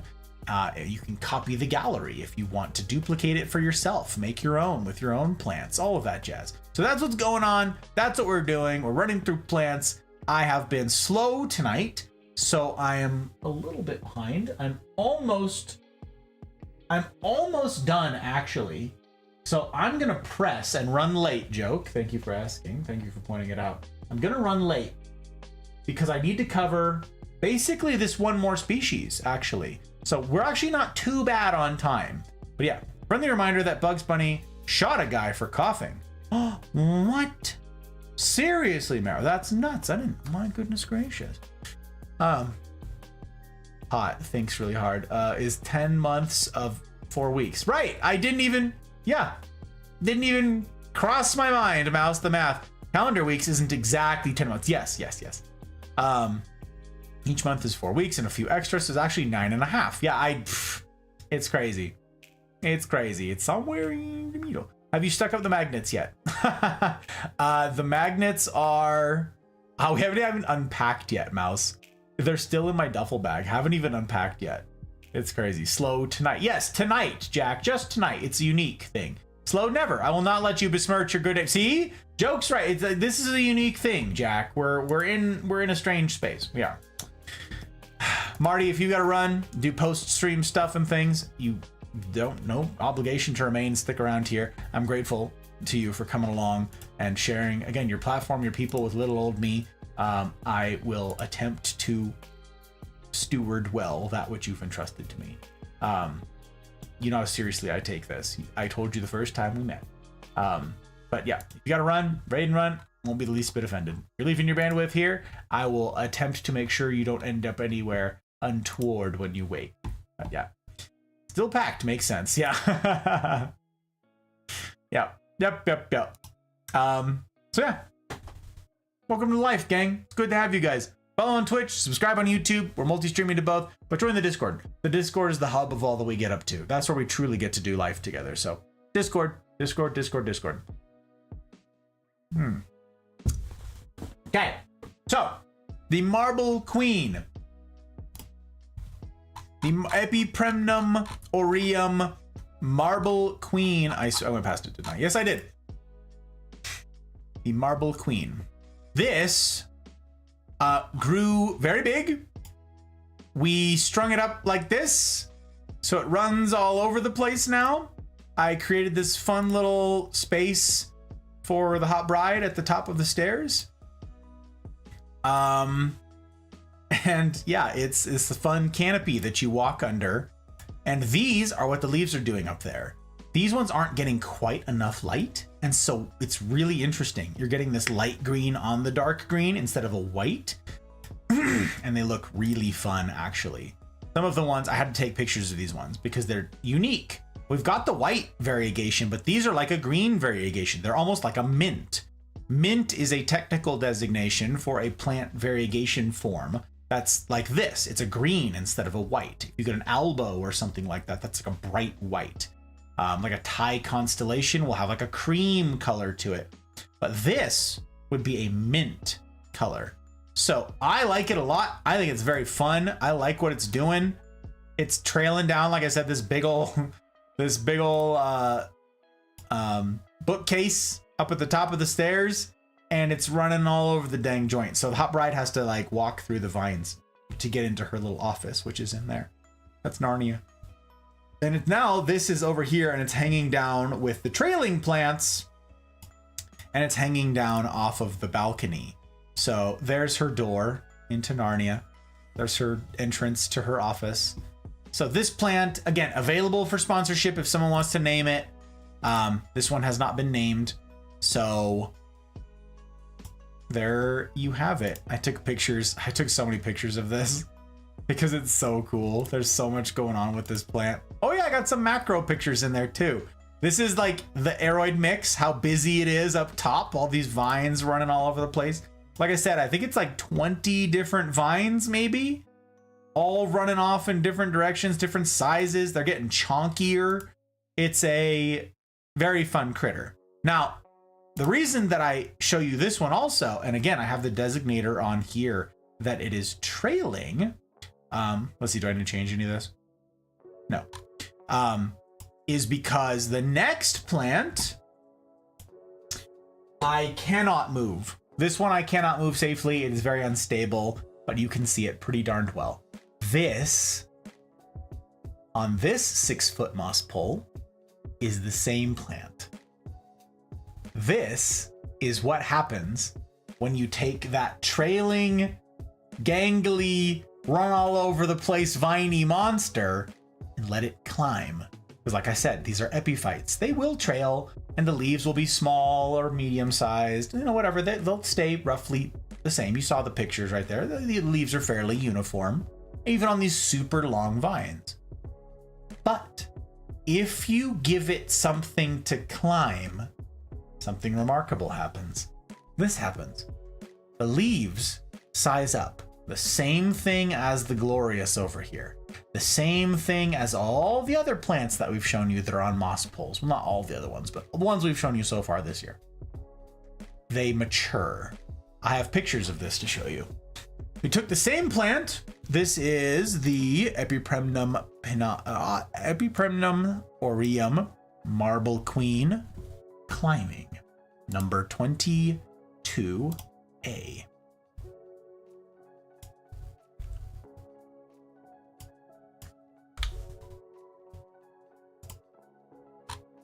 So this, we get to get rid of the question mark, not that. Same thing, you get this look, this same marbled look, but this is what happens when they climb. This is a stock, this is a photo of someone else's, okay, this isn't ours, but you can see what the leaves are doing down at the bottom, and as it grows, those leaves get huge, bigger and bigger and bigger, and that's just a pothos. Pothos is one of the most common plants, one of the easiest, most common plants that anyone owns ever, anywhere, okay? But nobody does this with them. Nobody trains them. Nobody gets them growing and climbing. So again, there it is, same plant, there's the trailing plant, and we took a cutting of it. Took a little baby cutting, put it in an aroid mix, that's what that is right there. Again, that's like the cocoa chips, the pumice, the perlite, the bark, all that, and just tethered it to a moss pole. That's all. And that's all it takes. Put it in with some others, and you can see it here in the middle, starting to grow. You'll meet some of these others in due time, but there it is, sitting in the middle. And you'll notice that those little baby leaves started to get bigger as it's climbing.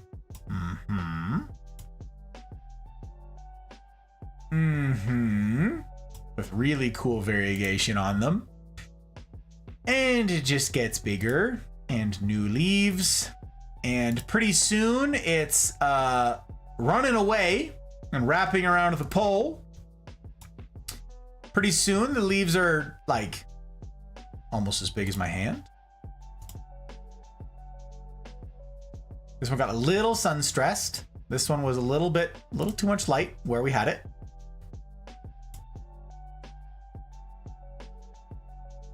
And up it climbs. Up it climbs. Have you thought about getting fish and doing aquaponics? Apparently that's a great way to go root, grow, and feed plants. Oh, to root. I have not tried to do that, Suki, or even thought about it, no.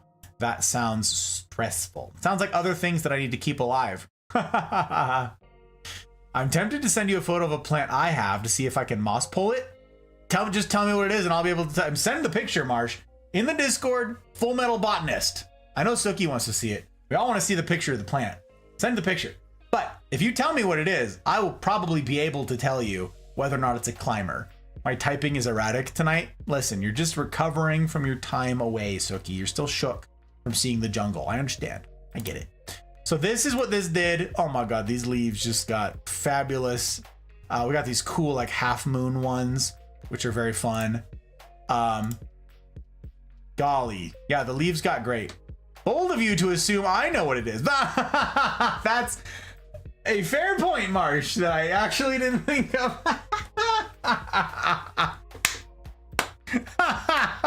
I'm sorry. I didn't mean. Now I feel like a jerk. Now I feel like an a-hole. I didn't even. Oh my gosh. I didn't even think about that. Oh, yeah, send a picture. Oh. That's so embarrassing. So embarrassing. Jeepers. Okay, check it out. Here it is on its 3-foot pole still. Guys, assumptions. I know. Skittles! It's good to see you. Hello. Look at this leaf. Look at this leaf. Oh my word, what a cool thing. Yes, send the plant pics. Want to see this? I took so many pictures of this. It is such a cool plant. And this one is also up for sponsorship. If someone wants to name this plant, you can. this sucker is getting bigger. It's by the end of this year, it will probably need a chop and extend. This is it having reached the top of its 3-foot pole. So it was time to extend it. So I did that. Here it is, getting its new pole. Et voila. Actually, I gave it and its neighbor a 6-foot pole at the same time. So now it was wrapping around the pole. It was kind of a pain. So I had to actually stick this stake outside because the vine got in the way.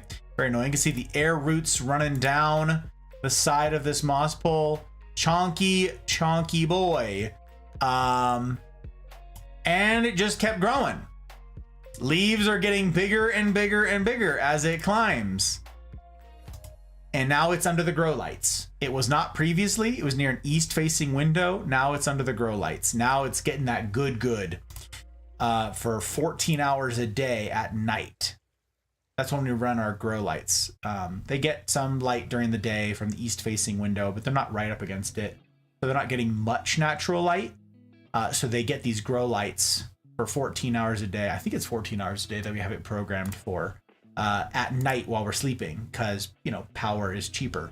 So right now the grow lights are on over in our gallery for specifically this purpose. So there it is. That's what it's doing right now. And that is the plant that is behind me over here. That's this. That's this dude with this half moon. Oh, super heckin' cool. So it's sizing up beautifully. Like I said, by the end of the year, it will have reached the top of its 6-foot moss pole, and I will need to do a chop. So this is where I've described to you guys before. This is where you chop the middle of the plant, and you now have 2. But because each of these nodes at each of these leaves has rooted into the moss pole, it doesn't rely down on the pot. That's why the pot is so small. It's this 5-inch little clear plastic pot at the bottom filled with no nutrient aeroid mix. It gets all of its nutrients from the liquid fertilizer, that super diluted liquid fertilizer that we water the moss poles with. But again, moss poles are not for the faint of heart. Moss poles require care, a lot of care. You can't let them dry out. So every single morning when I'm like eating up my coffee, I walk around, you give the moss pole a little squeeze, and if you hear crunching sound, like the moss is really dry, it's time to water it. So we get the moss pole like we showed the last set of plant streams. You turn it over on top and it slowly wicks through. You punch little holes in the moss or in the water bottle cap, and it wicks its way through the moss pole and keeps it, you know, clean. Other people just take it in the shower and hose down the moss pole in there. Other people take it outside, hit it with the hose. Other people have little like pump things with a hose and they just hit it inside. There's a lot that can go into a moss pole. And again, it depends on your humidity, how often you'll have to do any of that stuff. But I also fertilize it at the same time. I do a lot to make sure that these plants have the right conditions. I do more than most people are willing to do, okay? Because that is ultimately the question of, will you thrive in your care for a plant? Is how much work are you willing to put in for the results that you want to see? For instance, this one, this is the result I want to see. That's it. That's what I'm after right there. Look how, like, you get these, like, these are big leaves down at the bottom. This is the size leaf that I've got back here. They're pretty big. But look what happens as it keeps growing. That's what I want. To get that takes a certain amount of work. It takes specific conditions. It takes specific care. It takes effort. That ain't gonna happen on accident. It does if you live in Hawaii, in which case pothos just climb up like telephone poles and like power lines all the time, but not here in the high desert with 10% humidity, right? So I'm curating a home that looks this way. I'm willing to put in the work to achieve that certain end. You see it? Okay, let's see here. It's all good. I was making fun of myself, so I'm glad you laughed. Marsh. Both of you to assume. Yeah, send the pictures. Put in the Full Metal Botanist. I want to see. I want to see. I mean, you can post it anywhere, but oh my gosh, there's all the food pictures from earlier. I can't look. No, Walk away. I'll go back and look at those tomorrow when I'm gonna eat some more.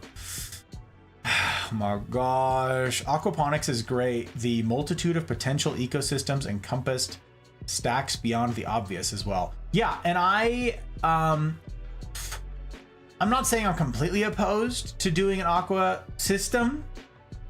In particular, what we want to do, it's audacious and ridiculous, okay? Upstairs, we have a space that we want to build a water feature at some point. This is like years down the line if we can, okay? It's not a priority. We don't have the money for this. I would have to do it myself. Okay, all of that. Caveats galore. We want to build a water feature in our bedroom. Like a big water feature. There's like this big giant corner. This house is built really, really weird. And there's like this huge dead space where you can't really do anything or put anything. It's just odd. Anyways, we're gonna put skylights above all that. We're gonna put skylights in our bedroom anyways so that we can see the stars while we're laying down and sleeping. I want to do that for the hot bride. But there's this big corner. I want to build up a tiered waterfall system that cycles, you know, the water recycles and all that I can grow colocasia and stuff out of. There's a bunch of these plants that grow in water, in moving water. They just grow out of it. And I want to have all of these staged plants that are in the spaces where the water's running around them and so forth. So I want to build this big water feature with plants that want those aquaponics. Will I put fish in it? I don't know. I didn't even consider that. Now I will. You guys are smart. You know things. I don't know. I'm willing to listen. I'm willing to learn. Teach me, senpai. Teach me. You wouldn't even need to fish. Wouldn't even need fish. You could just get snails. So you don't really have to feed them because they eat the plant matter. Right. I know which ones you're talking about. The ones that eat like the side of the glass and so forth. Or something. I didn't actually know what they eat. Yeah, they eat the not plankton. What's the word? The algae. They eat the algae. Algae, depending on where you live in the world. Looks like many plants stuffed into one pot as well. Yes, actually, that's a good point. A lot of these plants that we have, you really get to choose your own adventure in terms of how busy you want it to look, how bushy, how full you want it to look. Right now, if you're looking at ours, you'll see that it is a, where's a good picture of this?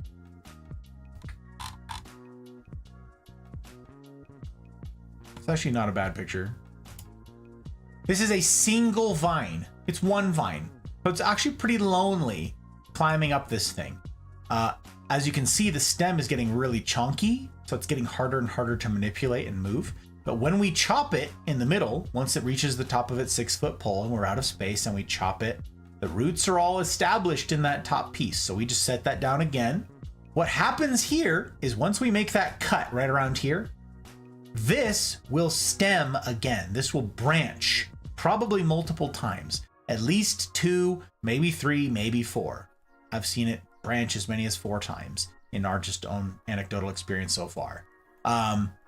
And this will then put up multiple vines. And that's what we were showing you with the forbidden snack, the Philodendron Eurubescens Red Emerald. This is what ours at the moment looks like. We chopped it in the beginning. It was a single vine. Okay, wrapping around the pole. That's what it looked like, right? One single vine growing up the moss pole. That was it. And it's got these long petioles. So there's all this dead space in here. Okay, and then that's what it looks like. One vine, yeah? See that? Lots of empty space. This internodal spacing is huge right here, right? So much empty space. So we chopped it, obviously. We chopped the thing in half, and voila, it's all rooted in here. It's ready for its new life. Well, that bottom piece did this. New vine, new vine, new vine. There's one up there too. New vine, 4 new vines. Okay. All these new vines. And what did it do? It started putting up new leaves off of these new vines. Here, here, here, and here. And now you get to what it looks like today. This is not today. This is a while ago still. You can see all the new vines growing up, and it's getting a little busier, a little fuller, yeah? All these new vines growing up. Now it looks, let's see, is this a good picture? A little more like this. Being attacked by a fungus gnat. There are 4 vines now growing up this pole here. 4. Which means, actually that's, yeah, not even, that doesn't even do it justice. Where's a good, I don't know if I have a good picture. I haven't uploaded the new pictures from the new phone yet. But it's much fuller than the other one because it's all 4 vines climbing up this same pole. It's a little busier to keep track of, a little more work to make sure they're not all getting stepped on from one another. Some of them look really great with a single stem, a single vine. But again, it's a choose your own adventure. How bushy do you want it to be? The thing is, these leaves get to be so big on the Glorious here. Let me remind you with this picture, you don't need a bunch of them. This could very well be 1 vine. This is probably 2. Now that I'm looking at it, this might be 2 vines on here. But honestly, these leaves are so big, you get all this overlap. You just need 1. Just 1 vine will do. If you had 4 vines on here, they would crowd out the light. They would cripple one another. So depends on the species, depends on your application. The erubescens and so forth, the leaves never get to be that freaking huge. So I'll have more of them. Like the Adansonii, which is yet to be revealed. That one, I've got a bunch of vines on the same moss pole. The Pothos, at some point, I don't know. Right now, I'm just happy to see it growing the way that it is. I think it looks really fun as is. Will I adjust it later? We'll see. We'll see. I'll take photos tomorrow when the lighting's better. Bet. I'm looking forward to it, Marsh. It's gonna be great. It's gonna be great. Are you going to clone the top cut with the bigger leaves and such for a round 3 attempt? Yes, absolutely. I will take that top 3 cut and repot it. And what we will end up with, Jack, I suspect, because the bottom actually has a new, down here has a new baby growing. That's what this is right here. This is a new vine growing on this, which is crazy. It just came out of nowhere. I'm like, I planted 1. Hello? It just branched somewhere down there in the aroid mix and just came out. So whatever. There's a second vine. So what I'm going to do is chop it in the middle here, take this top piece, put it in a new pot, right? Give it a new 6-foot extension. So it's got that to climb up. And then I'll take this and put a new 6-foot extension on top of that. What I will likely do is gift this bottom piece. What's really fun about this is as the Mafia gets more geographically widespread, people are next to one another. People are finding out that they're neighbors. If not like immediate neighbors, then they're within reasonable driving distance. What I would love to do at some point, someday, I don't want to go through all the process of getting a license to sell plants. It's this whole thing.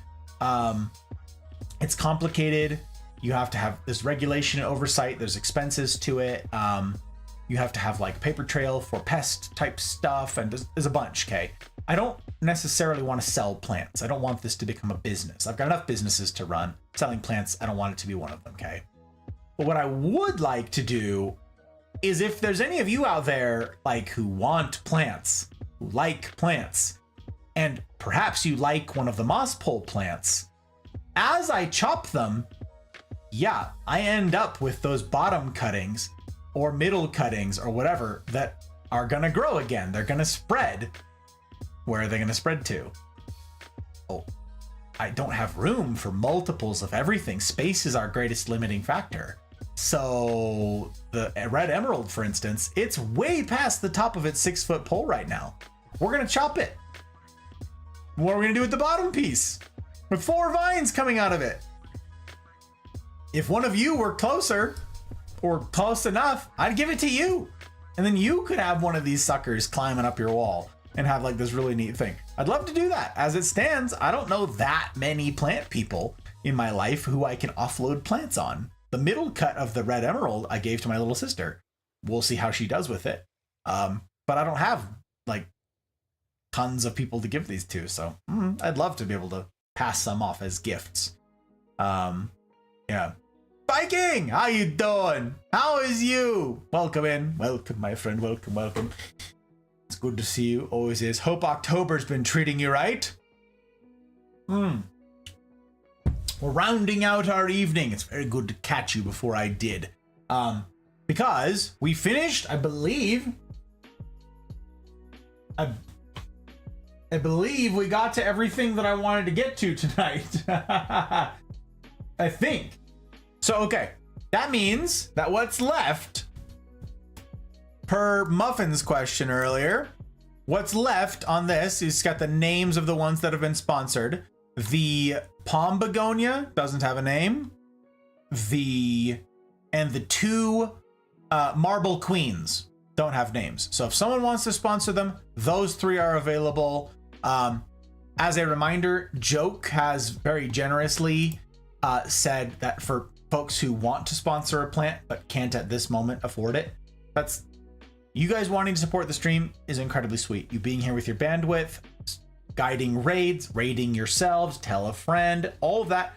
That's how you can make this project live. That's how you can give this thing a future, okay? If you're not in a season to give financially, no guilt, no shame, okay? We go through seasons in life. Sometimes we have seasons of plenty, sometimes we have seasons of want, all right? I'm in a season right now that is quite different than the seasons I've been in before. I've been homeless before, right? Seasons. So, if you want to like name a plant, if that you think, oh my god, I really love that species of plant, I have the perfect name for it, but I am not in that season right now. Joke has kindly sponsored a handful of plants in people's names. Like, he has got placeholders. He's already said, if someone can't afford, they really want to sponsor a plant, I got it. He's got credits. So let me know. Let me know if you want to sponsor a plant, but you're not in a spot right now where you can do that. Joke already paid for it. You come up with the name, we'll slap it on there, and you can thank Joke. So, thank you to everybody who's made all of this possible. This is really fun. I'm really excited. I wanted to do a demonstration tonight of chopping plants, but I definitely mismanaged my time. So maybe I'll do that tomorrow. Tomorrow would be a great day for it. But I want to show you guys how easy it can be to prop plants, how it's done by the nurseries, how it's done by the people who do sell plants for a living. How you prop plants, how you chop plants. I want to do a live demonstration to show you guys how it can be done. So that'll be tomorrow night, 8 p.m. Pacific time. We're back here. There ought to be another time lapse of me tearing down this and putting in new plants. There's more species to get to. There's more to show, and I'm pretty darned excited to do so. The best is yet to come with these things. Like I said, the 25th and 26th of this month, we're gonna be doing our Halloween sort of stuff. The Goth Garden sort of plants, the spoopy plants are gonna come out. So that you have that to look forward to. In the meantime, there's new stuff each week. There's new plants each week. Like I've got the Glorious to show you guys. That's new to us this year. The Gloriosum is new this year. That's going to be a trend that we continue. We're going to keep showing you guys the new stuff and some of the old, and tell you guys some lessons learned and so forth. And have you been on my shoulder this whole night? I didn't even notice. My goodness gracious. Excuse you. Palm begonias, am I right? I know Suki's like, oh, begonia is my favorite. I know. I know. So far, yes, I'm being brave and having my first reading stream. So progress, congratulations. The plants are lovely. How many do you have? 100. At present, we have 86 species. In terms of plants, I believe it's something like 115. Yeah, there's not that many duplicates, but there are duplicates. There's some of them that are like really cool plants that we don't want to have all of our eggs in one basket, so we've got them split up. So I believe it's like 115, maybe 120 plants. Yeah. So this is just a tiny, a mini botanical garden. Right, that's the goal. So this is a tiny, this is only, how many species is this? Hang on. 1, 2, 3, 4, 5, 6, 7, 8, 9, 10. 11? This is 11. 11. 10 or 11. It depends on how you, like, there's two different kinds of pothos here. Yeah, so it's like, this is 10. Of all the plants, this is 10 of them. So there's a lot. And we're gonna be doing, again, plant streams tomorrow night, more plant streams next weekend. We're doing 2 a week, Fridays and Saturdays, until we're through all the plants. Again, we've got this, you guys. That's not, why didn't that work? Oh, there it goes. Weird. That's how you guys can sponsor a plant. Join the Discord. Links are in the usual places for the Discord. I posted this in the Hear Ye announcement channel. It's in the self-promo channel. It's in the Full Metal Botanist channel. It's all over the place. So you can find this infographic that I made for you guys, and you guys can see how you can sponsor a plant, name a plant, and support this channel, support this project, all of that jazz. That's what we're getting up to. Also, the little ticker along the bottom explains how it all goes. Next weekend or weekend after next? Next weekend, Jack. Yeah, now, as of now, military is going to be interfering with my schedule on the 19th, the weekend of the 18th, 19th. As of now. So next weekend, yes, I'm planning on being here, more plant streams. But that's what's going on. Now you know. Jebs! Damn it, I was too slow. I was gonna raid you. Bollocks. I was too slow. I done messed up. It's my fault. Bollocks and Boulder Dash, I says. My goodness gracious. Jebs!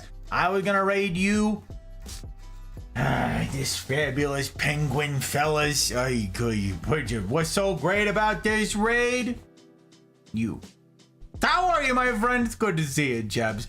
Hello, Curly. Welcome in. How the heck is you doing? Do you go by Curly? Do you go by Q? Tell me. Don't let me ruin it. I want to be welcoming. I want to be hospitable. Don't let me ruin it by ruining your handles, okay? You tell me the tea. You tell me. How you doing, Lo? Welcome in. Welcome. That's awkward. I know, isn't it just? Oh my God. It's crazy. Beat you to it. Super rude. Curly, CQ, even Q, whatever you prefer. Aw, I like Curly. Can I stick with Curly? I like it. Welcome in, Raiders. It's very good to have you. If I've not yet had the pleasure of making the acquaintance of y'all, my name is Six, or Gus, or Godfather, or Hey You. Guy with a tie. It doesn't have to rhyme, but if you'd like it to rhyme, it can rhyme. I'm a variety streamer. I get up to a variety of things. It's right there in the name. And I presently stream on Tuesdays, Fridays, and Saturdays. You can find my schedule posted below on Twitch. I update it as I go along on YouTube. I'm multi-streaming to both. Join the Discord, the hub of our community and all that we get up to. It's a pretty swell place that aims to be worthy of you. It's different than a lot of other Discords. Every Discord's kind of the same. This one's not, and that's by design. So, As far back as I can remember, I always wanted to be a gangster. Curly, I'm grateful as heck. What am I? I'm up to my eyeballs in debt with gratitude. I'm gonna aim to earn it. I take follows very seriously, okay? Which is why, next thing I say, you guys, I take follows very seriously. I am notoriously stingy with follows, all right? I do go do my proper vibe checks. I want to see, should this person be on the platform? Do I think this person like cares about their community? Are they entertaining in some fashion, like form or fashion? Okay. That said, I follow Jebs. I've been knowing Jebs for years now. And I understand keeping y'all's follows clean as well. You'd be doing me a personal kindness if you'd go give Jebs here a look-see. And for what it's worth, y'all, Jebs is how we met Mel back in March. So we wouldn't know Mel, who is like an integral member of the Mafia at this point, were it not for Jebs. So by the transitive property here, yeah, he's your mileage may vary, but he's a keeper, gotta say. Jebs, I'm heckin' grateful for the raid. You know how seriously I take raids, entrusting your platform and your people to little old me, little old we. Pretty darn swell of you, my guy. I'm grateful. Grateful as heck. What a great night, Gus and team. I'm tired. Gonna have to raid and run. Thank you for being here, my friend. Always good to see you. I hope the time zones are treating you right. Get that good slap, yeah? I love all your plants. Aw, thanks, Curly. I like it. I like it. Yeah, we're doing plant streams. I was just gonna end, but let me tell you guys a little bit about this, okay? Plant streams is something that we started a couple years ago on accident. Mafia members and I were chit-chatting about plants. Before I tell this tale, Jebs, before we love Mel indeed. Sookie's right. We also love Mel. Everybody loves Mel. It's great. Appreciate you, my friend. I'm developing a mild headache, so I'm going to lurk for a bit. Be here until you leave. All right. What I was gonna say is no obligation. You don't have to do it. But if you want to, headache notwithstanding, I always ask. You've done me this kindness, but if you do me a further kindness, do some self-promo. Tell us the tea. When people go do their proper real vibe check, what will they find? What do you get up to on the interwebs? What is it that you get? What is it that you choose to do with the space, with the platform? Give us the sales pitch, the elevator pitch. And second question is when? When will you stream next? What's your schedule? All that stuff. You don't have to answer any of those things. People can go do their own stuff. But if you want to do some self-promo, I'd love to have you do some self-promo. But if you got a headache, go do your thing. You've already done me a kindness. I'm not insisting on squat. Okay? All right. I'm just gonna set it down right there. So okay, the plant streams. Let me tell you, Curly. And for everybody else out there who's like, what the heck? This is not what my set normally looks like, okay? My set is normally my dry bar is back here. You can't even see my dry bar. With like my whiskeys and stuff like that. And like my humidors with my cigars, okay? This is started a couple years ago. We started getting a couple house plants. Started getting into some more complex houseplant type project things, and I got to yakking with someone in the Mafia about it, and they were like, oh, can I see your plants? And I was like, I don't know how I would get them. And I was like, oh, maybe I could do it on stream. And we got to talking about some of the more technical care things about plants, and it was, well, you know, I'll just do a stream. I'll take one of my Friday nights, which are typically reserved for what we call Gus Talks, where we talk about, you know, philosophy, truth, friendships, relationships, like the heavier stuff in life. That's what we call this, doing life on hard mode. That's what we get up to typically on Friday nights. So I was like, oh, I'll give a Friday night to talking about plants. It's not as serious. It's kind of fun. And we'll, you know, it'll just do one night and I'll tell you everything you need to know about plants. That did not take one night. It ended up taking 5 nights. And yeah, we ended up adding a little thing where it was, hey, if you want to name a plant, that's what's running along the bottom right here. Okay. I'm not monetized. There's no ads on Twitch or on YouTube. I can't stand ads, and I don't want the shavings of pennies that come from Papa Bezos. And more importantly, I don't want him taking 50% of your money. So annoying. He's got enough of our money. So I'm not monetized. And I was like, what if we did like a thing where people could tip and name the plant? Sponsor the plant for the year. You know, like it's not free. They take care, they take effort, they take time. So what if like we get to both beautify our home and have a fun little engagement thing for the community for people to financially support this project? Yeah. So we were like, maybe a couple people want to do it. Yeah, a couple people wanted to do it. So now we're on our 3rd year of doing plant streams. First year we had 36 species of plants that we showcased. Last year we had 72 species of plants. And now we only have 85 species of plants. So yeah, that's this is a fraction of the plants that we have. We've got a lot left to show. We're doing more plant streams tomorrow night, 8 p.m. Pacific time. We kick it off, and this whole set will be transformed once again into new plants, different plants than these, and you get to hear about them. You get to sponsor them if you choose, see the silly names and fun names that other people have come up with, and ask plant questions, and I will attempt to answer them because now I know something about this stuff. So, yep. I don't know why that boombox one doesn't work for you, Jack. That is a command. I miss Lady Liberty. Not as much as the bar. Jack. Okay, let's see. Jeb's got a thing. Okay. I greatly appreciate you and the Mafia, but I'll opt out this time. Thanks, as always, for providing a great place to hang out. Take care, my friend. I'm grateful as heck for you. You know this. You know this. Oh, also, I need to reclaim bandwidth then. I'm lurking me? Ridiculous. Get out of here with that. No good. It's no good. Yeah. Yeah. Well, we're down to very few people still streaming. My goodness, this is what I get for going late. Thank you for dropping all the links, Jack. I appreciate you. Again, thank you to everybody who makes all this possible. I don't get to do this without the likes of you guys. Hey, look, I got a little thing that says I am a raider from Jebs. When I type my little thing. Okay. Thank you to everybody who has parted with their hard-won dollars to see that this Mafia community has a shot at a future. I'm grateful as heck to you guys for sponsoring plants, for the tips, and also and especially to those of you on a subscription style basis. You do that through Coffee, Patreon, whatever. And in particular to my public patrons who have taken that $5 a month and cranked it up to the next level.